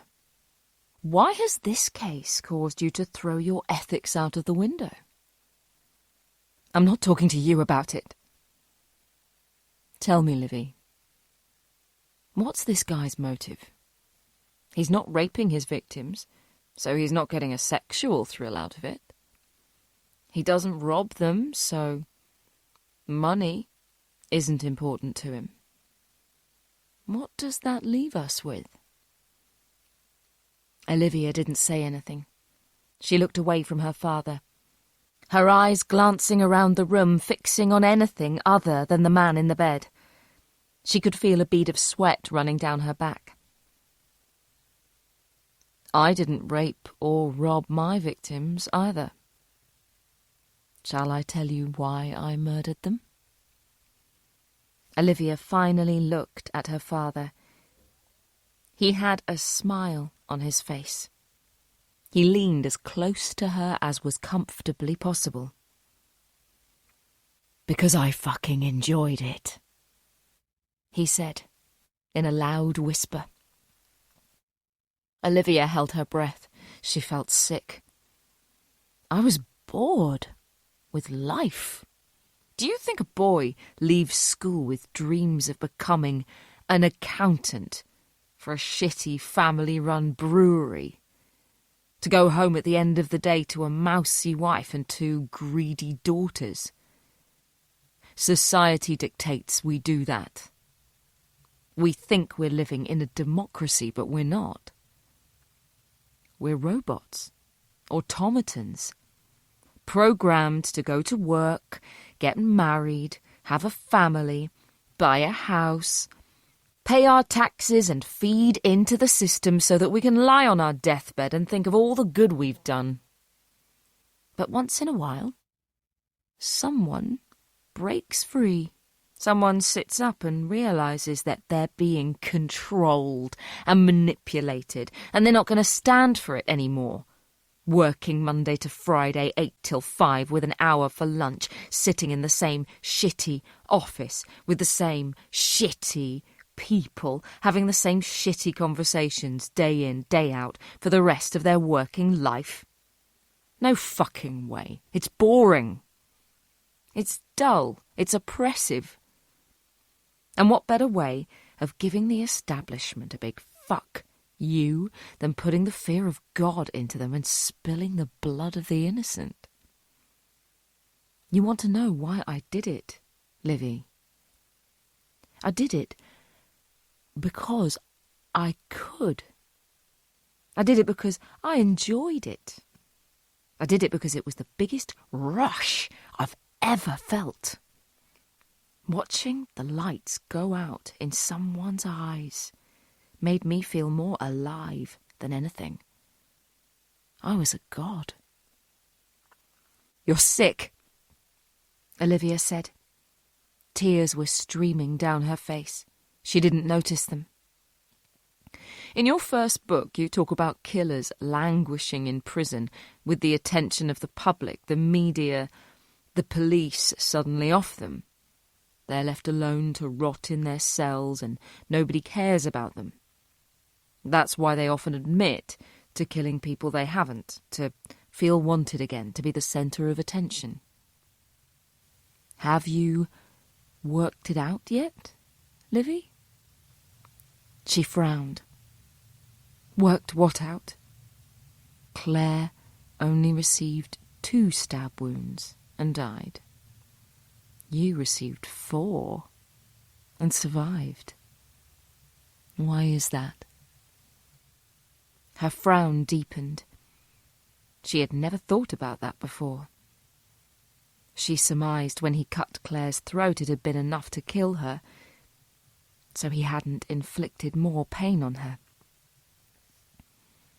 "I've had more satisfaction in prison knowing that you're out there, suffering with what I've done. You were never meant to die, Livy. I was always going to keep you alive. You were my favourite. I picture you in your big house, looking at yourself in the mirror, looking at your scars, knowing where they came from, the agony and the torment that I inflicted on you. The whole world may not give me a second thought, but you do. Every single day. I live on through you and your work. You keep me alive. 4 tiny little stabs and a whole lifetime of agony." He smiled. "All this time, you've been ignoring me and refusing my visiting requests. You've thought you were making me suffer and rot in loneliness in my cell. Wrong. I'm inside your head, day and night. I'm in your dreams. I'm exactly where I want to be. And you've been letting me." Olivia stood up and ran to the door. She pulled it open and fell out into the corridor. She could hear her father laughing as the door closed smoothly behind her. "Olivia?" Foley jumped up from his seat and caught her before she hit the floor. "What happened?" "Get me out of here," she cried through the tears. "What?" "Get me the fuck out of here, right now." Chapter 15. Olivia wanted to go home. She felt violated, abused. She wanted to wash off the hospital, the smell of the sick and the dying that was clinging to her hair and skin. But it didn't matter how hot she had the water, how long she stayed in the shower. She would never be able to wash away what her father had said to her. Once through the automatic doors and into the fresh air, Olivia took huge lungfuls and began to calm down. Foley held her by the elbow and led her to a pub across the road. The lighting was subdued. There were very few people in there.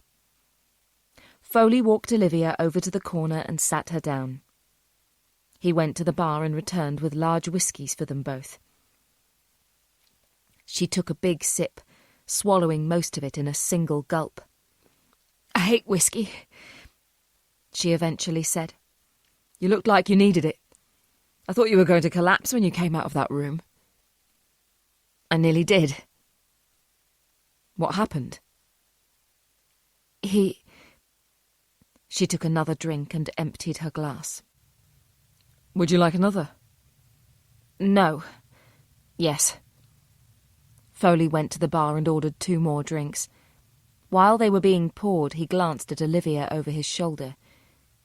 She looked incredibly fragile, sat alone, as if the wrong word or phrase would cause her to shatter into 1,000 pieces. She didn't need this level of stress right now. He knew it would be highly inappropriate, but he wanted so much to hug her. He returned to the table and placed the glass gently in front of her. She looked up at him with big eyes and offered a thank you smile. He sat down and prompted her to continue her story. She took a deep breath. "The book that Sebastian Lister wrote about about him. There was always something missing from it. I remember asking Sebastian about it while he was writing, and he said he'd asked Richard about it several times, but he'd never replied. He'd never given a reason as to why he'd killed those 6 women." "And today he told you?" "I mean, we knew he was a thrill killer. We knew he enjoyed the killing. Similar to the kind of killer you're seeking now. But there's nearly always something lacking, something missing from a person's life. That's why they become that kind of killer. I could never work out what it was with Richard." "So what was missing?" "Nothing. He just said he was bored. Not necessarily bored with Mum and us, but bored with life, with society. I don't think I can accept that as a motive for murder. It doesn't mean anything. It reduces his victims' lives to nothing." "But you said he was a thrill killer, like the ones we're seeking. And I'm guessing you've met other thrill killers around the world." "Yes." "Surely their reasons for killing were the same. They were bored with their lives. Rather than seek a change of job or move to another country, they've gone to the most depraved form they can think of and killed. Why are you so shocked that your father is like a number of killers you've interviewed?" "I'm not. I mean, I am. I'm upset that we weren't enough for him. I've always known that. But to hear him actually say it to my face, well, it's different, isn't it?" She took another drink of her whiskey. "He told me I was his favourite. I didn't like that. Understandable. He told me he didn't kill me because he wanted me to live with the torment of what he'd done for the rest of my life. He wanted me, his own daughter, his favourite, apparently, to suffer. What kind of man is he? What kind of a sick, evil man do I have for a father?" "We don't have to turn into our parents, Olivia." "We really don't. We can break the cycle. My dad was a doctor, so was my brother, so was my grandfather, and so were my 2 uncles. I became a detective. I broke the cycle. I'm as far away from my dad as I could possibly get. We don't need to live in their shadow." "How can I shake him off when I have so many questions?" "Ask him your questions," he said, almost nonchalantly. "The only way you can get over him is if you confront him with what you need to know. When you've done that, you have no further use for him. You can forget about him. But how do I know he'll tell me the truth? When you go to these prisons around the world to interview killers, do you worry about them telling you the truth? Of course, they're manipulative by design. So how do you know if they're lying or not? There are many ways. But when you come out of the interview, do you react as you're acting now? No, but then none of them are my father. Don't think of Richard as your father. He hasn't been your father for the past 25 years. You don't need him in your life to be a dad. Treat him as a study. I've never wanted to give him the satisfaction of me studying him. You'll get more out of it than he will. Use him for your own ends. Olivia fell silent. She looked down into her drink. She could feel the liquid burning her throat. There was no denying it had warmed her up nicely, though. "He saw you," she said. "At the hospital, through the slats in the blinds. He knows we're working together. He knows about the serial killer currently on the loose. But we haven't even told the press yet. How can he know? He'll have access to the internet. He's got nothing else to do with his days. He's seen the murders reported in the press and put two and two together. He's worked it out because they're exactly the same killer. Richard has seen what this man is doing and he's loving it." "Bloody hell," Foley said, wiping his hand roughly over his face. "How do you feel?" "Sick. Angry. You know, for years he sent me cards and letters asking me to visit him. I've always thought he wanted to explain why he killed my mum and sister. To apologise for ruining my family. Make some kind of amends.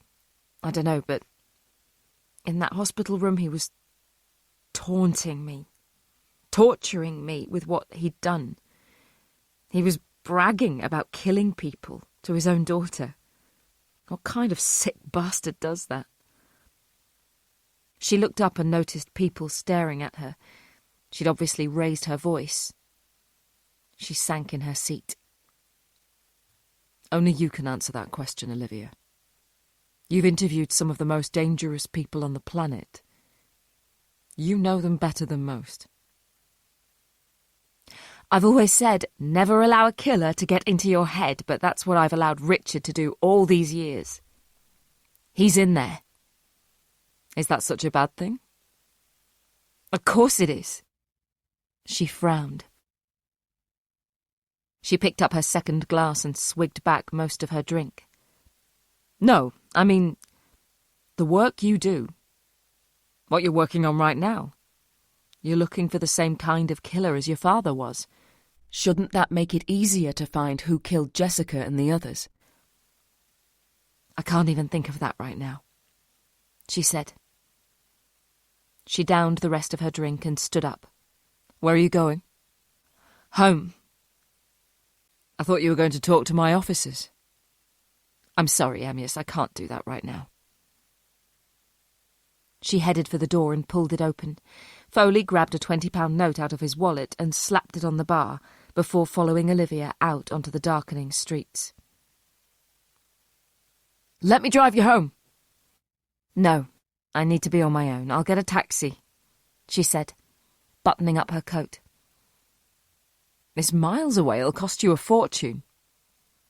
"Amyas," she said, turning to him, "I really don't give a fuck right now. I just want to be by myself." "You've had a shock. You shouldn't be alone, Olivia." She gave a half smile. "I've been alone since I was 9 years old. You get used to it after a while." She walked away, heading God only knew where, leaving Foley behind, watching her go. Olivia walked. It was only when she was cold, her stomach was growling with hunger, and her feet were beginning to ache, that she looked up and realised she was miles from home. She refused to use the underground.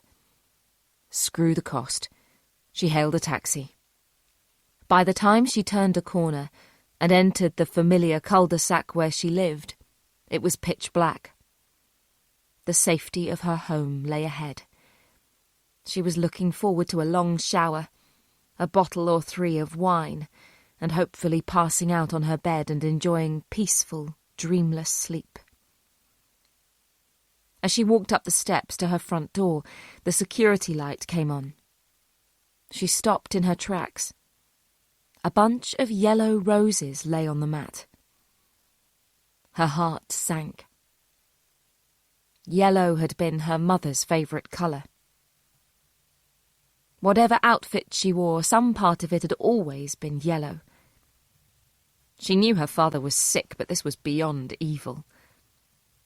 She picked them up by the stems and smashed them down on the steps so petals flew off in all directions, before dumping them in the wheelie bin. Olivia fumbled with the front door key and eventually found the lock. She pushed open the door and fell inside. She turned off the alarm, slammed the door, and locked it with the bolts at the top and bottom, putting on the security chain and the alarm. She no longer felt safe in her own home. If her father was able to get a bunch of flowers to her from his guarded hospital bedside, what else was he able to do? Amyas Foley decided against returning to work after leaving Olivia Winter outside the pub. He felt physically and mentally drained after the past couple of days. Losing a colleague in the line of duty was one thing. That was sort of understandable. But at the hands of a serial killer was something else entirely. Add into the mix Dr. Winter and her troubles, and all Amyas was good for was falling asleep on the sofa with a bottle of whiskey and his German shepherds for company. On the way to his home in Barnet, he turned on his mobile phone and listened to the voicemails Goodfellow and Ripner had left him. More interviews had been conducted with Jessica's neighbours and the guests at the hotel opposite her house. No new leads had emerged, and uniformed officers were currently going door to door in and around the neighbourhoods in Brent, where Sarah Millington and Joanne Douglas had been killed, to see if anyone had turned up on their doorsteps trying to gain access to their homes. So far, nothing. Foley took a detour and headed for the Spires shopping centre. He walked through the entrance that sported the original spires from the old Methodist church either side, reaching up into the sky like turrets on a castle, and into the modern precinct. He headed for Waterstones.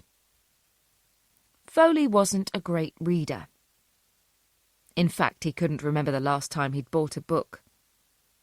He didn't read fiction or history books. He didn't own a cookbook.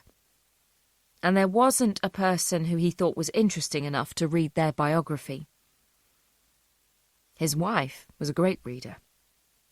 He hadn't realised how many books they'd owned until they had divorced, and she'd left, taking not only her books but the bookcases too. The house had looked like it had been burgled when he'd come home from work that day. It was now 4 years later, and he still hadn't replaced the furniture. He preferred the sparse, minimalistic look. He headed for the true crime section and scoured the shelves. Some of the titles were eye-catching, and the front covers of terrifying serial killers and bloodied victims were enough to give you nightmares without actually having to read the contents. He found what he was looking for. The Riverside Killer, The Double Life of Richard Button, by Sebastian Lister. It was a thick book, around 500 pages, and had several sections of glossy pictures. He paid for it and left. By the time he arrived home, his 2 dogs were waiting for him, tails wagging enthusiastically. Before he settled down to his gruesome read over a takeaway, he grabbed their leads and took them out for their evening walk. Foley and his ex-wife, married for 12 years, divorced officially for 3, had been unable to have children. They had tried for years before they sought medical help. Test results revealed Dana had a hostile womb, whatever that meant, and that had been the first nail in the coffin of their marriage. Foley had tried to tell her it didn't matter. They could live a perfectly happy and content life without a child. Dana had masked her pain by refusing to talk about it. They had stopped having sex. They had stopped conversing. Dana had used to wait until Foley came home from work before they ate, but then when he arrived home the house would be in darkness, a plate of something keeping warm in the oven, and Dana would have gone to bed. What had finally caused Dana to leave him was when Foley came home one Sunday with 2 German Shepherd puppies. He had seen them as companions. She had seen them as baby substitutes. A row had broken out, and she had left. 2 days later the house had been stripped of her belongings, and a post-it note had been left on the door of the microwave telling him she'd started divorce proceedings. He had decided not to fight it. Over the months and years, his dogs had grown, and so had the bond between them. The divorce had been straightforward. They both went their separate ways and began new lives. Foley had his dogs, and Dana met a geography teacher called Gerard. He hoped she was happy. Dogs asleep at his feet, stomachs full and snoring gently. Foley picked up the paperback and made himself comfortable on the sofa. The Chinese takeaway was lying heavily in his stomach. He hoped the whiskey would burn it all away. He opened the cover, broke the spine straight away, and decided to get to know what had made Richard Button kill. Hopefully he would be able to use his findings to discover what made the killer in his current case tick. Introduction. Picture the scene.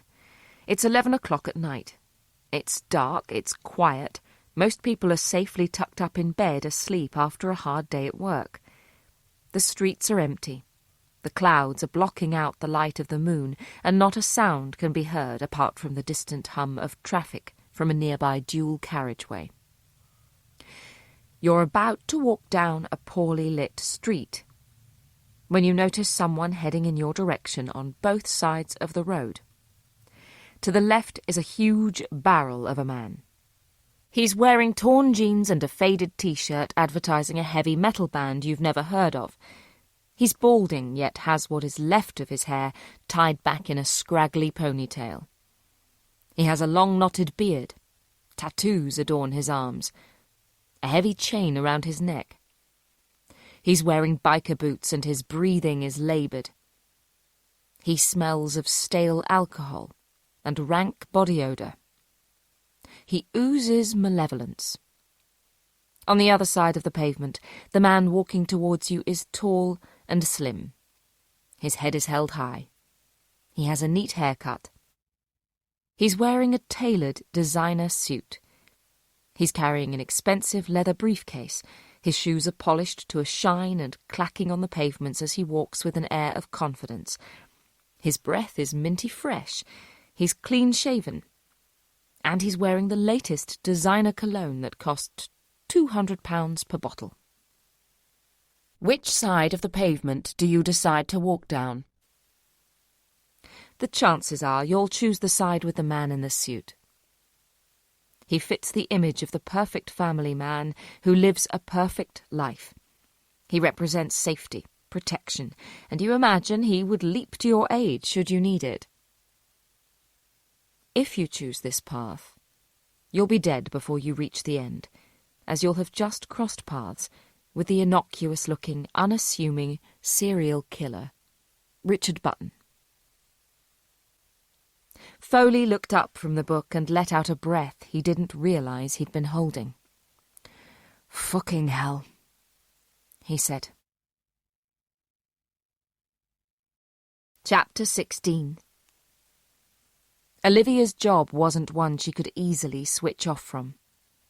The people she spoke to, the serial killers, the rapists, the butchers, the destroyers, they all inhabited a place in her mind, and no amount of swimming, yoga, and Krav Maga would silence them.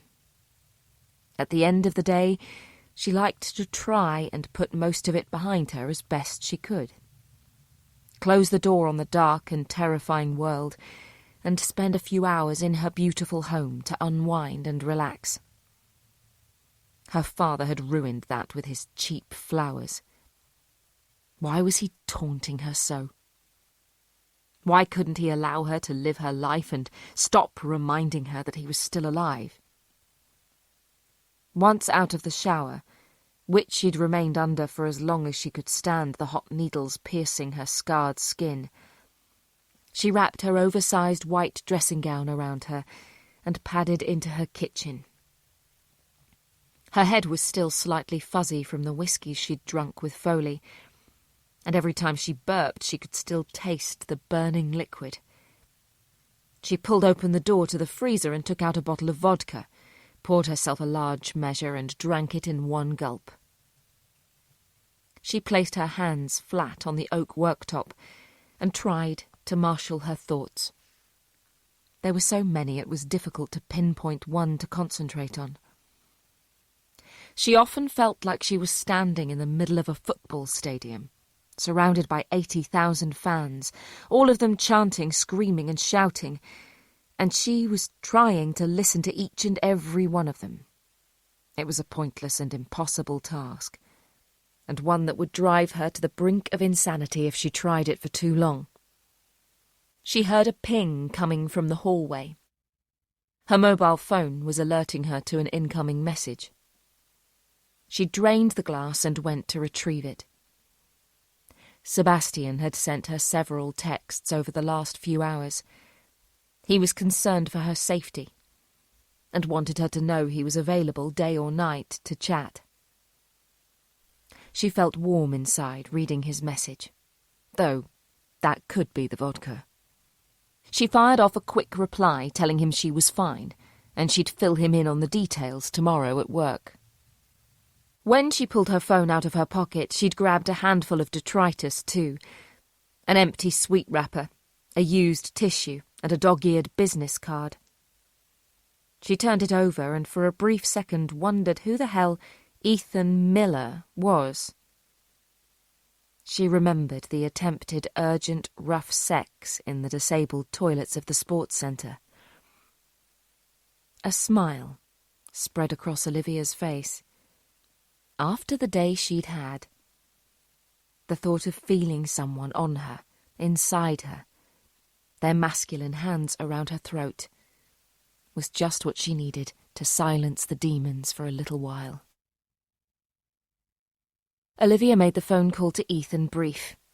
She didn't want him to think she was drunk and hoped her slurred words wouldn't put him off. When she gave him her address, he told her he'd be around in 20 minutes. He turned up in 15. Olivia heard the growl of a motorbike turn into the cul-de-sac. She went up to the solid door, and on her tiptoes peered through the spy hole. It was an all-black Ducati Monster 821 Stealth. Ethan, dressed in black biker leathers, swung his legs slowly over the bike and took off his helmet, revealing his dark, floppy hair. Olivia couldn't wait for him to knock. She turned off the alarm, pulled back the bolts, and opened the door. Olivia felt herself smile. She licked her lips. She stepped back and allowed him to enter the house. Their eyes were locked on each other. They didn't speak. They didn't need to. The door slammed closed behind him. He dropped his helmet onto the solid floor, placed his hands on either side of Olivia's face, and kissed her passionately on the lips. She felt his rough stubble scratch across her face. His hands fell to her waist. He lifted her up and she wrapped her legs around him. He slammed her into the wall and kissed her harder, biting her lip, licking her neck. She leaned into him, inhaled the peaty animal aroma of his cold leathers. This was exactly what she wanted. "Where's the bedroom?" he asked, in a gruff, husky voice. "Behind you." He kicked open the door and carried her inside, throwing her down on the bed. He stood back and began to unzip his tight leather jacket. "Leave it on," she said. "Really?" "And the boots." "Dirty girl." He smiled. He unzipped his trousers and climbed on top of her, throwing open her dressing gown to reveal her firm, naked body beneath. The lighting was deliberately low in the bedroom, so Olivia wouldn't glimpse her scars as she changed. Normally she hated the thought of a man seeing them, questioning her about them, but guessed Ethan had already had an eyeful beneath the strip lighting in the disabled toilet at the swimming pool. He hadn't mentioned them, so it obviously didn't bother him. Why should it bother her? Let him see them. Let him touch them. And lick them. She didn't care. If only every day could be like this. As he entered her, her body arched. She closed her eyes and let out a gasp of pure ecstasy. "Hello, Livy." She opened her eyes wide. Her father had spoken. Ethan was pounding her hard while kissing her neck, rubbing his stubble against her. She dug her nails into his leather-clad back. "I love you, Livy." There he was again. "Fuck!" she said under her breath. Tears formed and began to roll down her cheeks. "Harder!"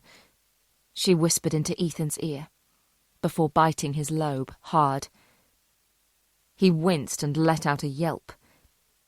She needed the pain to block out her thoughts, but nothing was as powerful as her father.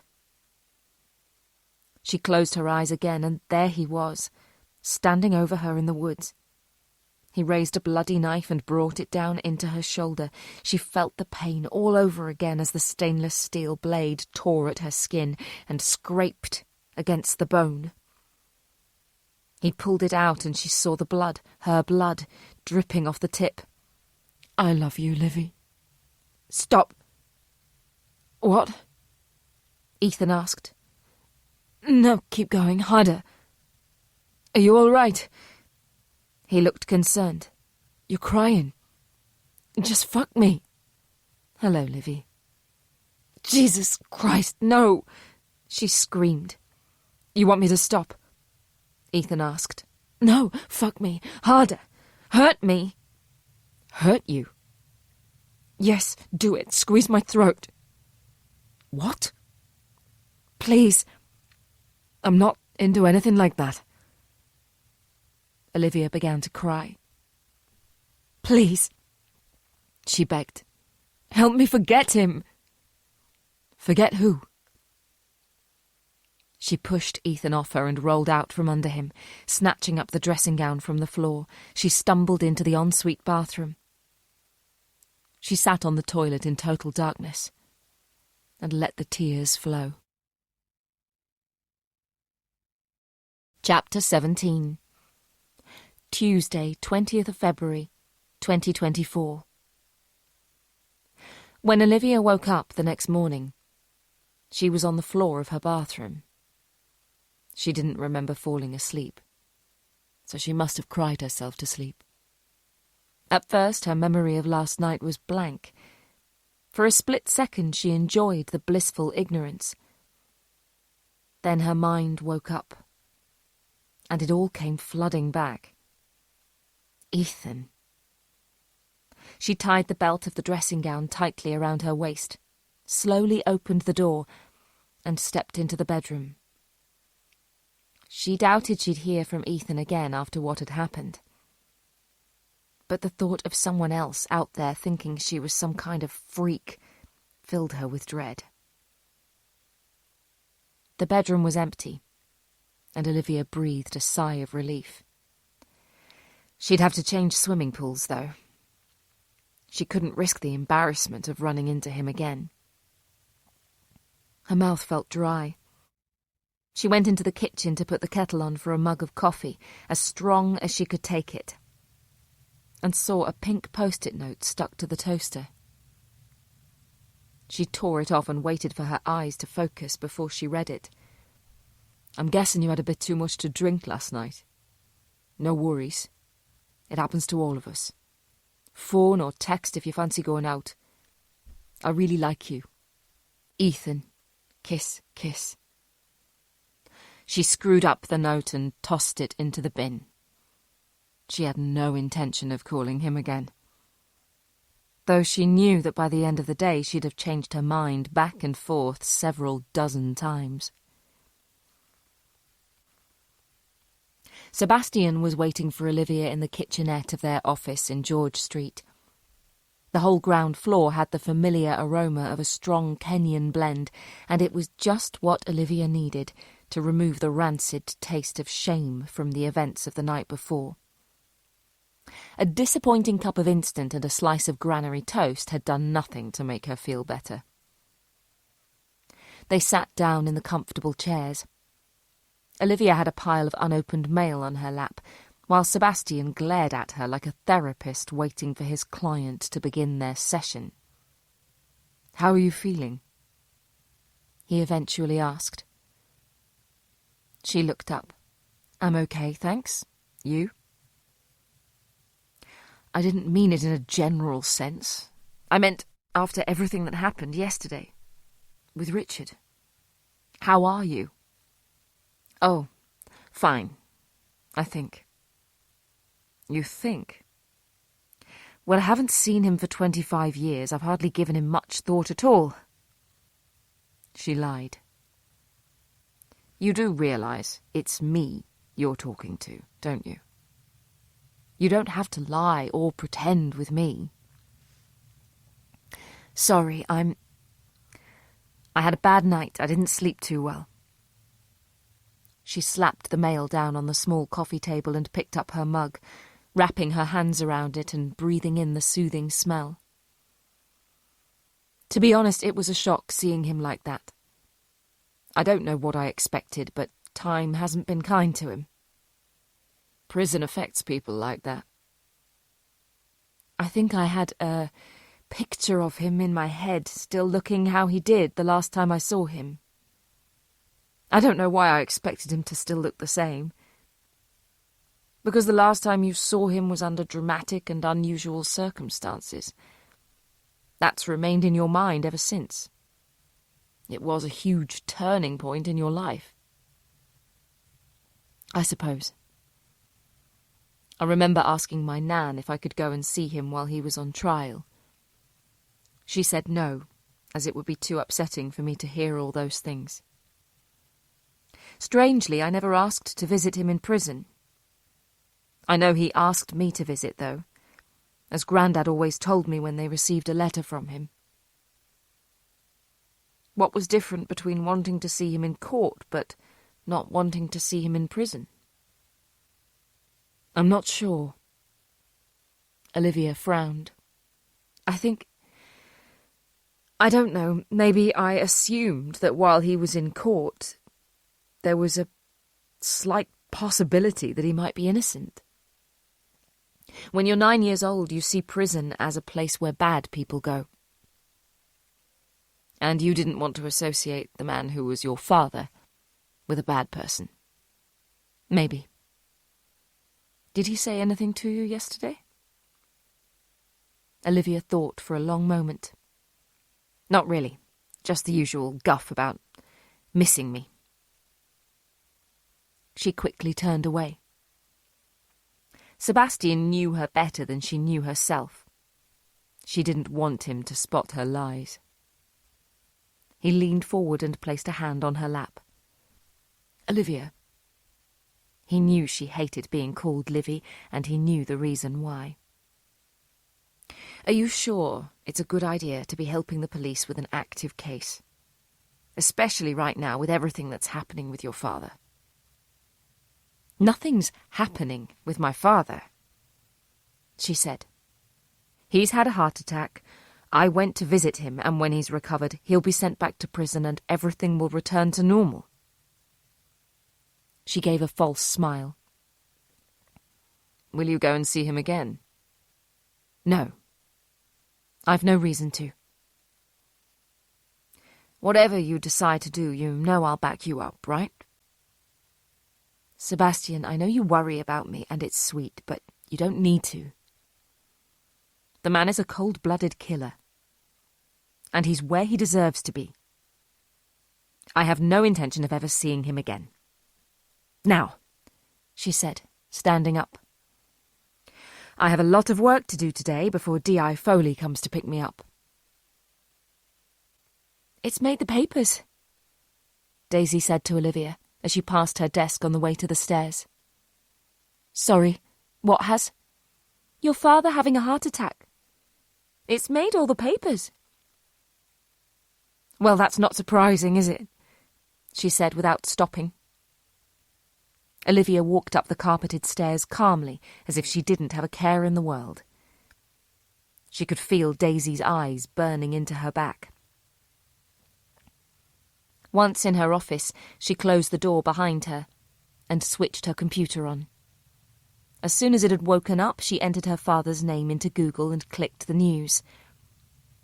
Riverside killer has heart attack. All news outlets had the same unimaginative headline or a variation thereof. She read the first few, but they were pretty much generic. Olivia wanted to make sure her name wasn't mentioned. Following the arrest and conviction of her father, Olivia had gone to live with her maternal grandparents in Tower Hamlets. Button was an unusual surname. And after being bullied at school, Olivia had asked if she could take on their surname and change schools. Over the course of the Easter holidays, she became Olivia Winter. It was such a simple task to change a name, but it meant a great deal to her. She could begin her life again. She was no longer the daughter of the Riverside killer. She was simply Olivia Winter. However, if the press found out that renowned forensic psychologist Olivia Winter was the daughter of infamous serial killer Richard Button, they'd have a field day. The story wouldn't be tucked away on page 8 of the Daily Mail. It would be front-page news, a banner headline, and an awful picture stolen from the internet. She shuddered at the thought. The only people who knew her real identity were Sebastian and Daisy, Jessica, who was now dead, and D.I. Foley. She knew she could trust her colleagues, but how good was Foley at keeping his mouth shut? Chapter 18. D.I. Foley was on time collecting Olivia from George Street. Sebastian had told her to be careful and to call him if she needed anything. His big brother behaviour, while genuine and from the heart, was beginning to grate. The conversation in the car on the way to North Wembley was stilted. Neither of them wanted to bring up Richard Button, but it was difficult to skate around the subject, especially after how things had been left between them yesterday. I hope you don't mind, Foley began. I bought the book. Book? Yes, the one your colleague wrote about your father. Ah, that one. I'm sure Sebastian will be pleased with the extra sale. She smiled to herself. Are you enjoying it? I don't think enjoy is the right word. It's very... What's the word? Detailed. Graphic. Well, when a man stabs, mutilates and hacks off the breasts of 6 women, it's not easy to skirt around the gruesomeness. How do you cope? Sorry? She asked, looking at him for the first time.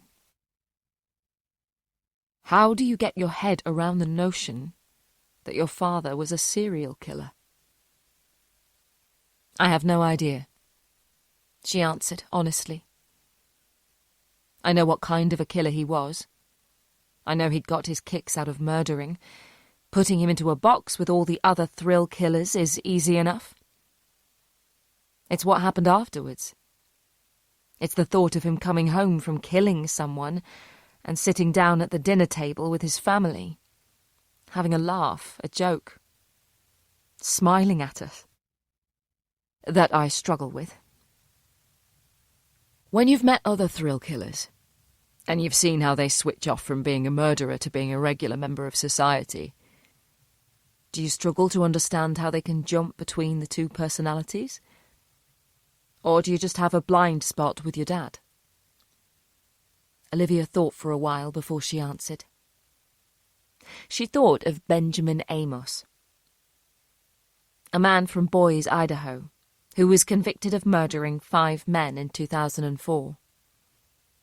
He stalked the gay bars, picked up single men and strangled them in their own homes, leaving them in bed to be found by friends and loved ones. At the time of the killings, Benjamin was married to Julianne. They had 3 children, 2 boys and a girl. He had a blue-collar job, coached Little League and coordinated potluck lunches at his local church every Sunday. When Olivia went to meet him, she asked him how he could strangle a man, then go home to bed with his wife. The pressure of being a family man, of working 5 days a week, keeping a wife and children, living a comfortable life, the demands of a happy and safe community, they take their toll after a while. It's difficult to be permanently the go-to guy, and every time you give something up of yourself to help others, it rankles, you know?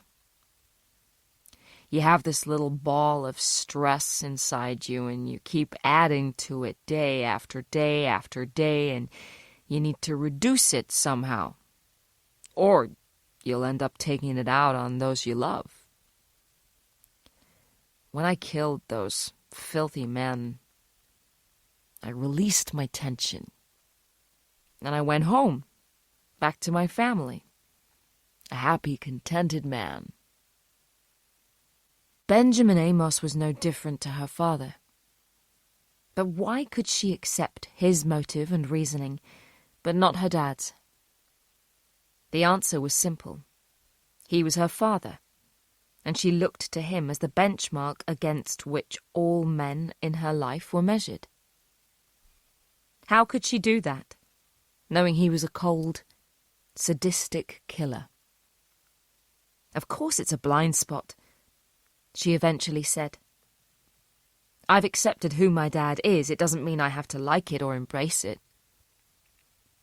Are you worried about how others will act towards you if they find out? I have too few people in my life for that to bother me. Listen, Foley, you won't tell anyone, will you? No, of course not. Good. I know what the press are like. They'll love something like this. Your secret is perfectly safe with me. She turned and looked out of the window. The fewer people who knew her real identity, the better. She could trust Sebastian and Daisy, and she was able to trust Jessica too. But she had only recently met Amyas. She didn't know the first thing about him, though he seemed an easy man to chat to. There was a comfortableness about him that she was drawn to, and couldn't explain why. She'd need to get to know him more. He knew so much about her, yet she hardly knew anything about him. That would definitely have to change. They pulled up on the driveway to Sarah Millington's house. Olivia remained in the car and looked up at the nondescript property. Sarah had lived in a busy, leafy suburb, close to a primary school. Trees adorned the pavements, front gardens had been turned into driveways, and the narrow road was just wide enough for single vehicles to drive down. At the times when children from Byron Court Primary School were arriving and leaving for the day, the road must have been a nightmare. Broken pieces of headlight and wing mirror strewn about the tarmac were testament to that. "Nice area," Olivia said, as she looked around at the long road and the semi-detached houses on each side. Foley agreed. In the background, children could be heard laughing in the school playground. There was no car in the driveway. The garage door was closed, and the coloured wheelie bins were lined up neatly. This would make a decent family home, and close to a school, would command a high asking price when Sarah's mother came to sell it. "Why this house?" Olivia asked, more to herself. "We're in the middle of a road. If the killer left by the front door, he ran the risk of the neighbours from either side seeing him. Walking down to the end, he'd have to pass at least 20 houses. Someone must have seen a stranger. It was a huge gamble. Maybe he knew her, that's why he was able to gain access to the house. But it's so risky. And right next to a school. It's such a high-traffic area." She noticed a couple of net curtains twitching in houses close by. If it was me, I'd have chosen a house closer to the end of the road for an easier getaway. So, is it the house or the victim that made him come here? A woman living alone, same as the other three. I'm inclined to think it's the victim. So am I, Foley agreed. However, she wasn't the only woman living alone in this street, so why her? Why this house? What did the neighbours say in their witness statements? Foley opened the car door and brought out a file he'd had on the back seat. He shuddered as a gust of wind blew around him. Nobody saw anything suspicious. And the next-door neighbour noticed a delivery guy go to the house. Yes. But she didn't notice anything else. No. Was the delivery guy black or white? I don't know, hang on. He flicked through a few more pages. Here we are, Danny Mears, 28, from Epping, 6 foot, black. Olivia gave a rueful smile. I thought so. Why? Look around you. This is an exclusively white neighbourhood. You can tell just by looking at the nosy neighbours we've had glaring at us. The woman next door noticed the delivery guy because he was black. She wouldn't have batted an eyelid if he'd been white, which is why she didn't notice the killer. You think? Definitely. So, the neighbour could have seen him, but she didn't clock him because he matched her demographic. Exactly. People are fascinating. They'll say they're not racist, and the majority of people aren't, but we measure people by how they're different from ourselves.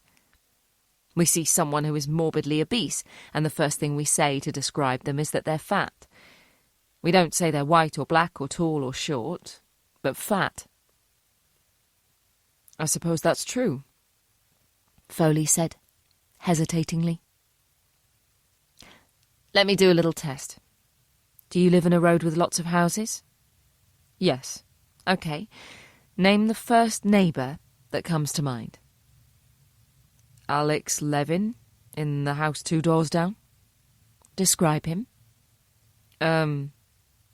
Well, he's tall, in his 70s, thinnish. Skin colour? Olivia interrupted. White. Nationality? Russian. There you go. He's not in your demographic, he's foreign. So he stands out. That doesn't make me racist. No, I'm not saying you're racist. I'm not saying anyone is racist. I'm saying that people pick on the one thing that stands out in a person. And it's usually their skin colour or nationality. I suppose. Foley mused. Come on. Let's go to our next crime scene before the curtain twitchers phone the police. But what makes us stand out from the demographic? Foley asked, as they made their way back to their vehicles. Well, they've just had a murder in their street, so they're obviously on their guard against people they don't recognise. Also, you do seem to be sporting a crumpled Columbo style this morning. Foley rubbed his stubble. I didn't have time to shave this morning. I was up all night reading that bloody book. I'll pass on your compliments to Sebastian, she said, smiling. They could have walked to the house of the next victim, Joanne Douglas. It was a bright and sunny day, but chilly, and they both had plenty of time. But they were taking up valuable parking space on Spencer Road, and the curtain twitchers would probably have had their car towed the moment they were out of view. The houses in Stylecroft Gardens were almost identical to the ones in Sarah Millington Street. Semi-detached, garden turned into a driveway, and a garage attached. None of them stood out against the others. They all had double glazing, a burglar alarm, and a satellite dish. Some were looked after better than the others, but the same could be said for every neighbourhood.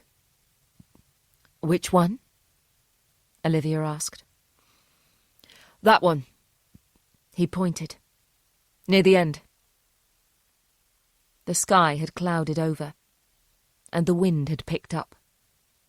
Olivia buttoned her coat and lifted up the collar. At its end, the street opened up to an expansive field, which was home to the Vale Farm Sports Centre and the Sudbury Court Sports Club. Various sports and events took place on these fields, which were often busy at weekends. During the week, it was quiet. The odd dog walker could be spotted here and there. Nice area. Foley shivered in the open air. Similar neighbourhood to Sarah's. Yes. Same demographic. The killer feels comfortable in this kind of neighbourhood. Semi-detached houses, middle class, quiet. The neighbours will be on nodding terms with each other. Some may even exchange Christmas cards, but they won't be friends, as they'll be too busy with their own lives. The only way they'll know more about each other is if they have kids of the same age who go to the same school or take part in the same kind of activities. I think the killer will have grown up in an area like this. But he won't live in a place like this now? No. Why not? Your killer is single. There's no way he'll be living with a partner. After murdering 4 women at least, his whole personality will have changed and they'd have noticed. Unless... She stopped herself. Unless what? I was just thinking, my mother didn't guess. Or maybe she did and didn't want to believe it. To her, family life was perfect. Perhaps she didn't want that ruined. So didn't question the change in my dad's behaviour. Olivia turned when something caught her eye. A woman in her 30s pushing a pram with a sleeping baby inside. A toddler trotting alongside her. She was tall and wearing a designer coat. Her head was high, her back straight, and she had a confidence in her walk. Was she married? If so, had her husband changed recently? Was he quieter than usual? Was he snapping at the children?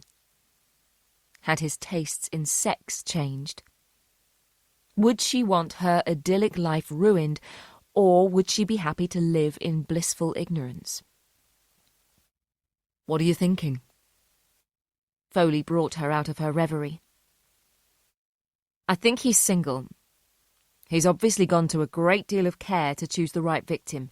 Even if it is in the middle of a busy road, he's dedicating so much time to his kills that he wouldn't be able to do that with a family, without them noticing he's missing for long periods of time. I'm guessing he'll have a job where he works unusual hours too. Shift work, perhaps. So why is he killing people in these particular neighbourhoods? Is he jealous? Is he reverting back to a time when he was younger? Perhaps his childhood? Olivia pulled a face.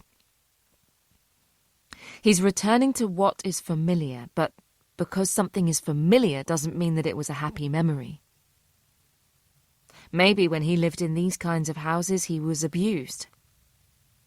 Maybe he had a lovely childhood and his parents doted on him. We won't know that until you speak to him. All I can say is that there is some kind of safety connection for him to these kinds of neighbourhoods. And I suppose he chose a house close to the end of the street so he could make a quick getaway by running over the field. No. If he'd run, he would have stood out. The only people you see on these fields are people in sports kit or walking their dogs. I'm guessing he wasn't dressed like a football player and didn't bring his Labrador with him, she said with a sarcastic smile. No. When he killed Joanne Douglas, he simply went out of the front door, walked calmly down the street, and headed for home. He didn't stand out because he knew how to act around here, because he is from this kind of environment. So the reason why he chose a house close to the field was because he'd have a longer walk to safety. Foley asked. Absolutely. His confidence was growing. He was practically showing off. He's walking past the neighbours, looking in their homes at them, having their dinners or watching TV, and he's thinking to himself that he's just committed a violent and brutal murder that's going to destroy their safe existence. And he loves that. That's the thrill. She shivered when she used the word thrill. An image of her father popped into her head. Chilly, isn't it? She said, excusing her shudder. It is getting chilly. I'll treat you to a hot drink when we've finished. Foley flicked through his file again. His next victim, Phoebe Harper, lived in a cul-de-sac. Even better, there was only one way out for him. Also, wasn't there some kind of big party going on next door? Yes. He probably swaggered down that street. I wouldn't have been surprised if he'd been holding the knife aloft as he went. Yes, he's growing in confidence, but that's going to lead to mistakes. I don't think that's going to bother him anymore. Why not? He's killed 4 people that we know of. He's already going to be known as a prolific serial killer, and that's what he wants. He needs to be caught to get the fame and attention he desires. So Sebastian can write a book about him? Foley smirked. More sleepless nights for you. Going back to motive. You've said he's confident. He's thumbing his nose at the neighbours as he ruins their safe existence, and he's obviously enjoying the fact the police are blind to him. Is that part of being a thrill killer? Olivia swallowed hard. Yes. He's killing because he's enjoying it. Just like your dad. Exactly like him. Will that be his only motive?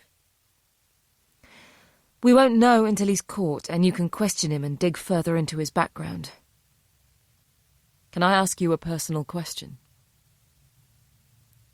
Of course, she replied, though she didn't mean it. You said our killer will live alone so people don't notice a change in his behaviour.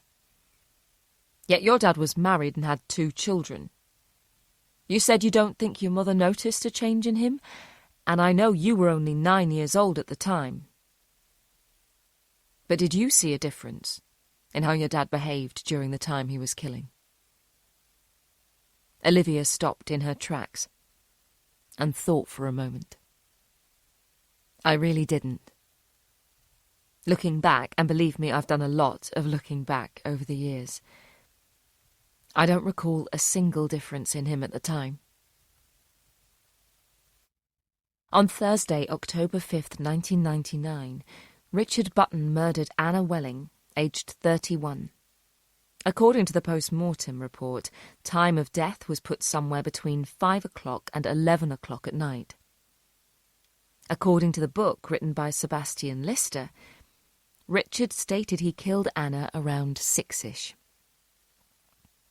Olivia recalled that day exactly. She'd come running home from school with a letter saying her class was going to have a Halloween competition to see which pupil could come up with the scariest costume. She wanted to go dressed as a witch, being obsessed by the film The Wizard of Oz at the time. All through dinner, she'd spoken about her costume. Richard was home late, and his meal was warming in the oven. While he ate, Geraldine and Claire were in the living room watching television, but Olivia remained in the dining room with her father. She was sitting opposite him, elbows on the table, and they talked animatedly about how her costume was going to be the scariest and what they could do to make sure she won. Her father was funny, making jokes about a black wig, fake warts and teeth, and wondering if Mrs. McManus next door would let Olivia borrow her black cat for the day. He was the perfect father that night.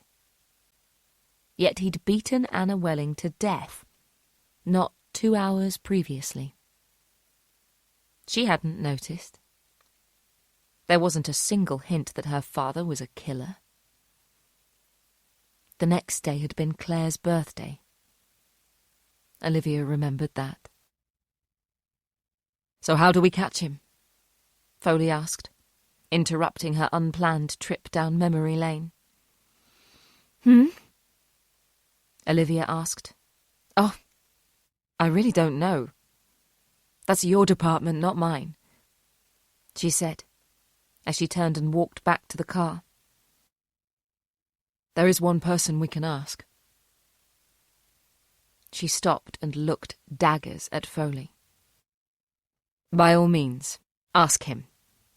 But don't expect me to sit in on the interview." Olivia climbed into the Toyota and slammed the door behind her. She squeezed her eyes tightly shut and hoped and prayed to a God she didn't believe in that her father would have another heart attack and that it would end his life. Chapter 19. Foley held the door to the murder room open for Olivia. They walked in on a scene of carnage. A printer had been overturned, paper was strewn around the floor, and toner was soaking into the already stained carpet. "What the fuck happened here?" Foley asked. D.S. Holly Goodfellow was on her hands and knees, picking up sheets of paper. "I can explain. Well, somebody better had." Olivia noticed there were tears in her eyes. "Foley, maybe we should go into your office." Foley looked around the room. He took in the same sombre faces Olivia had noticed upon entering. "Okay," he agreed. "But someone had better clear this mess up, and I want to know who broke the printer they'll be paying for a replacement." He stormed into his small office with Holly following, head down. Olivia joined them and closed the door behind her. "So who's been playing around with my office equipment like they're in a creche?" "It was Leon, sir. But he had good reason." Holly's voice was quiet, barely above a whisper. "Is there a good reason for hurling a printer across a room?" Foley stood tall, hands on hips, his face full of anger. "We've had the post-mortem results back on D.I. Sheffield," she said, looking at the floor. "And?" She found it difficult to talk. "Sir, she was pregnant." "What?" Foley gasped. Olivia's mouth dropped open. She turned slightly to look at Foley. He took a half step back and sat down with a slump in his chair. His face was drained of colour. How far along was she? Olivia asked Holly. A month? Maybe 5 weeks, she said, with tears in her eyes. The doctor said she may not even have known she was pregnant yet. I don't think she did. She would definitely have told me, Olivia said.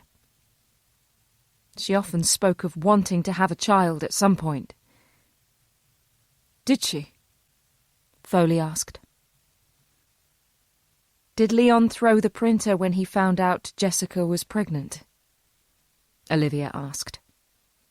Holly nodded as she wiped her eyes with a torn tissue she found in her pocket. Why did he react in such a way? Does he often fly off the handle like that? He was sort of sweet on Jessica, Foley said, shaking his head and rummaging through the paperwork on his desk. Did he make his feelings known to her? On many occasions, he scoffed. The thing is, Holly began, D.I. Sheffield didn't reciprocate. She liked Leon as a colleague, that was it. Nothing more. Did she tell him that? Yes, but he persisted. He made a bit of a fool of himself at the Christmas party. You can say that again, Foley said under his breath. The things people do when they've got a few drinks inside them. What did he do? Olivia asked, as she remembered what she'd done last night after having a few drinks. He came onto her, Holly said. She rejected him, but he wouldn't stop. He tried to kiss her and she headbutted him, Foley said, a hint of a smile on his face. Jessica never suffered fools, but that's a touch extreme, isn't it? Not really, Holly said. He was being a bit of a lech. So what happened?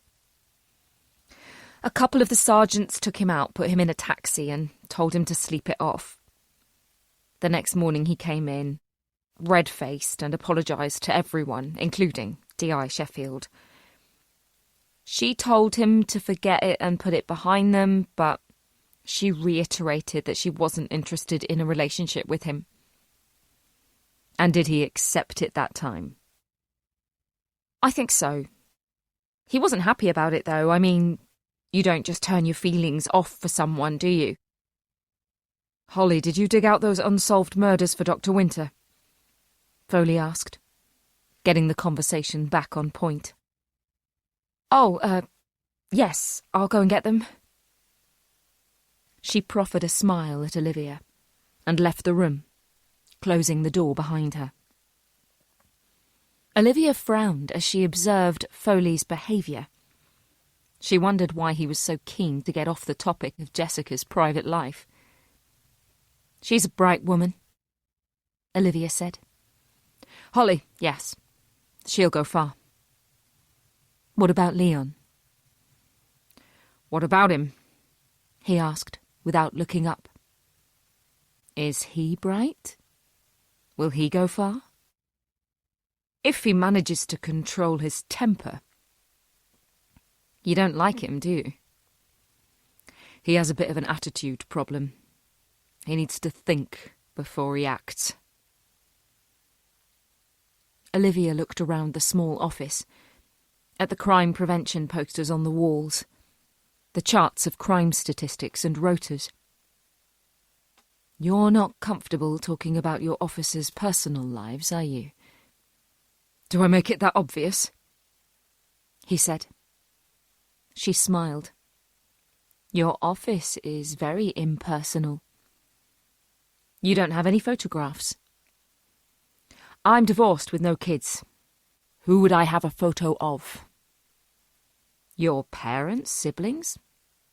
Your dogs, even? I have those at home.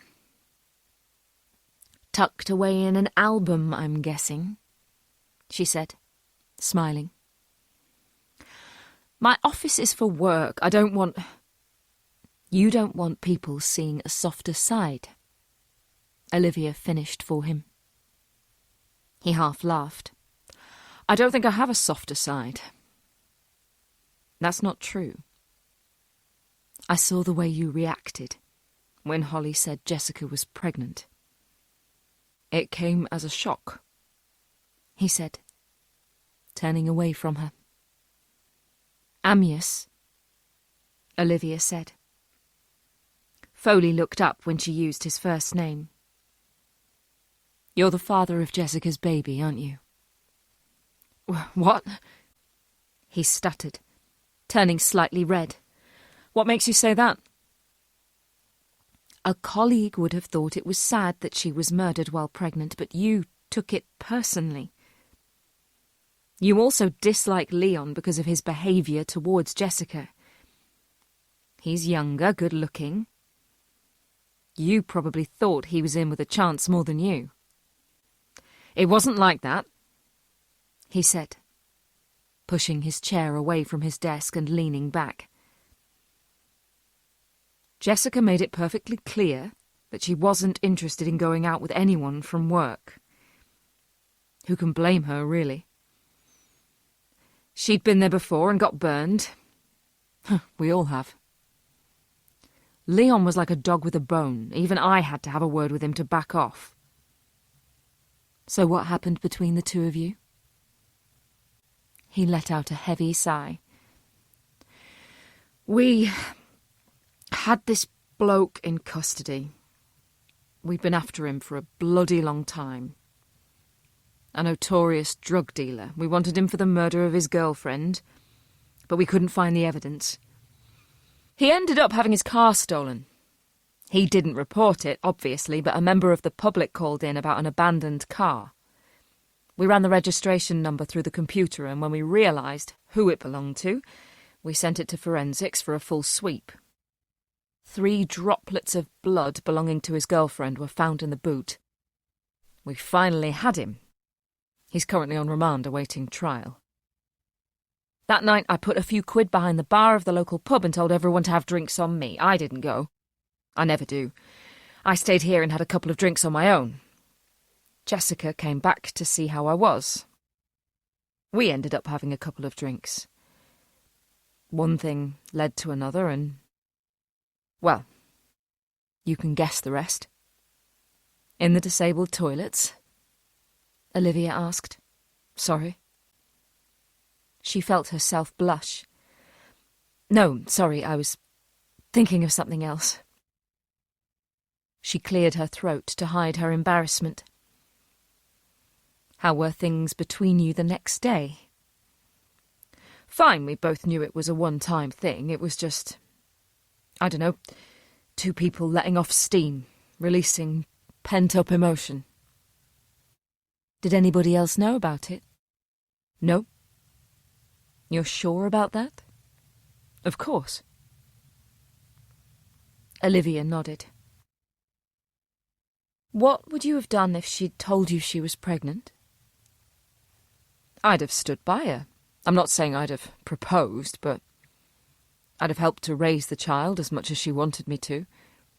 Look, it's a moot point anyway, isn't it? She's dead. The baby is dead. What we have to do now is make sure the bastard is caught. He swallowed hard. Olivia watched how his face had taken on a soft, sadder look. He was hiding his grief for Jessica well, but he'd let the mask slip now he'd found out she was pregnant with his child. He was hurting. There was a tiny knock on the glass door. Holly opened it without instruction. I've got the files you asked for, she said, barely entering the room. She handed them over to Olivia. Thanks, Holly. The door was closed, and Olivia looked at Foley. He had a look of sadness on his face. Amyas? She said. He snapped out of his reverie. I'm going to head off. Go home and look through these files. Right, no problem. Would you like a lift? No, it's fine. Listen, don't take this the wrong way. But should you be working on this case, you're very close to one of the victims, and you've just found out she was pregnant with your child. I'm the best person to work on this case. I will not stop until Jessica's killer is caught and rotting in a prison cell. That's precisely my point, she said. You're taking this too personally. Any detective would take it personally. One of our own has been murdered. We all take exception to that. Will you promise me something? What? Don't do anything rash. If you need to talk, let off steam or anything, give me a call. You're a good detective, I can tell. I don't want you doing something that you'll regret or that will jeopardize the case when it gets to court. I promise. Olivia gave him a smile and left the office. She'd known Jessica, but she didn't know a single thing about D.I. Amyas Foley. She had a feeling her warning had gone in one ear and out the other. The steely look in his eye told her that he'd not rest until the killer was caught. While an admirable quality in any detective, it wasn't always a positive reaction in someone so closely connected to the case. Chapter 20. It was something Foley had been toying with for the rest of the day. He kept himself locked away in his office while he mulled over whether he was doing the right thing or not. Eventually he bit the bullet, grabbed his jacket from behind the chair, told Holly to only contact him if anything important came up, and headed out. The hospital was warm and oppressive. He exited the lift on the 4th floor and walked slowly down the corridor, as if he were worried he'd notify someone of his presence by his footsteps. He nodded to the armed guard standing outside Richard Button's room, took a deep breath, and went inside. The man responsible for 8 murders, 2 of whom were members of his own family, was lying back in bed flicking through a tabloid newspaper as if he didn't have a care in the world. His lined face was blank. His thin lips were dry, and his wide eyes sparkled beneath the bright lights. From the doorway, Foley cleared his throat to get the man's attention. "If you're coming in, then come in.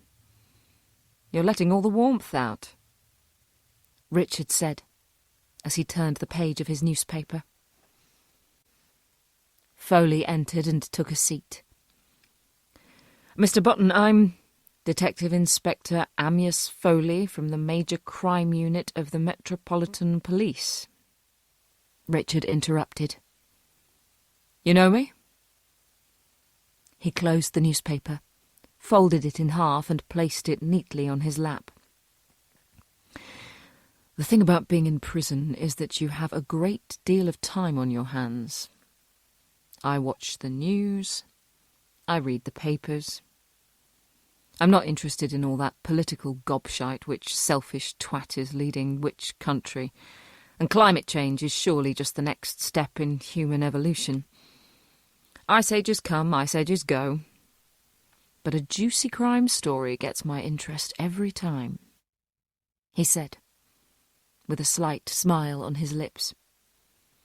"You're interested in murders?" "Of course.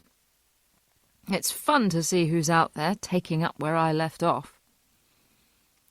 "Did you know when I was arrested and my crimes hit the news, there were 4 other copycat killings within the first 10 days. He leaned back in his bed, proud of the fact. "Part of me wishes we were more like America, with their mass shootings, but they've become so commonplace that they barely make the front pages. We don't have serial killers like they do." But when one pops up, it's fun to watch the story unfold. Is that what you do? Scour the news for signs of a serial killer? I can spot one a mile off. These murders of the 4 young women, they're all linked. The papers haven't cottoned on yet, but I'm guessing you guys have. When are you going to alert the press? When is the fear going to start? He asked. There was a twinkle in his eye. Did you get off on that when you were committing murders? I didn't get off on it as such. It didn't excite me in the way you think when I saw my crimes in the papers. But it was nice to see my work recognised. You saw it as your work. More of a hobby, really. I used to see people on trains and buses reading the newspapers with my latest victim on the front page. I would have loved to have spoken to them about it. How did they feel? Were they scared? Were they taking any extra precautions as they went about their normal routine? So it was people being scared that excited you? Of course it was. I once overheard 2 women talking about it in a coffee shop. One of them was frightened because she lived on the river. You should have seen her face. The colour had drained from her skin, her eyes were wide, her hands were shaking. Her leg was jiggling, she was bricking it. I held on to that for the rest of the day until I could find my next victim. I'm afraid I went a bit too far with her. I honestly thought the police would have caught me after that one, but they didn't. He shrugged and smiled.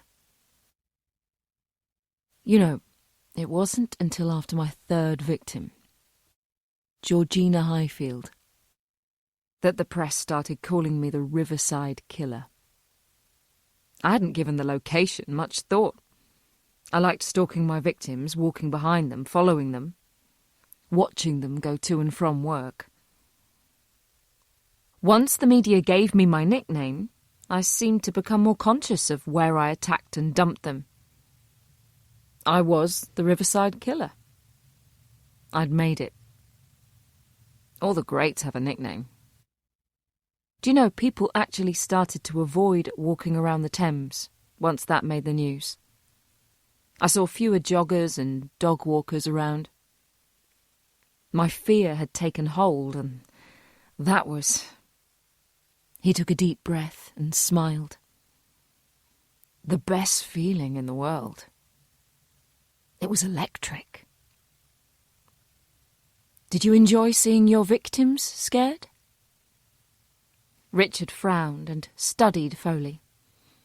Are you consulting me here? Sorry? Are you wanting to find out why and how I carried out my crimes so you can find this bloke? He said, opening the newspaper and pointing to a smiling photo of Jessica. It would be useful to understand. Well, you can fuck off. He spat.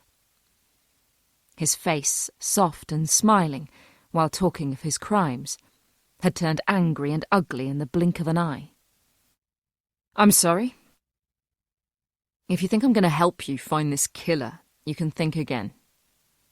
He's killed 4 women and you haven't a clue. The way he's going, he could become one of this country's most prolific serial killers. I'm not going to help you stop him. Innocent people are dying. Innocent people die all the time. How many kids have been killed in London this year due to the knife crime epidemic? How many innocent people have died in random shootings in America? How many innocent people have died in Ukraine? How many innocent people have died while you and I have been chatting? Foley felt uncomfortable.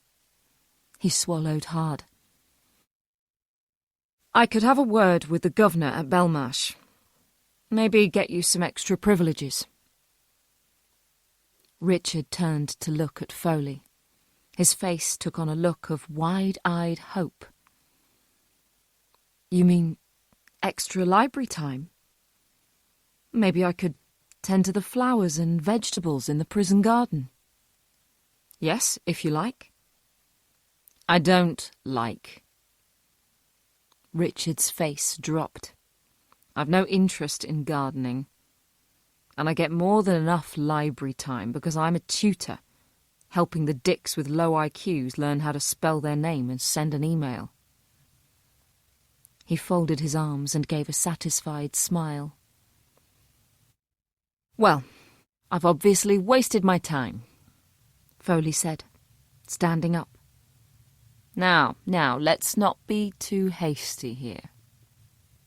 I might be able to give you a few pointers in trying to find your killer." Foley sat back down again. "But I won't tell you." "Oh? No. I'll only tell my daughter. You bring my Livy here, and I'll sing like a hummingbird." He grinned. Chapter 21. Olivia asked the taxi driver to pull up at the entrance to Modbury Gardens. Once she'd paid him, she made a play out of rummaging through her bag, as if searching for her keys, while the taxi reversed down the road and out of sight. She didn't want the driver seeing which door she went in. Over the years, Olivia had interviewed hundreds of murderers and serial killers. They were all safely behind bars. But if they wanted to contact her, or send her a message, they found a way to do so. She had received more than her fair share of unsolicited mail, love letters, cards, gifts, underwear, and threats. Mostly they were sent to her office or via her publisher, but occasionally someone slipped through the cracks and was able to discover where she lived. It was slowly darkening. The day seemed to have slipped away from her, and judging by how heavy her bag now was, thanks to the files Holly had pressed into her hand, her evening was going to be long too. "Olivia?" She froze at her name being called. She was about to reach into her bag for the illegal pepper spray she'd bought on her trip to America, when a bike came to a squeaking stop beside her, and Sam Halliday removed his helmet. "Hi, Sam," she said, the relief evident in her voice. "How are you?" "I'm fine," he said, giving a toothy smile. "The bruising's faded quickly," she said, leaning closer to look at his face in the dim light. "Yes, although I must have bruised my ribs too. I'm in a bit of pain when I breathe," he said, clutching his stomach. "Has anybody said anything at work?" "A couple of patients asked what happened." He shrugged. "Not your colleagues?" "We're too busy to notice things like that. Besides, point me out a junior doctor that doesn't have dark circles around his eyes." He laughed. "Well, I'm glad you're feeling better," she said, edging away and towards the steps leading to her front door. "I am. Listen, I want to thank you again for the other night." "There's no need." "No, seriously, I was in a bit of a mess even before I was attacked. I've not settled well into London life and I haven't made many friends. Even in a busy hospital it can get quite lonely, but what you said helped." Olivia smiled. "I'm pleased. Can I buy you a drink or something to say thank you properly?" "That would be lovely, Sam, but I'm really swamped with work right now. I'm going to pull an all-nighter." She held up her bag as if that was proof of how much work she had. "How about tomorrow?" "I think I'll be having an early night tomorrow." She half laughed. "Well, open invitation." Whenever you're free, let me know. I will, thanks. She turned and unlocked the door. She could feel Sam's eyes burning into the back of her head. She didn't hear him move away from the bottom of her steps.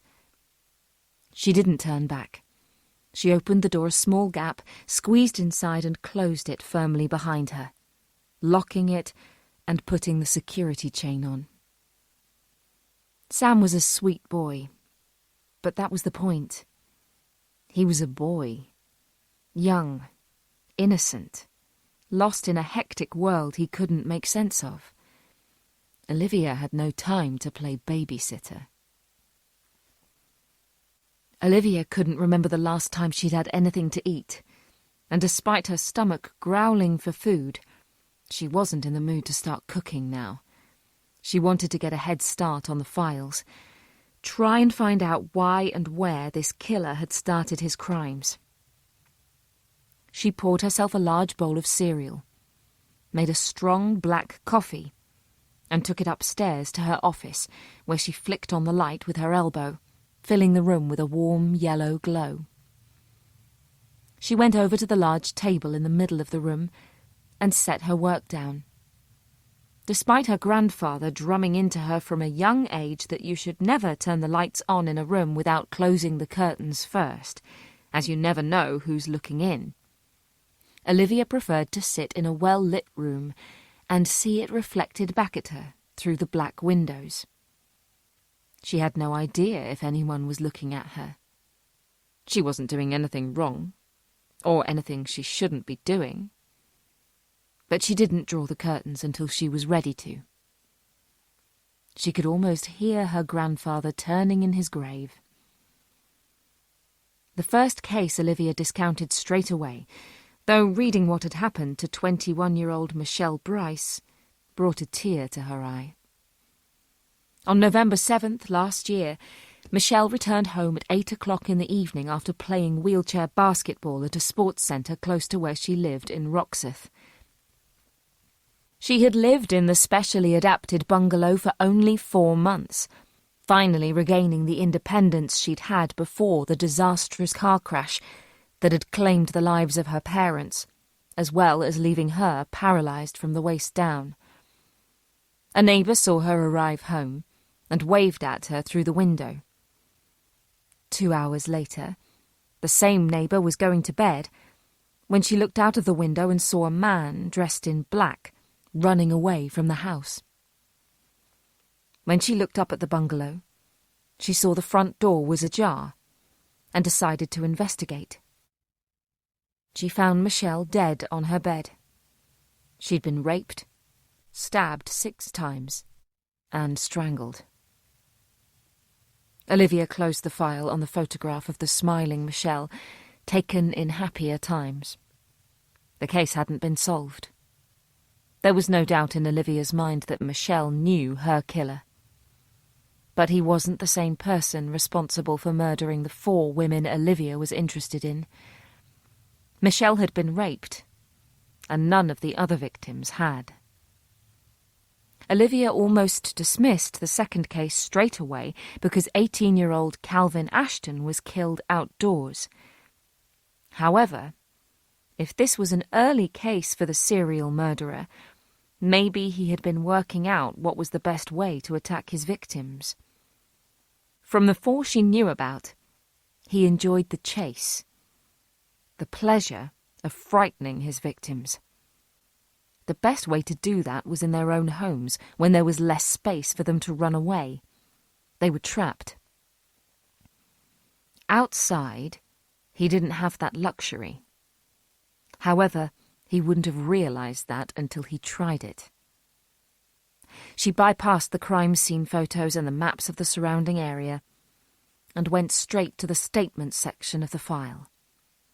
Calvin was killed in Northolt Park. He had been attending a Christmas light switch-on with his girlfriend, his brother, and his brother's boyfriend. There had been a huge crowd, stalls selling burgers, hot dogs, and candy floss. A small stage had been erected where a brass band was playing Christmas carols. The atmosphere was electric as people gathered around a 12-foot tree, waiting for the big switch on. Police statement. Callie Johnson, 19 Rectory Gardens, Northolt. I've been going out with Calvin for just over a year. We go to the same college. I'm doing media and he's doing sports psychology. We didn't really want to go to the tree switch on, but it was the first time Calvin's brother, Adam, was going out in public with his boyfriend. So Calvin thought we should show our support. That's what he was like. Always doing things for other people. It was a really nice night. Cold but fun. Calvin was eating this huge hot dog and he handed it to me because he needed to go for a wee. Anyway, the queue for the toilets was really long, so he decided to go in the woods. He was only having a wee, we didn't think anything of it. Me and Adam and his boyfriend Jake stayed by the burger van, and it was only noticing the hot dog had gone cold that I realised Calvin had been gone for too long. We went to look for him, and while we were looking, the tree was switched on and everyone cheered. We were shouting his name as we entered the woods. We found him straight away. He was on the ground. My God, there was so much blood. The element of a thrill killer was there, so it was possible for Calvin Ashton to have been murdered by the same man who had killed the 4 women. Against the backdrop of more than 1,000 people within shouting distance, he'd been able to murder someone and mingle with the crowd undetected. The sense of excitement at hearing mirth and cheer behind him and screams and cries in front of him would have given him a massive thrill. The adrenaline coursing through his veins would have been as strong as an electric current. The downside to this was he wouldn't have been able to spend long with his victim. He would have had to flee the scene almost as soon as he'd killed him, so nobody spotted what he was doing. Calvin had been stabbed 5 times, and that could have been over within a matter of seconds. Had the killer been with him as he breathed his last breath? Olivia didn't think so. Very soon, the panic of being caught would have set in.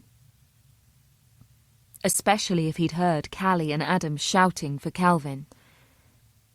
He would also have been worried about any blood on his clothes, someone noticing him acting strangely, or rushing to the exit before anyone else. Later that night, while back in his own home, reliving the murder, he would have been disappointed that he hadn't been able to savour the moments as he watched the young man die. It was a crime of opportunity, but the event would have been advertised weeks in advance. He would have known there would be a large crowd of people there, especially young people. He would have known the facilities would be overstretched, as they always are at these events. With woods nearby, it was obvious someone was going to use them as a toilet. So he had remained hidden until a victim presented himself. It had been opportunistic, but with a high chance of success. It also had a high degree of risk, and that was what had made him feel uncomfortable. Olivia closed the file. The picture that went with the information was of Calvin and his girlfriend Callie, dressed up at a wedding in the summer. They both looked happy, and made a cute couple as they smiled into the camera. They'd had their whole lives ahead of them. Calvin's was now over. She wondered, briefly, how Callie was coping. The next file was a stabbing in South Ruislip. Jamie Farr was 24 years old. He had been walking home from his night shift as a cashier at a petrol station in the early hours of Thursday, 5th of December, when he saw a man walking towards him, dressed in black. According to Jamie's statement, he didn't give the man much thought and wondered if he, too, was heading for home after a night shift. As the man approached Jamie, he placed his hand inside his jacket, pulled out a knife, and stabbed Jamie twice to the left of his stomach. Jamie fell against a car, and the alarm sounded, causing the would-be murderer to flee into the night.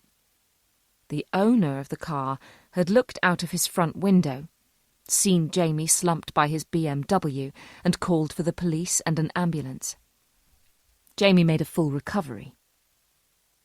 It was possible Jamie could have been the same killer's next victim, despite it only being 4 days after Calvin's murder. Had he been lusting for the thrill again already? How many nights had he spent trawling the streets of London in search of a victim? According to the files, it was around 1 o'clock in the morning when Jamie was stabbed. Even in London, and on a weeknight, it was rare to find many people out at that time. But at the end of the day, the attacker had gone out purposely equipped with a weapon, just like with Calvin Ashton's killing. There was no denying Jamie had had a very lucky escape. It would be worth talking to him again, to try and get a better description of his attacker. She opened the last file and was presented with the photograph of a smiling young man with stunning ice-blue eyes. He was strikingly handsome, and Olivia almost didn't want to read what had happened to him. As much as she liked to think of herself as professional and distant, she would have to be made of granite not to feel something for the victims of the killers she investigated.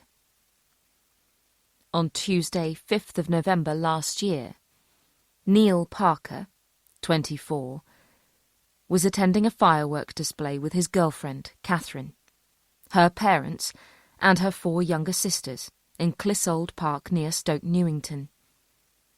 Neil and Catherine had been dating for 3 years, and her parents had welcomed him into their family and treated him like the son they never had. Catherine had said she was hungry, so Neil was going to buy her a burger from one of the many food stalls which had temporarily been set up in the park for the occasion. He offered to buy the others something too, but Catherine's father, Dennis, had refused to hear of it. He had handed him a £20 note and told him to buy everyone a burger. Neil had set off alone and didn't return. 20 minutes later, around the back of the burning bonfire, a woman slipped and fell on the wet ground and came face to face with Neil's lifeless body. He'd died from a single stab wound to the heart. Neil's death was frighteningly similar to Calvin Ashton's. They were both in very public places, attending events, and had become separated from their friends and family for perfectly innocent reasons. Had the killer been watching Neil and Calvin specifically? Or had he been standing back from the festivities and casting his eye over the proceedings, waiting patiently for someone to be on their own? Neil's death was quicker. A single stab wound, a direct hit. Was that deliberate? Or had the killer made a lucky strike? If this was the first murder in the killer's reign of terror, then he would have been nervous to begin with. Afterwards, he wouldn't have remembered much about the crime, as it would have been over with as soon as it began. Even when he was back home, alone, he wouldn't have been able to recall the murder much. He would have relied on information fed to the press. In his mind, the killer would have been building up to this murder for a long time. He'd chosen somewhere public so he would have been able to mingle into the crowd afterwards, but the kill itself would have been disappointing. All that time thinking about it, all the planning and preparation, and it was over within seconds and the memory wasn't there. He'd not heard a scream, he'd not seen blood, he'd not witnessed the panic and horror on his victim's face as he died. That was what he wanted. That was why his second victim, Calvin Ashton, was stabbed 5 times. He'd seen the shock on his victim's face, he'd seen death in his eyes, and he'd loved it. When he found his third victim, Jamie Farr, the kill had been interrupted. That was when he'd realised he would have to claim his future victims in their own homes. But that would take planning. That would take careful research, and that was why his victims were women. They were the opposite from the experience he'd failed to get from Neil, Calvin, and Jamie. The doorbell rang, making Olivia jump. She looked up at the clock on the wall. It was a little after 10 o'clock. It was pitch black outside. She made her way downstairs, taking the keys out of her pocket, and looked through the spy hole in the door. It was Amyas Foley. She briefly wondered how he knew where she lived, but there were many ways he could have found out. Maybe Jessica had told him. Maybe he'd taken the registration number from her scooter and looked her up. She really wasn't in the mood to see him tonight. She took a deep breath, swiped the fob over the panel on the alarm, and unlocked the door. Amyas stood on the doorstep, with his hands behind his back, and a huge smile on his face. "Well, someone looks happy. Have you caught your killer?" His face dropped slightly. "No, listen, I was at home reading that book about your father, and you mentioned in your statement about how you were at Jessica's house playing with her new puppy and how much you wanted one of your own." "I'm sorry, Amyas, but I really don't want to go over this again," she said, gripping the handle of the door hard. "No, I don't want to stir up any bad memories, it's just... well, we've had this at the station for a couple of days and we don't know what to do with him, and as you mentioned, always wanting a sausage dog, I thought you'd like to take care of him." From behind his back, he produced Jessica's black and tan miniature dachshund, Stanley. Olivia's eyes lit up upon seeing the gorgeous bundle with large, sad brown eyes. She held out her hands and took him from Amyas. He was so light. "Oh my goodness, Stanley! I'm so sorry, sweetheart." She snuggled him, and tears pricked her eyes. "I meant to ask you about him, but after everything that's happened, it just went completely out of my mind." She placed Stanley on the floor and allowed him to run off and explore, which he did, tail wagging and tiny legs a blur as they scurried around the house. "This is so impractical, I'm never here," she said. "There's nobody else to take him. I'm sure your colleagues won't mind you taking him to work with you." "And how am I going to get him there on the back of a scooter?" "Ah," he said. "See, I told you. So impractical. I saw the look on your face when I showed him to you. You looked genuinely happy." "How can you not be happy with a dog?" "Precisely. I have 2 German shepherds. They make going home bearable. Trust me, you'll feel so much happier, so much healthier with a dog. These things should be available on prescription." From the kitchen, Stanley came trotting out with a pair of Olivia's knickers in his mouth that must have fallen off the radiator. Foley laughed. Olivia blushed. Already the sterile house had started to feel like a home. Chapter 22. "I confess that I had an ulterior motive in coming here tonight," Foley said. They were sitting in Olivia's rarely used living room on separate Chesterfield sofas. They both had a coffee in hand and were relaxing after chasing around after Stanley. He was currently sleeping noisily on a cushion next to Olivia. "You went to visit Richard this evening, didn't you?" "Bloody hell, do you read minds?" "No. You came here and presented me with something you knew would make me happy. while I'm at my most receptive, you ask me for a favour I'll find difficult to refuse. Unfortunately, I know what you're going to ask me, and the answer is no. What? You want me to visit my father. You really are a mind reader. Why? I'm sorry? Why do you want me to visit Richard? You said it yourself. He's a thrill killer, just like the man we're after now. Who better to give us insight into how he's going to act next? Who better? Olivia asked, her eyebrows raised. How about the person who has travelled the world interviewing over 100 serial killers?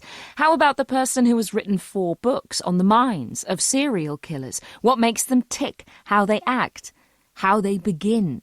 You came to me with this. I didn't offer you my services. You sent Jessica to beg for my help and...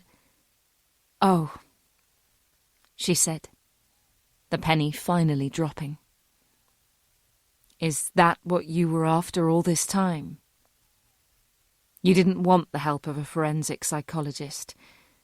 You wanted to go direct to the source. You wanted to sit down opposite a serial killer and pick his brains. No, it's not like that at all. Isn't it? No. Your insight is invaluable. Look, in my field, we use the resources we have and we exploit what we can get our hands on in order to solve the crime. A killer will have a killer's insights, a killer's instinct. Yes, you've interviewed over 100 serial murderers, but how many of them are manipulators? How many will have told you only what you want to hear?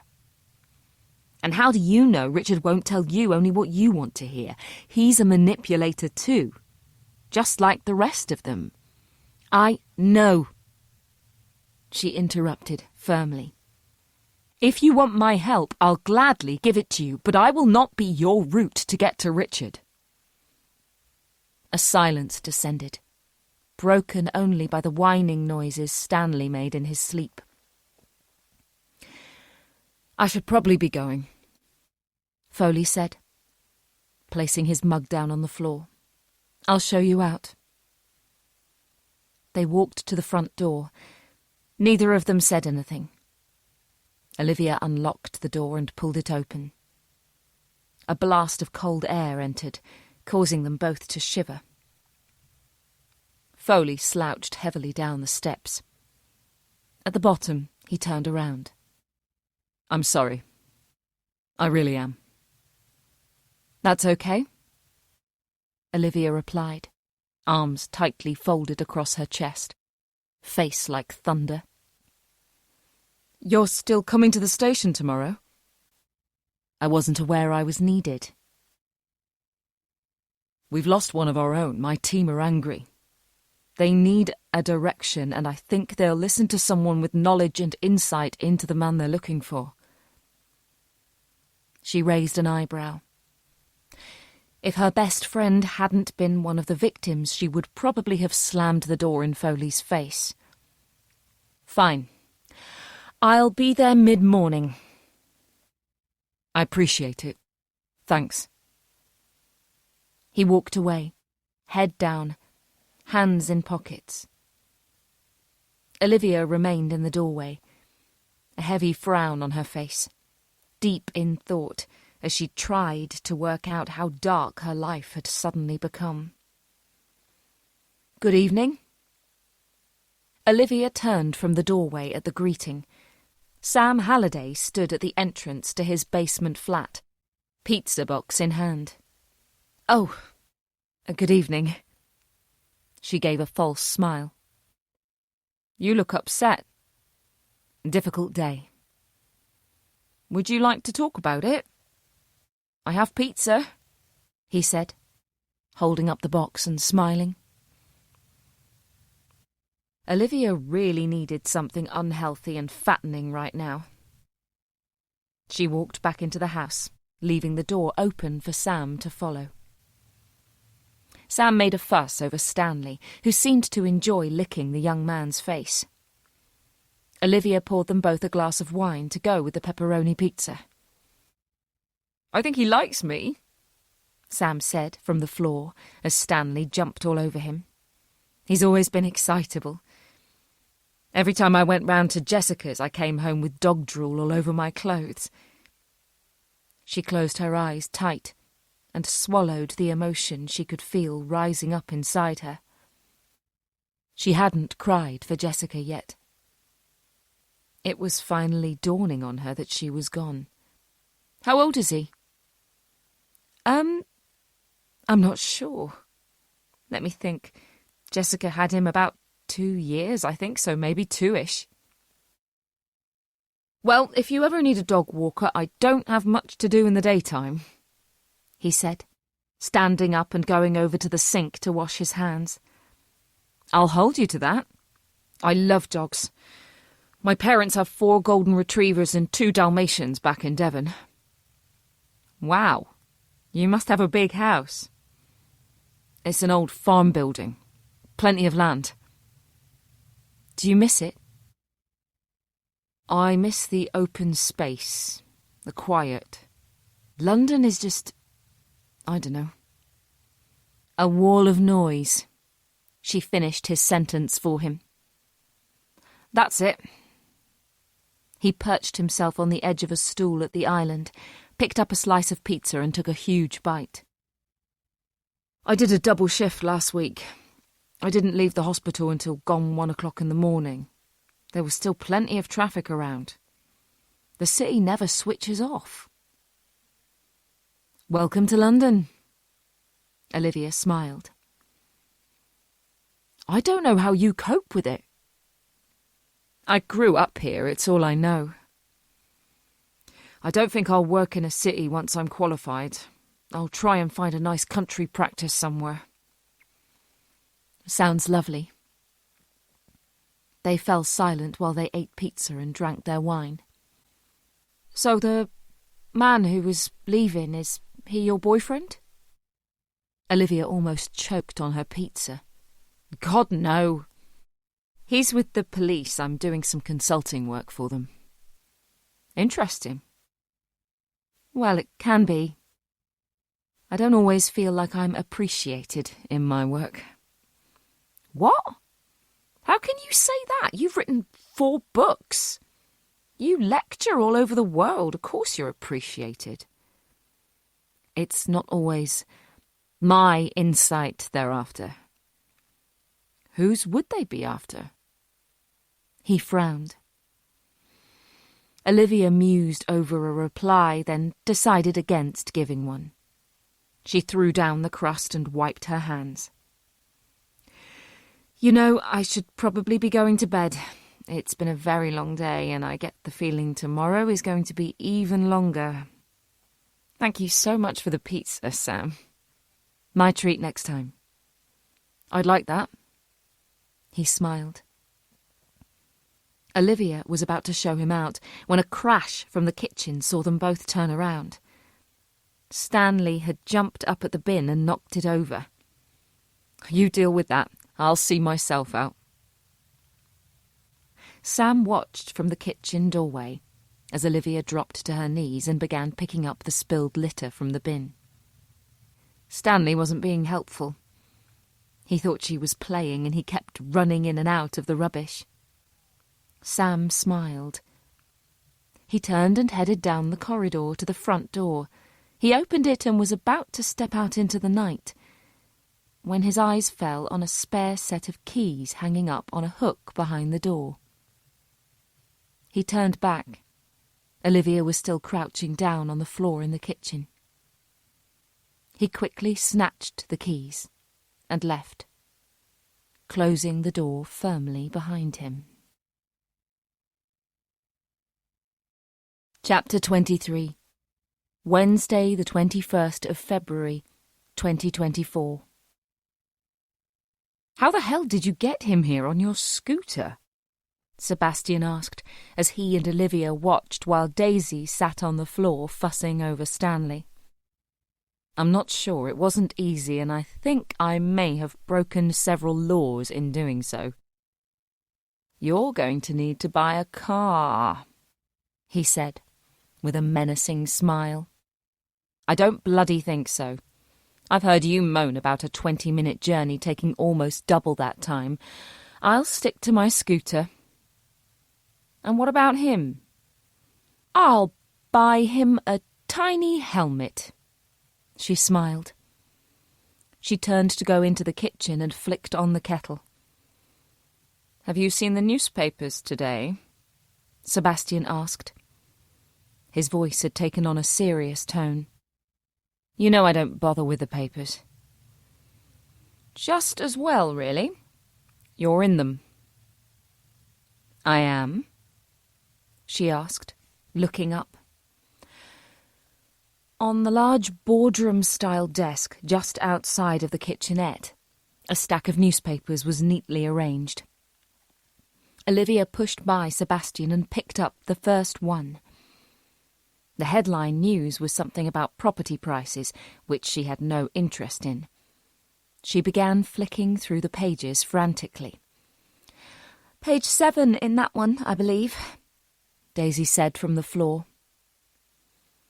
The picture had been taken using a long lens and showed Olivia with D.I. Foley walking into Sanderson Street Police Station. She ran her eyes quickly over the text for any mention of her father. Fortunately, the journalists hadn't made the connection. Most of the stories paint you in a very good light. I shouldn't worry, Sebastian said, as he set about making the coffee. They call you a world-renowned forensic psychologist. They mention your books and research. Even the BSA gets a mention, briefly. They also point out there's a serial killer in London, Daisy said. They do. Only one paper mentions that, Sebastian stated. You know what papers are like, they say anything to sell copies. They're not wrong, though, Olivia said, closing the paper and sitting down at the table. I think I may have found another 3 victims last night. He's potentially killed 6 people, attempted another one. And he's growing in confidence. His crimes are getting much closer together. The phone on Daisy's desk rang. Here we go. I wondered when they'd start, she said, trudging out of the office. That'll be the press wanting a statement, Olivia said. They're going to be all over this. And all over me.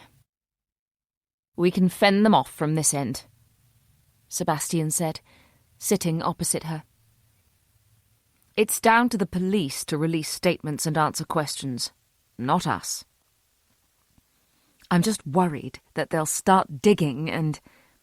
I know, he said, squeezing her hand. Look, Daisy and I are the only ones who know who your dad is. And Foley. And his team, probably. Sebastian shrugged. All I can do is shield you as best I can and try to stop the truth from coming out. She proffered a weak smile. Thank you. You're a good friend, Sebastian. Have you had any calls since Richard had his heart attack? He sighed. Many. I wrote the book on him, so they think I'm the go-to guy for when anything happens to him. I'm sure the press think we're best mates. Have you heard how he is? She asked, reluctantly. I know I shouldn't have, but I called a friend of mine in neurology who knows someone in A&E who's married to someone in ICU. Apparently his condition is improving. He's stable, but weak. He didn't seem weak when I was talking to him. She shivered. I tell you what, Sebastian said, taking Olivia by the shoulders. Why don't you come round for dinner tonight? Bring Stanley. The kids'll love him, and it'll give me an excuse to cook a decent meal for a change, instead of chips and burgers, which is all they ever want to eat. Olivia's smile was genuine. I'd like that. Good. He leaned forward and kissed her on the forehead. Now you can either call a cab to the police station or I can put a blanket over your head and escort you out the back. Don't worry, I've got my guard dog. She nodded towards Stanley, who was running around in circles, trying to catch his tail. Olivia stood at the front of the incident room and looked out at the sea of expectant faces staring at her. She would have loved to know what they were thinking. Did they expect her to magically come up with the name of the killer? If they did, they were in for a shock. What she was about to tell them would only add to their workload. She suddenly felt incredibly nervous. She had asked Foley to get her a whiteboard so she could write information as she talked to the team, and because fiddling with the pen gave her shaking fingers something to do. "Hello," she began. Her mouth was dry, and she had to clear her throat a couple of times before being able to continue. She had been in maximum security prisons, alone in small interview rooms with mass murderers. She'd been attacked, spat at, groped and licked by serial killers all around the world. Yet she was petrified of speaking to a room full of detectives. "You currently have 4 victims: Sarah, Joanne, Phoebe and Jessica." She wrote their names down the right-hand side of the board. When she looked at her shaky handwriting, she was almost ashamed. Looking at the victimology, the crime scene photographs and police reports, I was able to determine that the killer was a very confident man. There was no sign of forced entry, there was no overpowering of the victim as they answered the door, and nobody saw him enter or leave. From this, I came to the conclusion that he's worked his way up to this level by practicing before. A person doesn't just wake up one morning and decide to kill and have the perfect way to get away with murder. It takes planning and effort to reach this stage. I was given the files of similar unsolved crimes by D.S. Holly Goodfellow, and I believe I've found 2 other victims and 1 attempted murder that may be connected. She paused for effect and looked around the room. A few detectives adjusted themselves in their seats. Some looked over to Foley. Holly was making notes, while Leon Ripner had his eyes firmly fixed on Olivia. Not once did he look away. Olivia continued. "Neil Parker and Calvin Ashton." She wrote their names down the left-hand side of the board. Neil was murdered on the 5th of November last year. A single stab wound during a fireworks display. Calvin was stabbed 5 times on the 1st of December during a Christmas light switch-on. Very similar murders. "How do you know the same person committed these 2? A detective asked. "They were outside while the 4 women were killed inside. Also, the victims are men." "I was getting to that." Olivia felt her face flush. "Your killer is a thrill killer. He likes the excitement, the adrenaline, the rush that killing gives him. On November the 5th, he was surrounded by hundreds of people, yet he wasn't able to spend time with his victim, which is why he only stabbed once. Afterwards, he will have struggled to remember anything about the kill. The feeling, the sense of power. People at this event will have been in groups of friends and family members, yet he will have been alone. The longer he was there, the more he would have stood out. However, he wanted to kill, so he did. He chose the first opportunity he could and struck. Then he fled. He will have been incredibly disappointed with himself. On the 1st of December, he waited until his victim moved away from the crowd. Calvin Ashton left his friends to go into some woods to relieve himself. The killer was either waiting in the woods or followed him there. He stabbed him 5 times. He had longer with the victim, but still had to leave in a hurry. Maybe someone else was heading for the woods to use it as a toilet, or someone had shouted for Calvin while looking for him. Either way, he had to leave, and quickly. Again, he was disappointed with his kill. For his third victim, he decided to change his MO. He liked the idea of having an unsuspecting audience, the crowds at the events, but that meant he couldn't spend much time with the victim. On the 5th of December, he stabbed Jamie Farr. Olivia wrote Jamie's name in the centre of the board. It was 1 o'clock in the morning in the middle of a quiet street. Jamie was on his way home from a night shift at the petrol station where he worked. The killer stabbed him twice. Jamie fell against a car, the alarm started, and the killer was spooked and fled. He would need to change his MO once again. "How do you know all this?" asked the same detective. "If you take all 7 victims and line them up, as I have done here, you can see the natural progression of a serial killer increasing in confidence.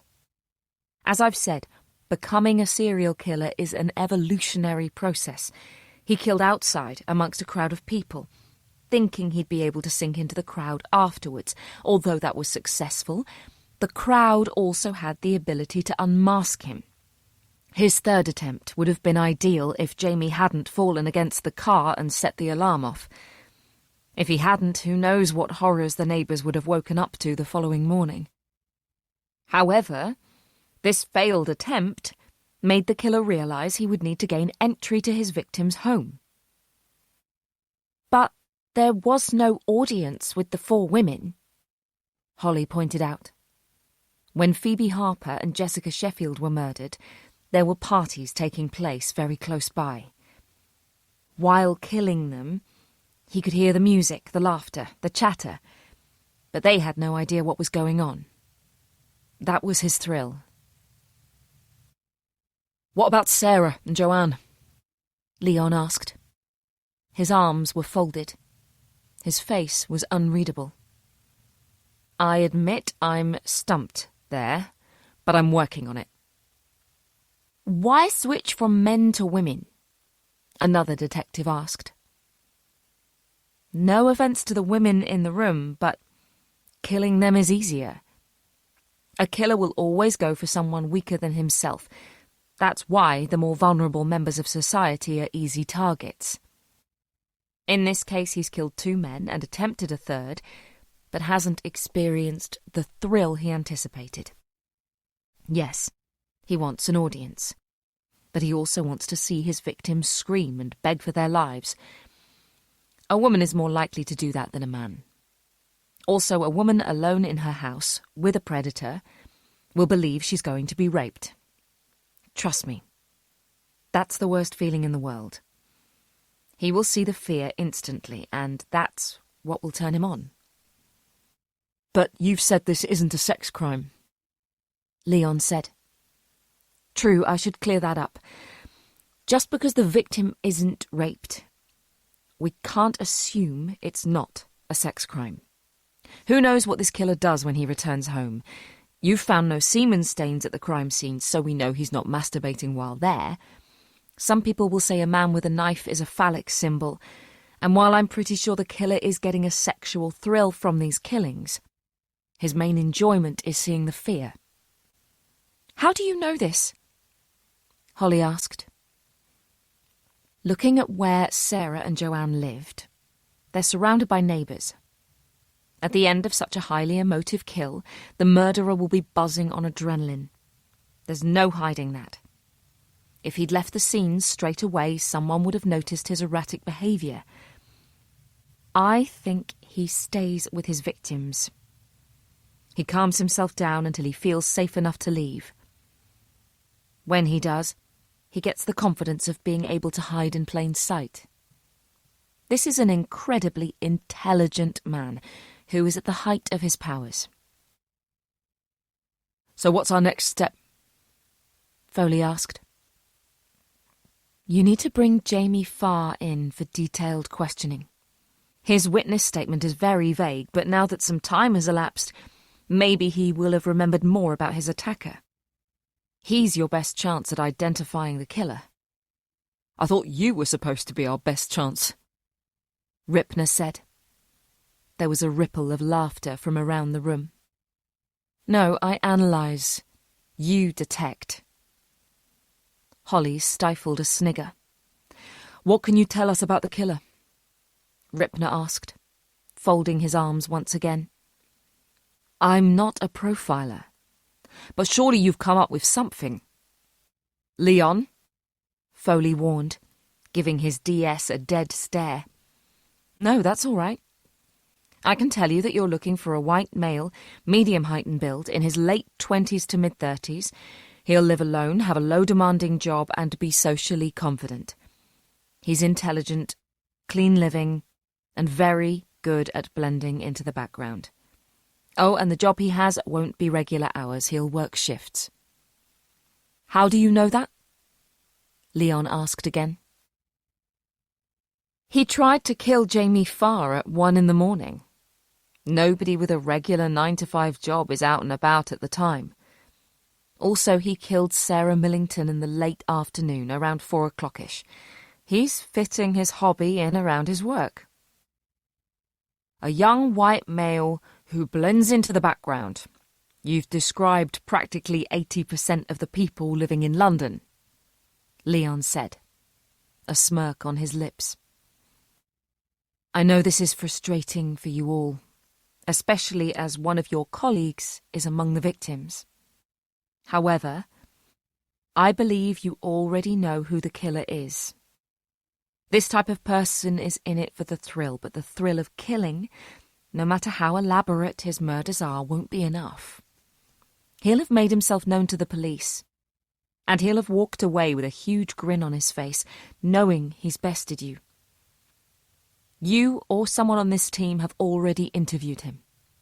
Add that to the description I've given you, and it's narrowed your field considerably. You sound very confident, Leon said. I know how killers think. Nobody should have to know that, Holly said. True, but aren't you glad I do?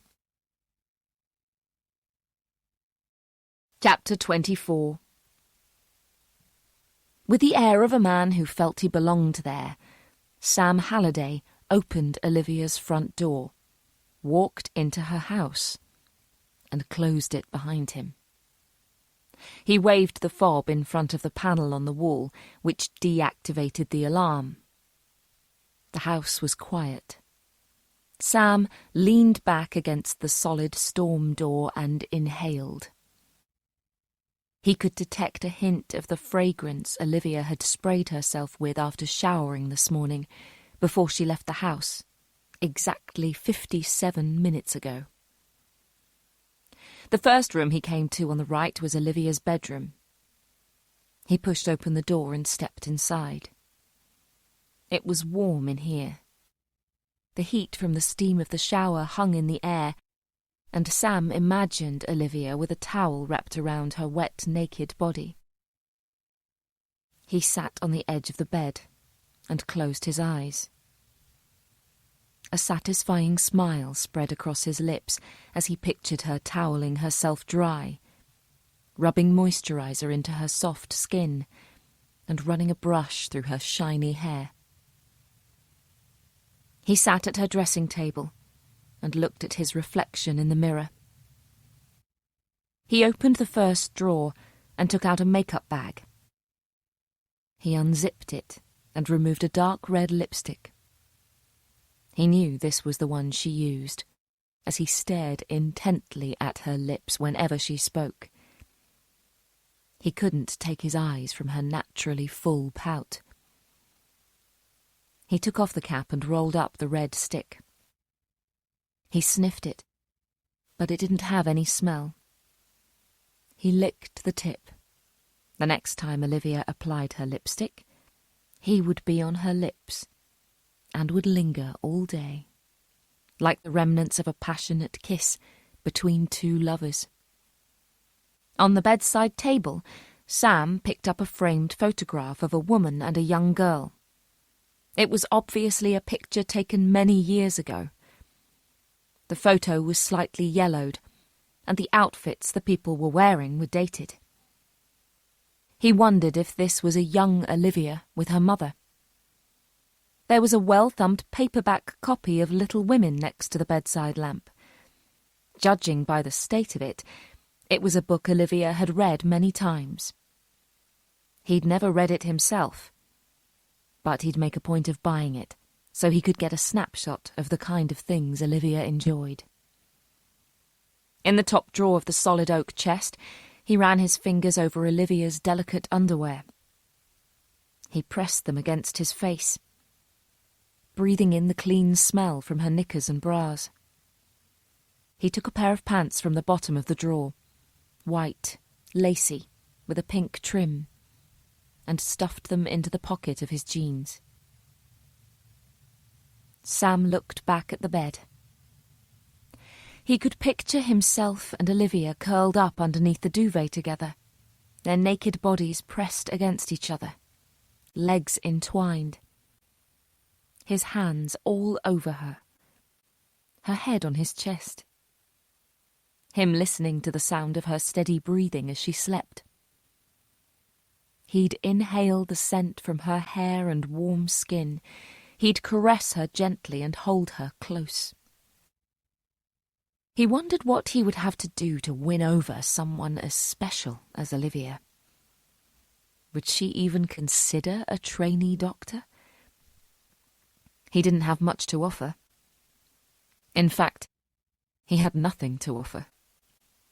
He was 23 years old, and all he had to his name was a damp basement flat, which took most of his student loan money in extortionate rent, and 3 maxed-out credit cards. Someone of Olivia's class wouldn't look twice at him. He'd need to offer her something no other man could. Walking through the rest of the ground floor, Sam ran his fingers along the spines of hardback books in the living room, most of which he hadn't heard of. He read the titles of the DVDs and Blu-rays on the shelves on the back wall. Most were foreign-language films, and the odd box set of an Icelandic crime drama he'd seen on BBC4 and abandoned without a clue what was going on. Olivia was way out of his league. But he could change for her.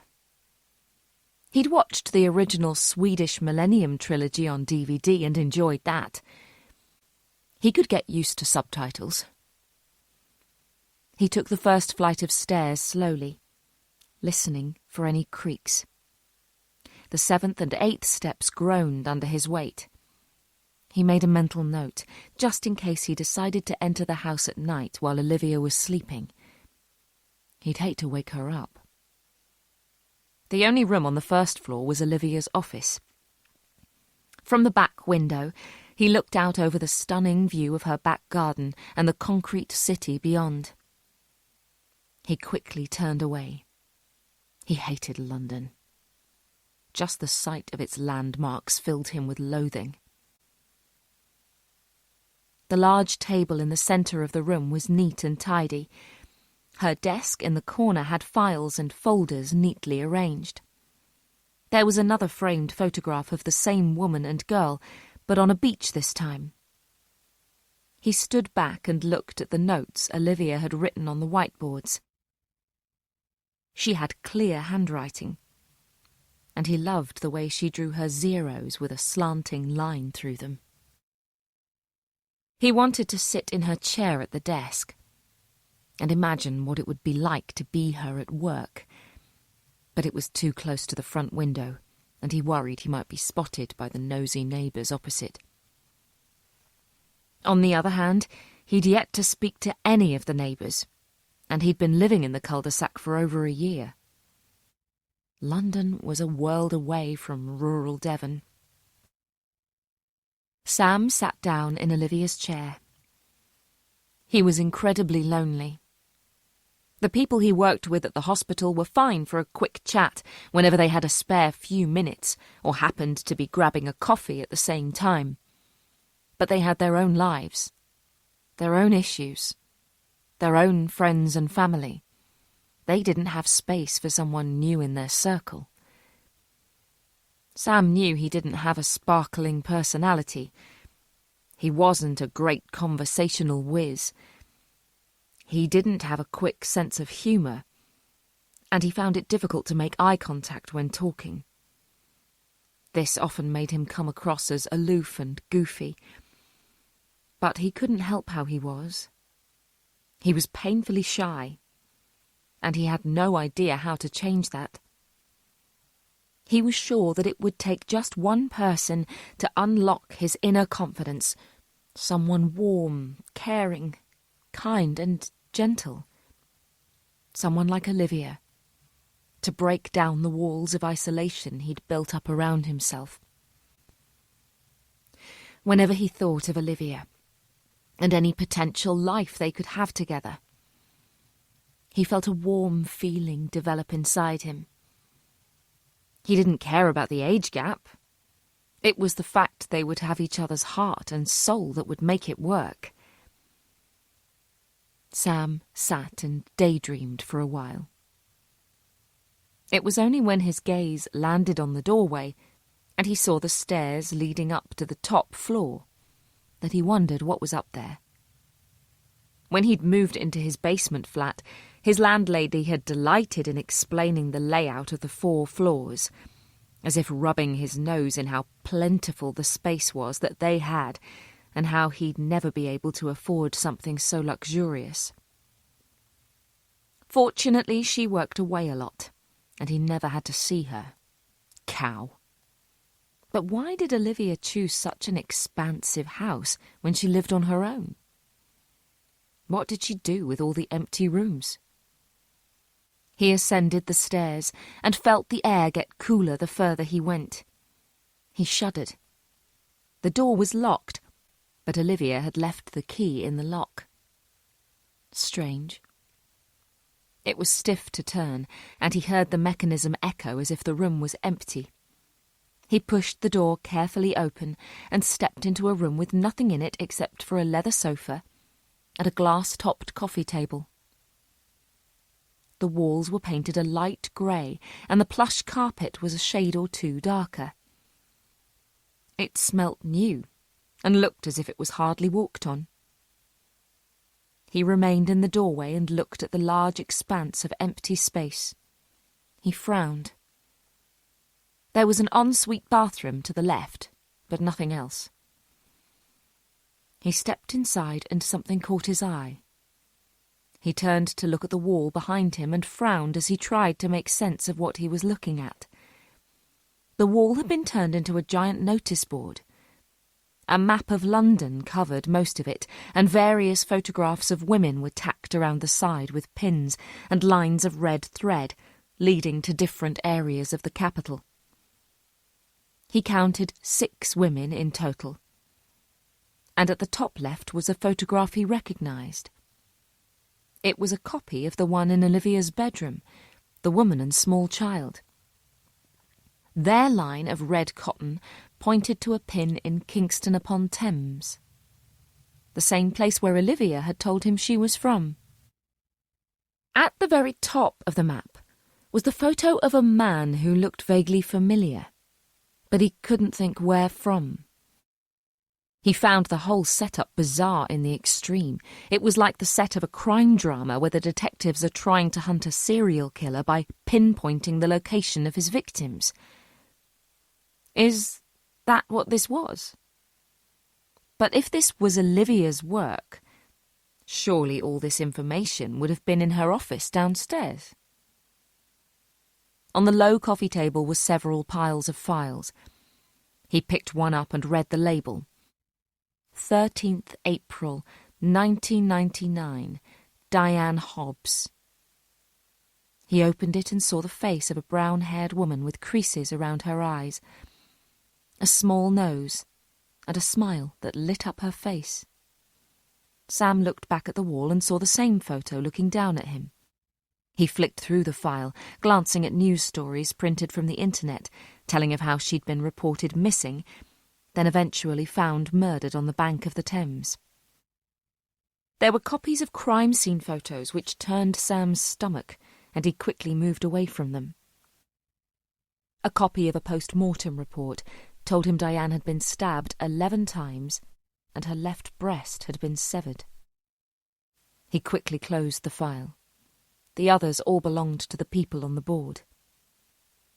Next to the files were 6 copies of the same paperback book, The Riverside Killer, The Double Life of Richard Button, written by someone called Sebastian Lister. The cover showed what appeared to be a dead body lying at the side of a dirty river, her blood-spattered arm floating on top of the water. Sam flicked through the book and focused on the glossy pages of photographs. The picture of Richard Button looked like the one on the wall at the top. But why was Olivia interested in him and his victims when he'd already been caught and jailed? He vaguely knew the story of Richard Button.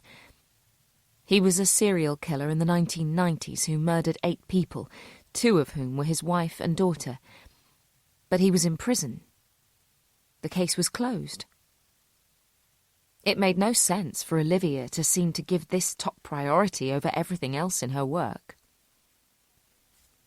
He sat down on the sofa and began reading the book. He skimmed over the page giving information about the author, but stopped at the dedication.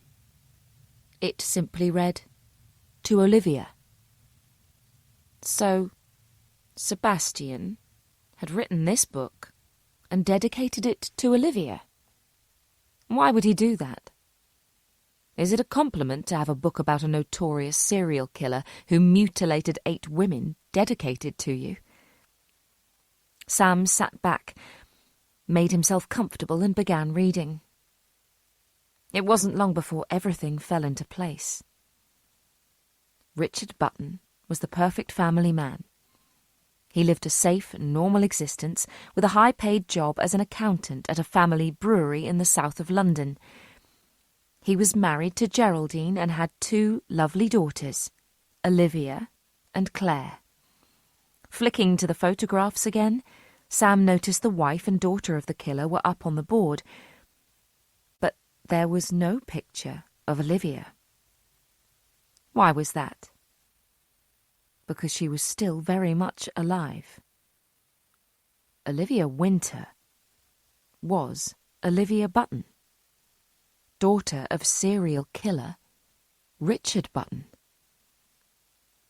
This changed everything. Sam decided it was time to leave. He was due at the Royal Free Hospital in an hour. There was a spring in his step as he descended both sets of stairs, and it was only when he reached the front door that he realised he was still holding a copy of The Riverside Killer. A woman like Olivia, the sole survivor of a serial murderer, the daughter of a man who had killed her own mother and sister, was going to be a nervous woman. Yes, she was intelligent, but he guessed as a person she'd be a complete basket case. He doubted she saw a therapist. She didn't seem the type to open herself up to a stranger. He imagined she bottled everything up and threw herself into her work. That was why she wasn't married. That was why she didn't have any children. She'd withdrawn from the world and society. How would he be able to win over someone as fragile as Olivia? By making her need him, of course. He tiptoed back into the bedroom and placed the paperback on top of Olivia's bedtime reading, Little Women. Tonight, when she snuggled under the duvet and reached out to read a couple of chapters, she'd stop and wonder who had placed it there. Soon she'd be knocking Sam's door down, asking for his support. And he'd be there with open arms.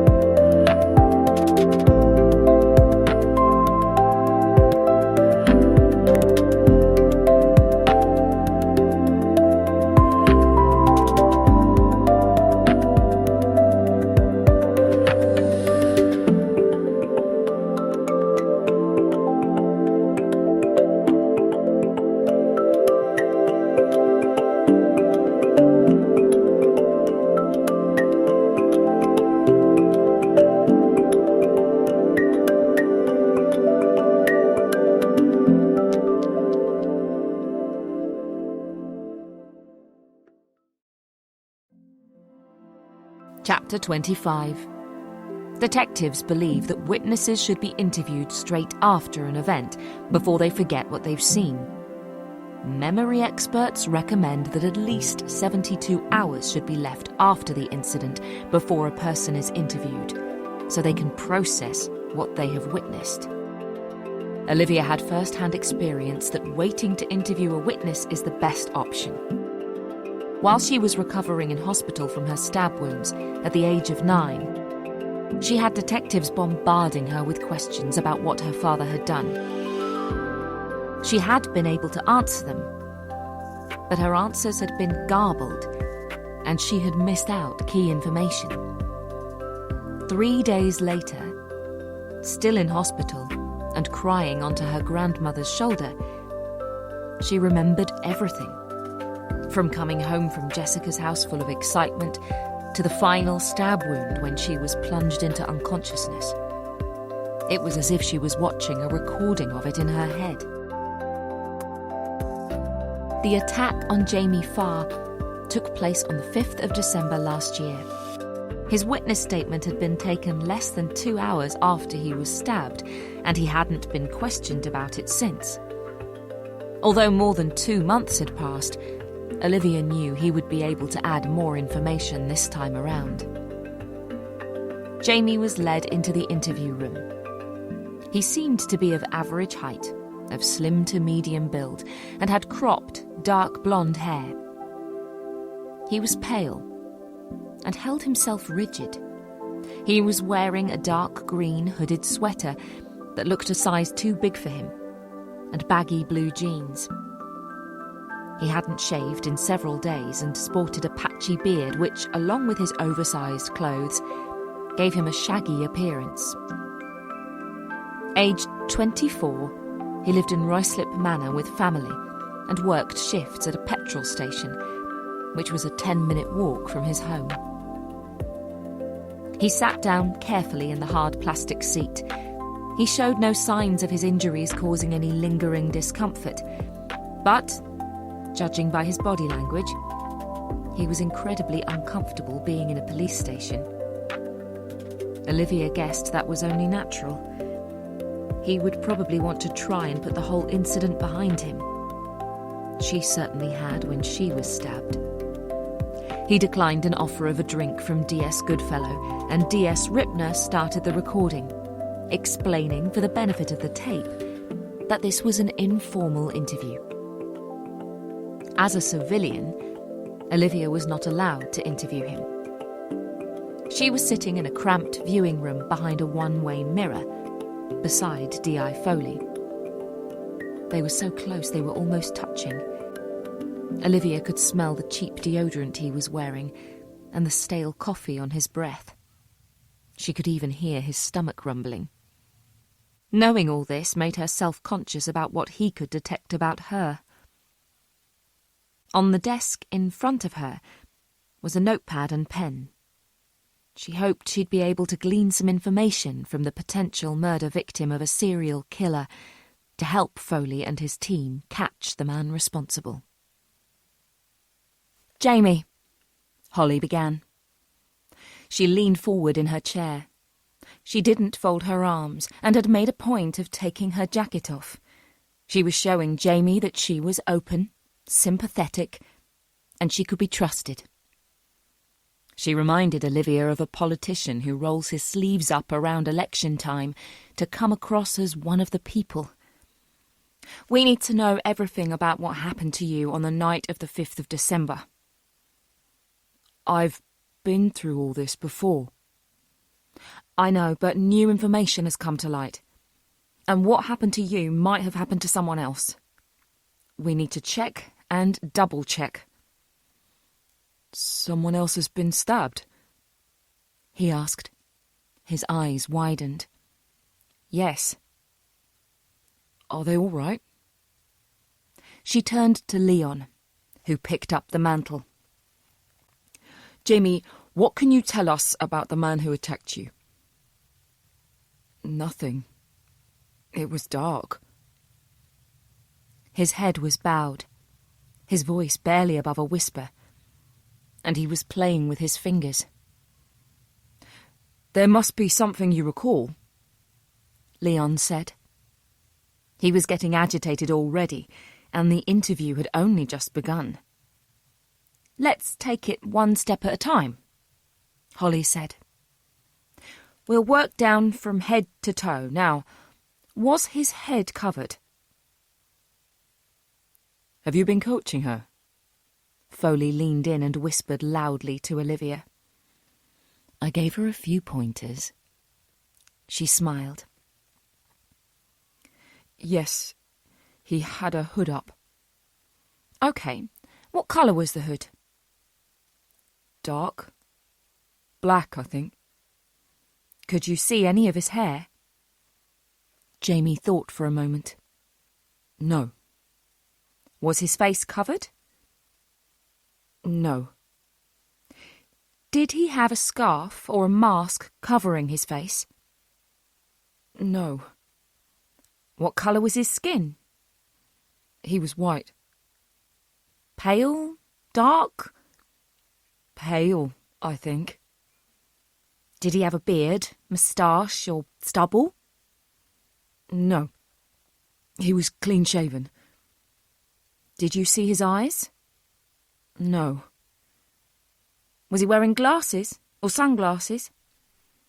No, his hood was pulled down low. So how do you know he wasn't wearing glasses? I saw enough of his face to know he wasn't wearing glasses, but not enough to see the colour of his eyes. OK.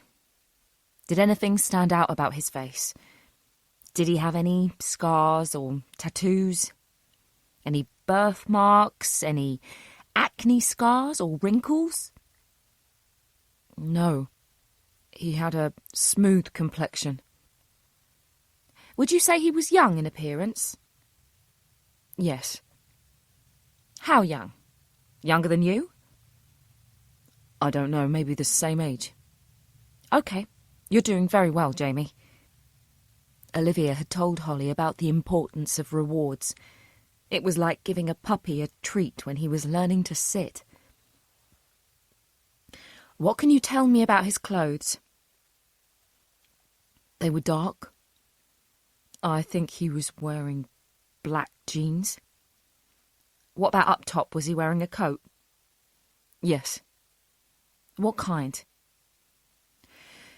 It was kind of padded, but not like a bomber jacket or anything. Did you see any logos?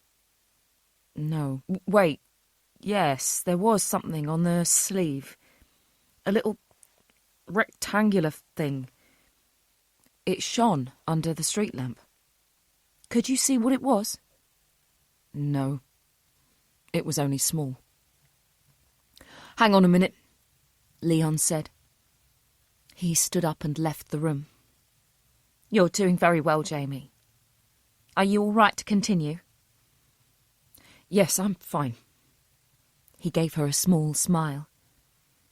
How are your injuries? They're fine. All healed up. Just a couple of scars. Leon re-entered the interview room within seconds of leaving. He was carrying a dark blue jacket, which he placed on the table. Is this similar to the jacket your attacker was wearing? Jamie examined the coat. He looked at the little logo on the left sleeve. Yes. This is it. This is definitely the coat, he said, the most animated he had been since he arrived at the station. But it was black rather than blue. For the benefit of the tape, I have shown Jamie Farr my own jacket, which is a barber coat. Leon took the jacket back from Jamie and draped it over the back of the chair. What about his footwear, Jamie? What can you tell me about them? Holly asked. They were black. They were like walking shoes. They didn't make a sound when he walked, so they weren't big and heavy. They didn't have a heel on them, but they certainly weren't trainers. How can you be so sure? Leon asked. When he stabbed me, I bent over, and I got a good look at them. Did you see any markings, logos, or brandings on them? No. They didn't look expensive, and they were quite worn. Did he speak to you at all? No. Did he make any sound? No. What about smell? Holly asked. Was he wearing a fragrance, or a particularly strong deodorant? Not that I remember. He didn't smell of sweat or anything. He smelled, I don't know, sort of clean, maybe? Could you smell alcohol or tobacco on him? No, he replied firmly. OK, one more thing. Tell me about his height and build. He was a bit taller than me, but not much. And he was sort of average build. I'm sorry, I know that's not helpful, but he wasn't thin and he wasn't fat. He was kind of regular. This is futile, Foley said, rolling his chair back and hitting the wall. No, it isn't. Of course it is. All he's told us is that he's an average bloke wearing walking shoes and a designer jacket. Do you have any idea how many outlets sell Barber? Then there are online stores, charity shops and eBay. You know he's white. You know he's clean-shaven and looks after his appearance. You know he's slim to medium build. Look around you at how many people are classed as overweight or obese. Look how many men have designer stubble. You can narrow your search down dramatically by his description. And we'll still be left with several million suspects. You're thinking negatively here, Amias.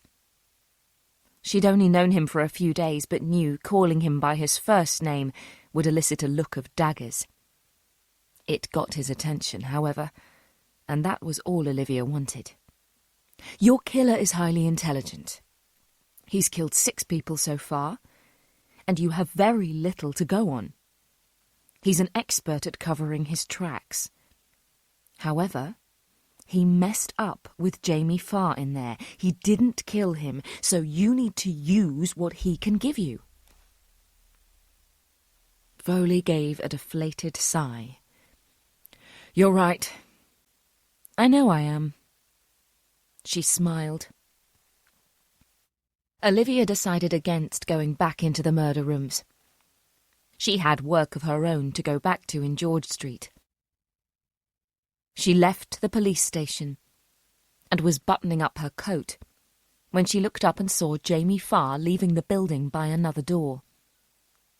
She watched as he zipped up his jacket, plunged his hands into his pockets, and with his head down, headed quickly out of the car park. Olivia decided to follow him. He must be going through hell right now. He'd survived a knife attack. Maybe he thought it was an attempted mugging gone wrong. That was bad enough.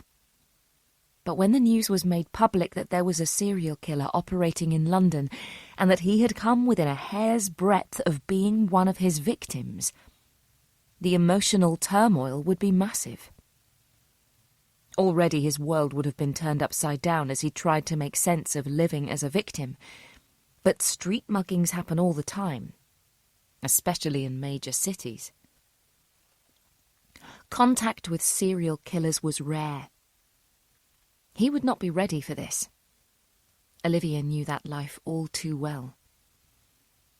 "Mr. Farr?" Olivia called out. Jamie stopped dead in his tracks and looked around him. His eyes were wide with fear. "I'm sorry, I didn't mean to startle you.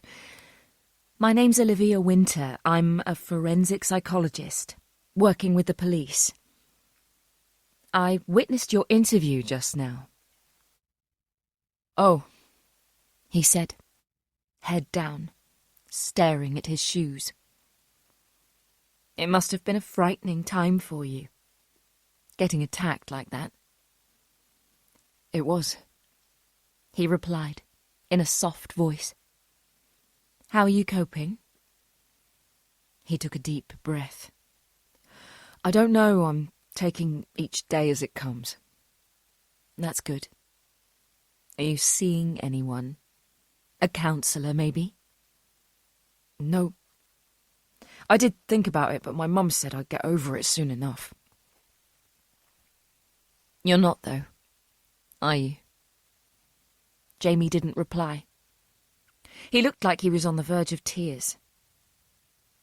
If you find you're suffering mentally, having nightmares or struggling to cope, you may be suffering from post-traumatic stress disorder.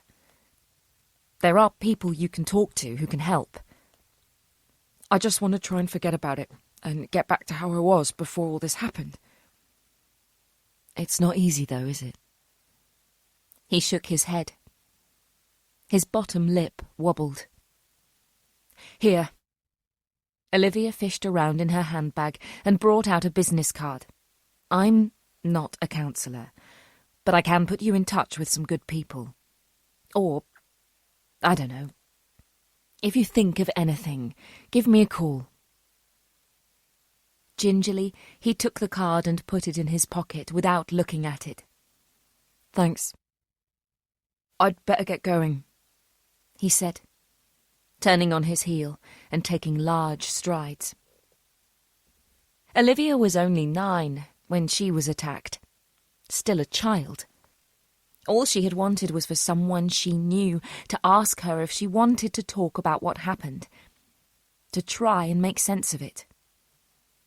She'd had her grandparents, but they'd been of the old school that believed things were better left unsaid, as Jamie Farr's mother seemed to be. Olivia hoped that her offer of the opportunity to talk would be enough for Jamie to move on in his life. Olivia turned and went in the opposite direction to try and find a taxi. It was 25 years later for her, and she was still trying to find a way to move on. Jamie needed help right now. Chapter 26. It had been Olivia's intention to go home, have a quick shower, and change into something less formal, then scoot over to Sebastian's in time for dinner. She pushed open the front door and had to wait until Stanley finished walking all over the mail before she could pick it up. Amongst the brown envelopes and medical journals she subscribed to, she found a folded-up piece of notepaper. She opened it and saw this message in untidy capitals. "Didn't you like my flowers?" In the hallway, Olivia looked up. The house suddenly felt different, as if she wasn't safe here.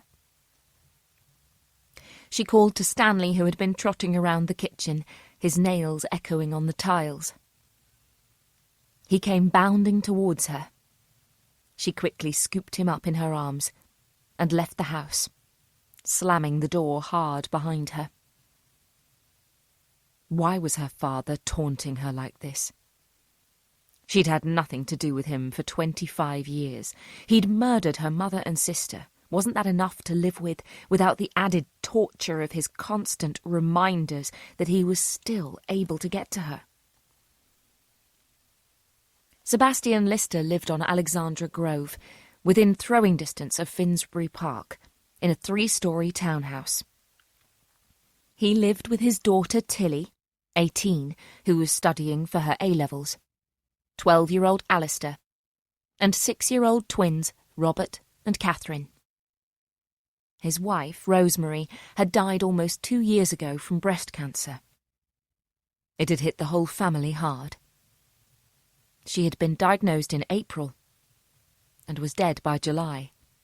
So rapidly had the cancer coursed through her body. Since then, Sebastian had cut back on work to make the children his #1 priority. Tilly helped out as much as she could, but he was cognizant of her studies and her need for a life of her own. He refused to let her sacrifice herself for the sake of her younger brothers and sister, As far as Olivia was aware, he was coping relatively well, despite the lack of care he took in his own appearance.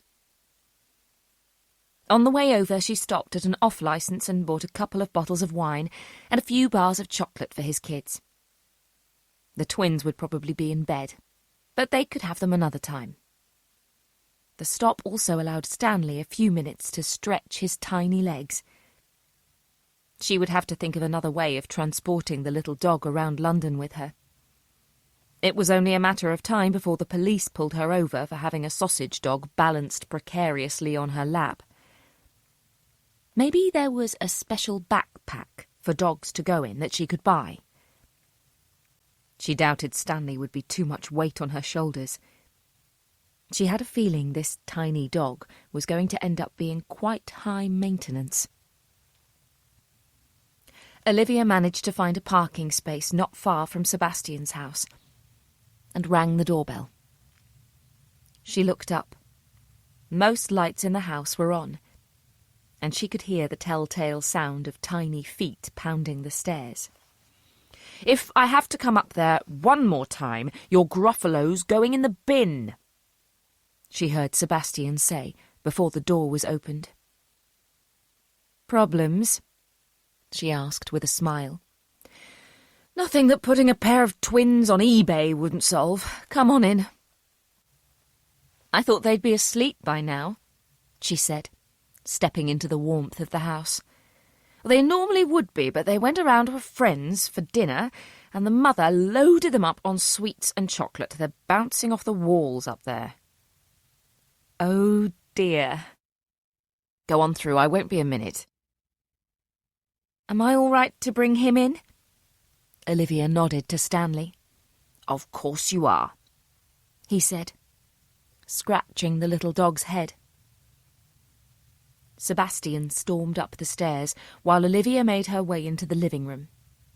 She pushed open the door and was hit with the heat from the wood burner and the soothing glow from the lamps dotted around the room. This was a proper family living room. A large television, bookcases jammed with colourful spines and DVDs, toys strewn about the floor, a comfortable sofa, and magazines on the coffee table. This room was lived in. She plumped up the cushions on the sofa and sat down, feeling herself relaxing straight away. The house had atmosphere. It felt warm and safe, cosy and happy. She found herself smiling as she cast her eyes around the room, taking in family photographs and framed child paintings. "Hello, Dad said you were popping over." Tilly, tall, slim, with a shock of dyed black hair, entered the room.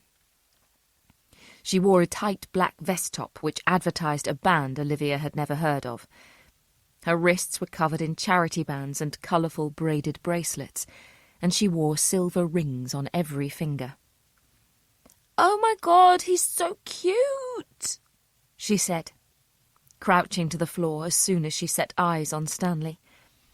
He bounded over to her and began jumping up at her and licking her hand. "I didn't know you had a dog." "Neither did I until recently. He belonged to a friend who died." "I'm sorry," Tilly said, standing up with the dog in her arms. "Thanks." "I like your hair," Olivia said, eager to change the subject. Tilly ran her fingers through her roughly cropped, dyed black hair. "I fancied a change." "It suits you." "Are you still going out with... sorry, can't remember his name. The artist?" She frowned as she thought. "Raphael? God, no, I ended that months ago. He was a creep. Listen," she said, sitting on the sofa next to her. "Can I ask your advice?" "Sure." Olivia was taken aback. She had never been asked for advice by an 18-year-old. She hoped Tilly wasn't going to ask something personal. "There's this programme that's come up at college. offering me the chance of studying in America for 3 months.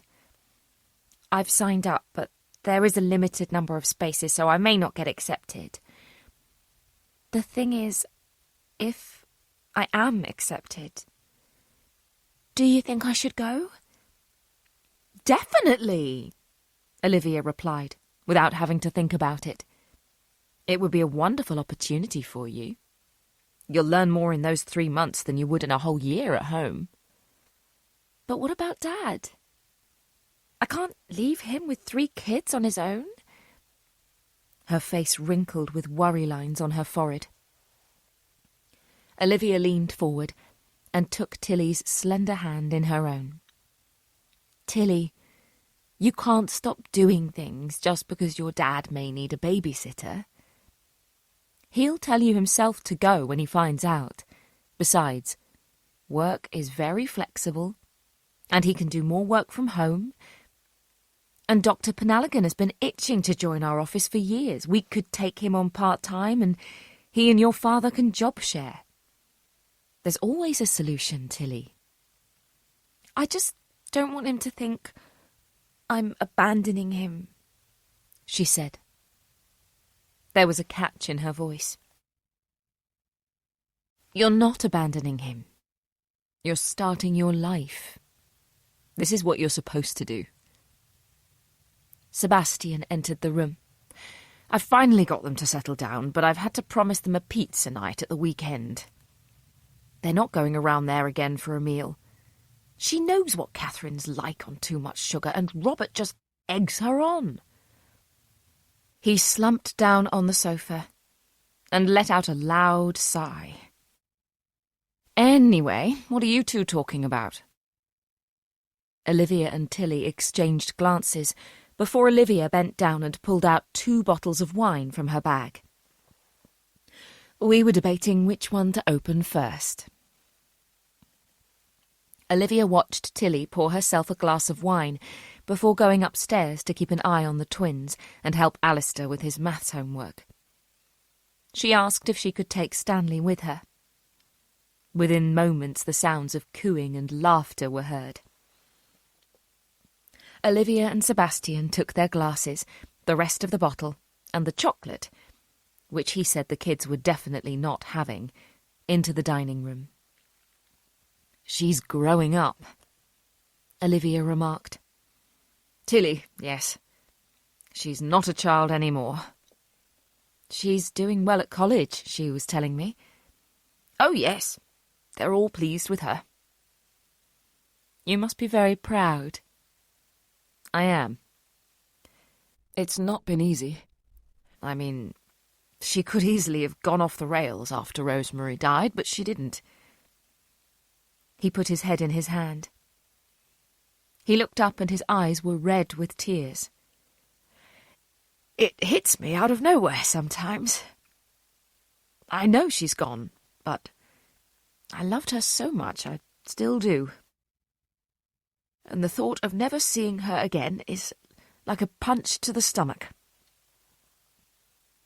Olivia went around and put her arms around him, resting her head on his shoulder. I know. It's not something you get over, but something you learn to live with. I know. You're doing really well, Sebastian. I don't think I'd have been able to cope with 4 kids single-handedly. You should be incredibly proud of yourself. I am. It's a struggle, you know? Every time the kids come home from school, they've got a letter about some trip or project, and they want more money from me. I had to pay the advance back to the publishers for that book about Danny Lee Grimes because I missed the deadline, then abandoned the book completely because I didn't have time to write it. He lowered his voice. I'm worried I'm going to have to sell this place. Really? The mortgage payments are insane. I'd make a decent enough profit if I sold, but we'd have to move to a cheaper area. I didn't know things were that bad. They're not at the moment, but it won't be long before I get through our savings. Sebastian, I'm sorry. Is there anything I can do? No. I'm sorry, I shouldn't be burdening you with all this. You're not. Look, I know you wouldn't take money as a gift, but how about a loan? No, he replied firmly. I appreciate you offering, and thank you, but I could never borrow money from a friend. It wouldn't be right. Look, I've no intention of having kids, and my father put paid to the possibility of having nieces and nephews to leave anything to. I've done pretty well out of these books. The money's just sitting in my account. Let me help. Sebastian stood up and headed for the kitchen. Olivia followed. She stood in the doorway while he lifted the lid from a large pan and stirred the contents. Whatever was cooking smelled delicious. I'm sorry I've embarrassed you, Olivia eventually said. No, it was kind of you to offer. I couldn't, he said, without turning to look at her. Okay.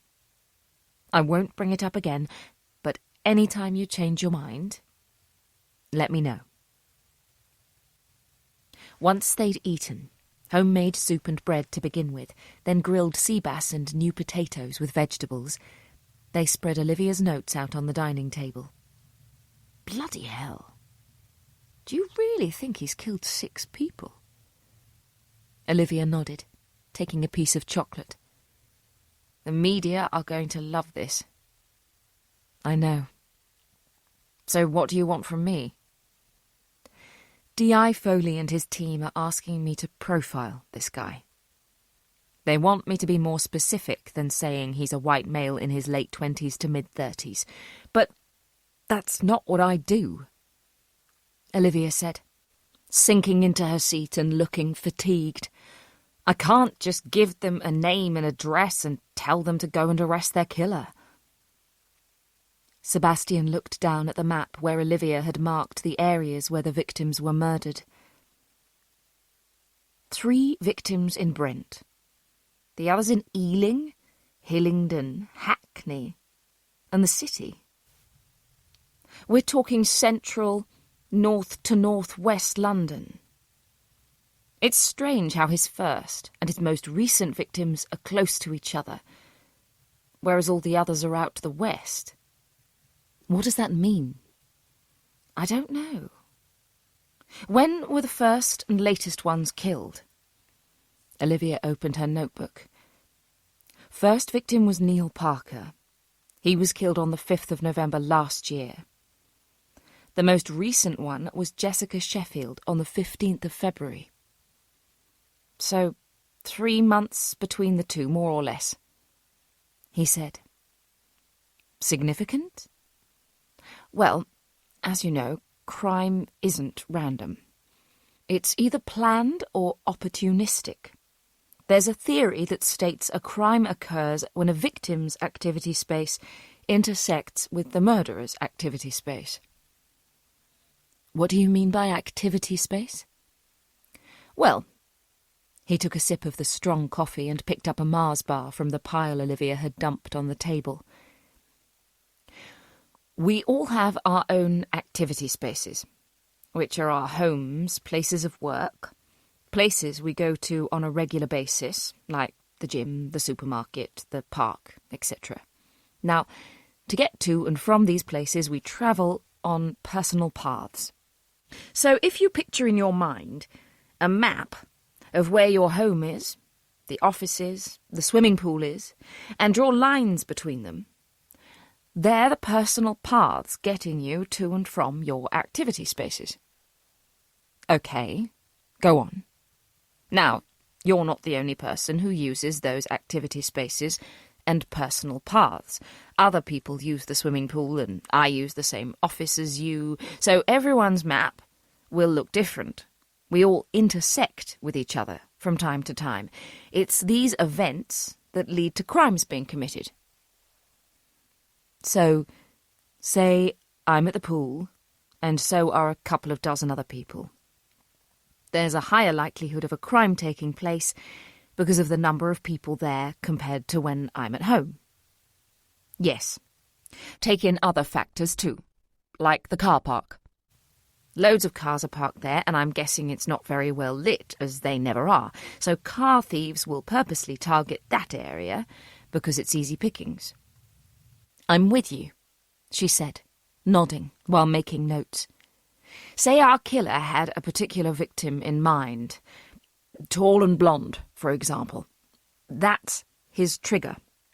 He's been to work and he decides to go for a swim. He parks in the car park, gets out and spots a tall blonde woman heading for the building. Something in his mind snaps that she's going to be his next victim. She's crossed into his activity space and unknowingly made herself a victim. She's in the wrong place at the wrong time. I hate that saying, he said. We live in a democracy. We have freedom of movement. Unless you're trespassing on private land, there's no such thing as being in the wrong place at the wrong time. We're free to go anywhere we want, when we want. I'd not thought of it like that, Olivia said. So he could have just been passing any of these locations and seen someone that triggered something that made him want to kill them. Not necessarily. The 3 in Brent are interesting, Sebastian said, picking up the map again. One thing we can say for certain is that he knows the borough of Brent well.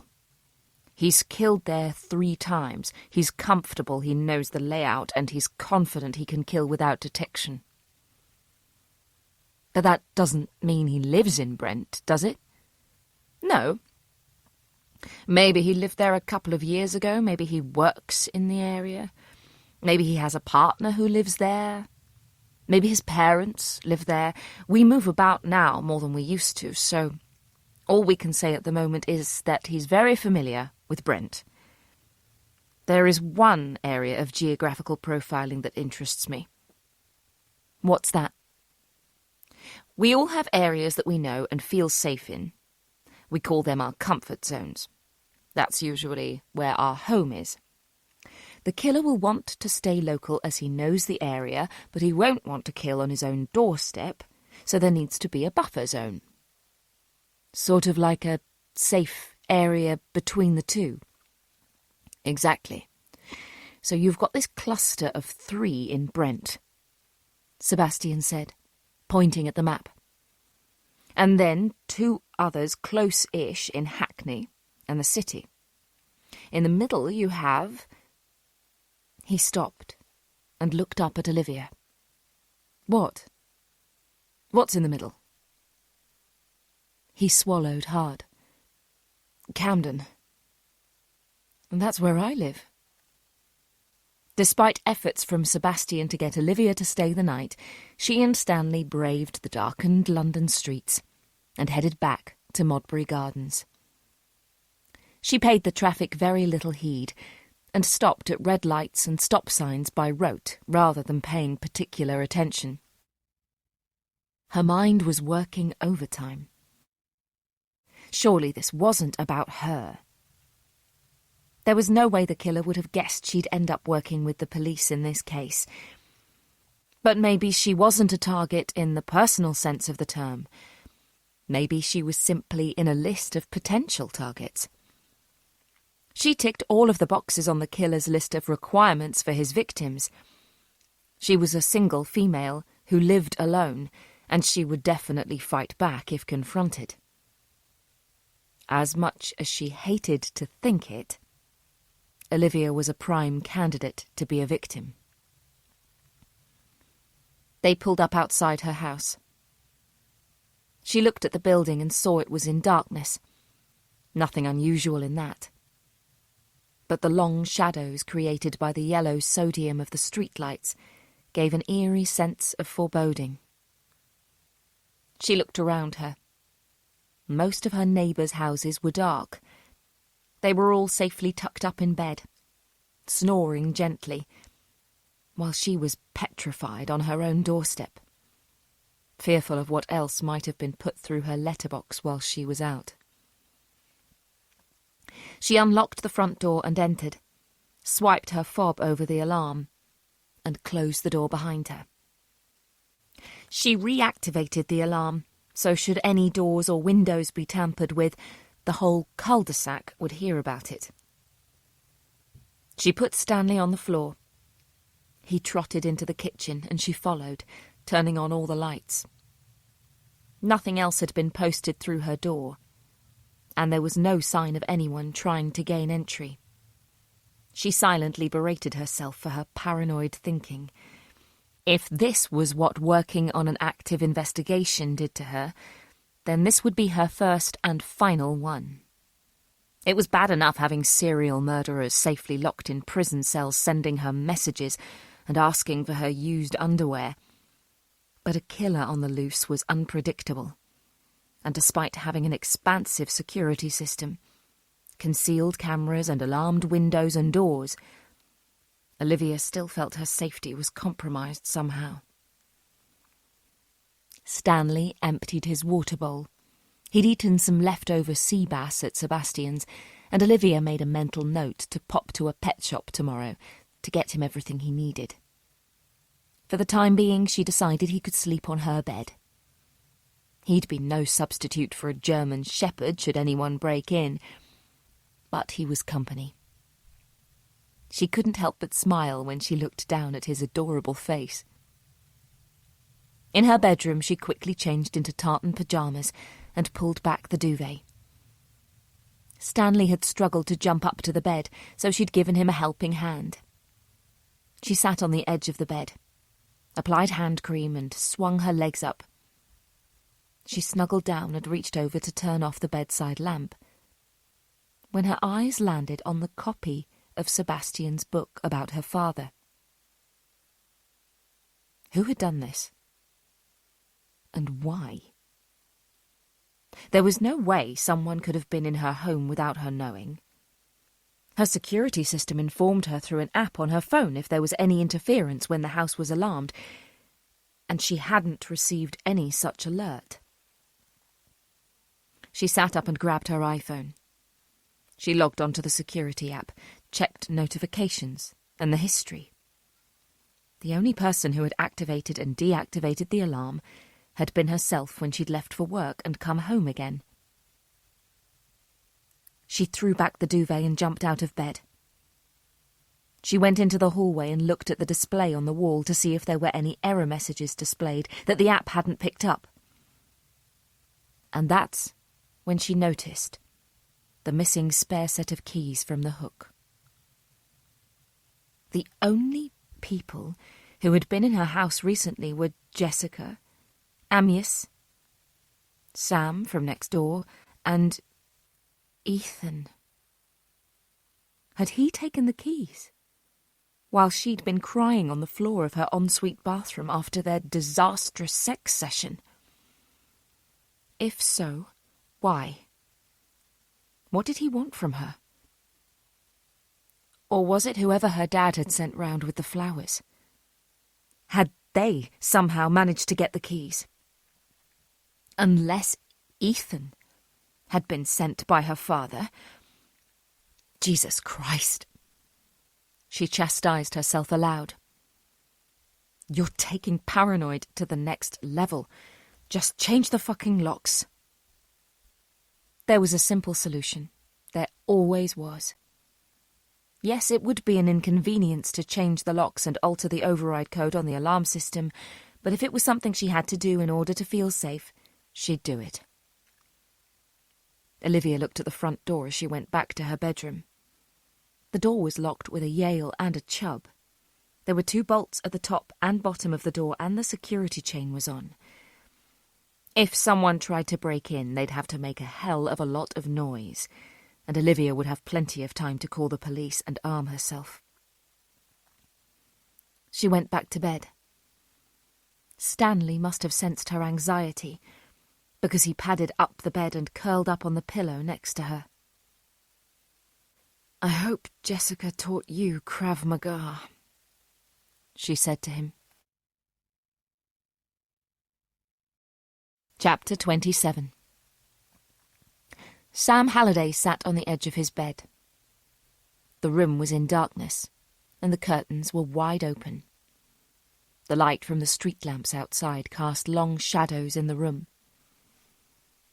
He looked at his reflection in the mirror on the wall, and hated what he saw. Sam was naked except for the underpants he'd stolen from Olivia's bedroom. They were a tight fit, but comfortable. His body was slim and small. Nothing impressive. He leaned forward and turned his head, looking at himself from all angles, noting his dull eyes that were too close together, his thin lips, his weak jawline. There was nothing striking about him, nothing enviable or fanciable. People didn't look at Sam and wink or flirt or swoon. He was a bland, uninteresting lump of emptiness. Why would Olivia fancy you? He asked himself. His voice was low, a heavy whisper. Look at the state of you. You've got nothing to offer her.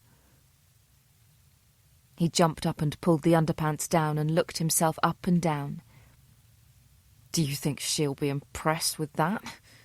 He spat, grabbing himself in the crotch. You've seen the men she likes. Older, rugged. Someone with a past, with life experience, like that copper or that leather biker bloke. You're pathetic compared to them. I'm not, he immediately replied to himself. I'm intelligent, I'm kind, I'm caring. Anyone would be lucky to have me in their lives. Is that what your mum told you? Fucking shut up! He screamed. He threw himself onto the bed, grabbed the pillow and pulled it over his head. He couldn't block out the thoughts running around his mind, and he continued to curse himself. The muffled sound of a siren, a car horn, and a door slamming made him sit up. He looked at the clock. It was well after midnight, and the noises from outside still intruded. Why was it so noisy in London? Didn't people ever sleep, for crying out loud? He pulled his legs up to his chest and hugged himself tight against the cold. He had tears in his eyes. He hated London with a passion. When living in Devon with his parents, he had found the silence deafening. He had been surrounded by openness and space, and he'd felt like it was killing him. He'd wanted to be out in the world, to experience what life had to offer beyond the farm. When that dream became a reality, he had discovered how much he preferred the solitude, the bird song, the stars in the sky, the sounds of nature. London was a place of violence. Sirens could be heard 24 hours a day. The air stank of petrol fumes. It lingered and stuck to the insides of his nostrils and the back of his throat. He felt dirty just riding to the hospital on his bike. His hair always seemed to feel greasy. How could people survive here? Nobody spoke. Nobody said hello or smiled or made eye contact. Buses were silent of chatter but full of the tinny noise of music coming from headphones. Everyone looked so defeated, sad, depressed, angry. Even his fellow junior doctors didn't chat. There was no camaraderie, no banter, no drinks in the pub at the end of the week. Or, if there were, they didn't invite him. Why? Was the problem with him or with them? He'd been in London for a year and only one person had been kind to him, and that was Olivia. She had taken him in after the attempted mugging, She'd tended to his injuries, fed him, gave him succour when she obviously had issues of her own. She smiled at him. It was the first smile he'd received in a year, and it had lit up his heart. Olivia was beautiful. He needed her in his life. She would make everything right. He could enjoy life. He would learn to like London if he had Olivia.